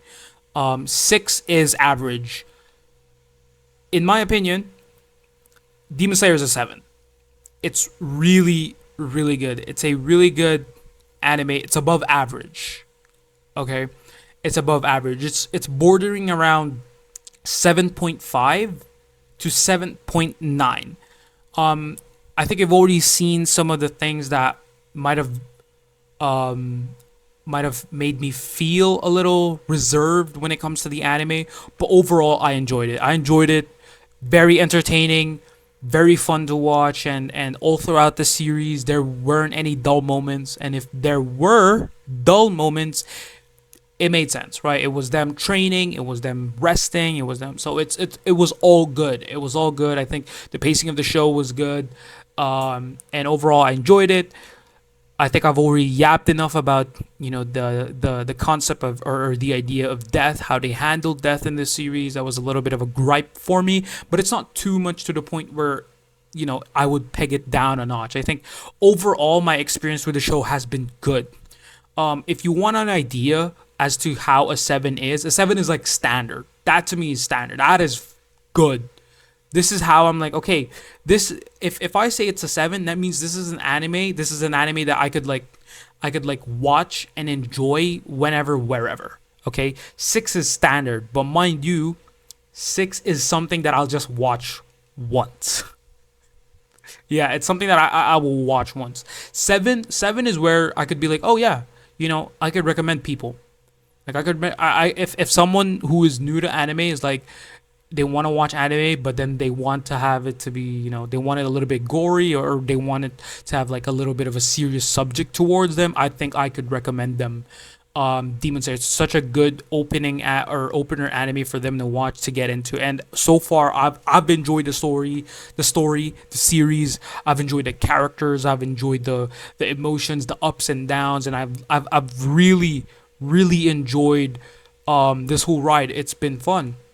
And yeah, as I've said, it's far from perfect. It's far from the best, but I think that's what makes it so good for me. It's perfect that way.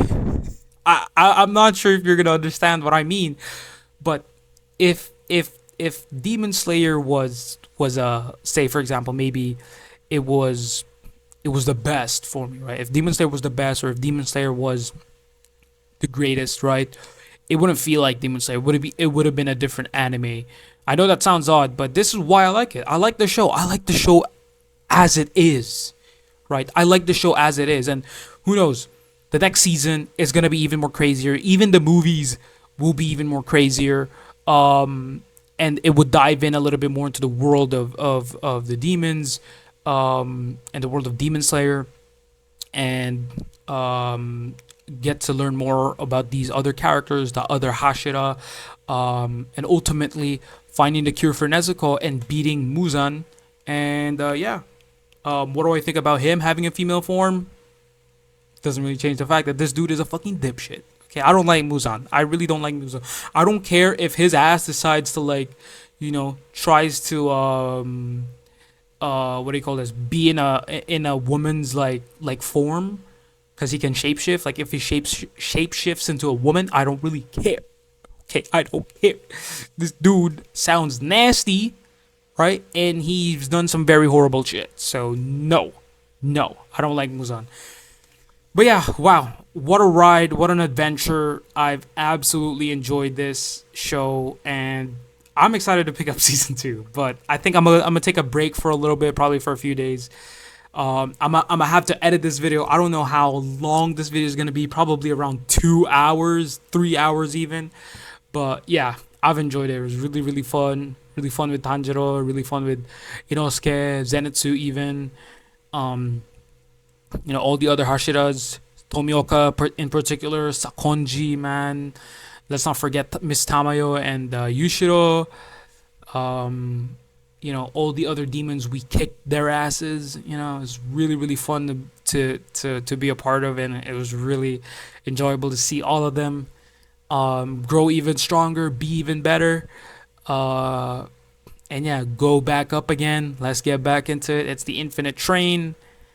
Yeah, that was Demon Slayer. That was fun. That was absolutely fun. You could already see in like the progress, right, and in like the episode, or how I did in this video. I just did it episode by episode instead of doing like a one whole thing. Or I feel like I like that. I like that kind of format. This is my first time doing this kind of thing, this kind of style. So I'm not sure if you guys will like this, but I did enjoy it, getting to have like my reaction after each and every episode, because I don't think going through 26 episodes and then compiling them into one video would ever be enough. Like, I don't think, if I watch through every single episode and then I talk after episode 26, I won't feel satisfied. I would have been like, shit, I forgot to talk about that one scene in episode 10. Blah, blah, blah, blah, blah. You know what I mean? You get me? Like, I feel like, you have these moments when it comes to like, it doesn't even matter what kind of anime it is. This is what happens to me when I watch anime. I love anime. I love anime. This is something that I grew up with, and for a moment, growing up, you get so washed over like with a lot of responsibilities. You have to think about other things first. I lose sight. I end up not forgetting, but overall just letting go of anime for a while, because I just have other things to focus on. But being able to pick back a series and then finish it off is absolutely amazing. Especially coming back to like actually watching and finishing an anime series, with it being Demon Slayer, is probably one of the best things I've ever done, and I've enjoyed it. Ultimately, I've enjoyed it. I loved it. I love the characters. I love the art style. Ooh, I forgot to add in a little comment. I've noticed throughout the animation of this series, it seems like they're mixing in like realistic type of I don't want to say art, but I think it's like they're actually getting real life pictures of items and like the surroundings, like trees and all that, or videos of them, and then they kind of mix it in with the anime, which is really, really interesting how they do that. I think that's how they did it, right? Like they got pictures from like real life and then they mixed it, they integrated it into the anime, so it has this, it looks like it's kind of real, but it's still an anime, but it looks so high quality. So I think that was really, really cool if that's how they did it. And it made the anime look even more beautiful. That's why I didn't really complain much about the animation of this anime. I didn't really complain much about the aesthetic, the visuals of the anime, because it's really, really good. Soundtrack has been amazing. It's been on point. Never really complained about the soundtrack. Really like it. There's some soundtracks as well that were they sounded really good. I wanted to know the name of, but yeah, they were really really good.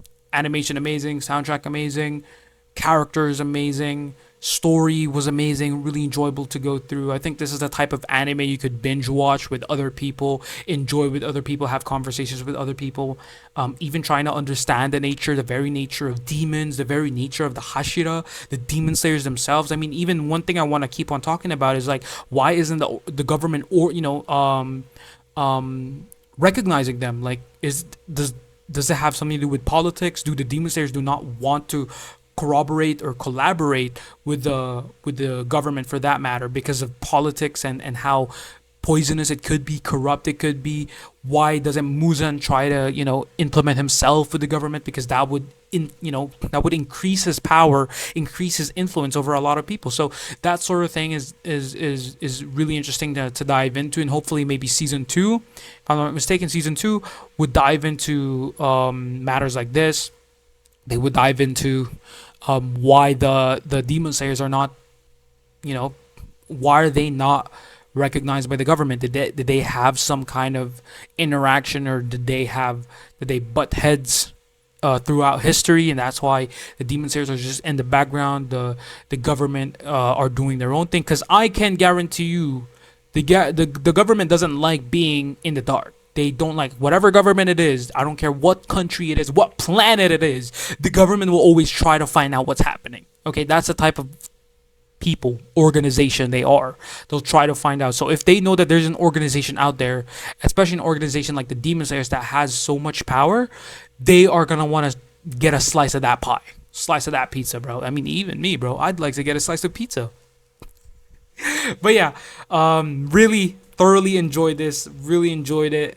I don't think there's really that much I could say wrong about this series, and that's why I gave it a 7. Not because it's bad, guys. Again, don't think 7 is a bad number. 7 is a really good number. 7 is what every anime should be aiming for. In my rating, at least 7 is the standard of anime. This is good. This is good. This is something people can watch, right? So that is amazing. You just don't want to be an average anime. An average anime is easily forgotten, right? A above average, a really good anime, something like Demon Slayer, something that people can get back into and really enjoy. So it's a 7 for me. Again, I've enjoyed it. It's amazing.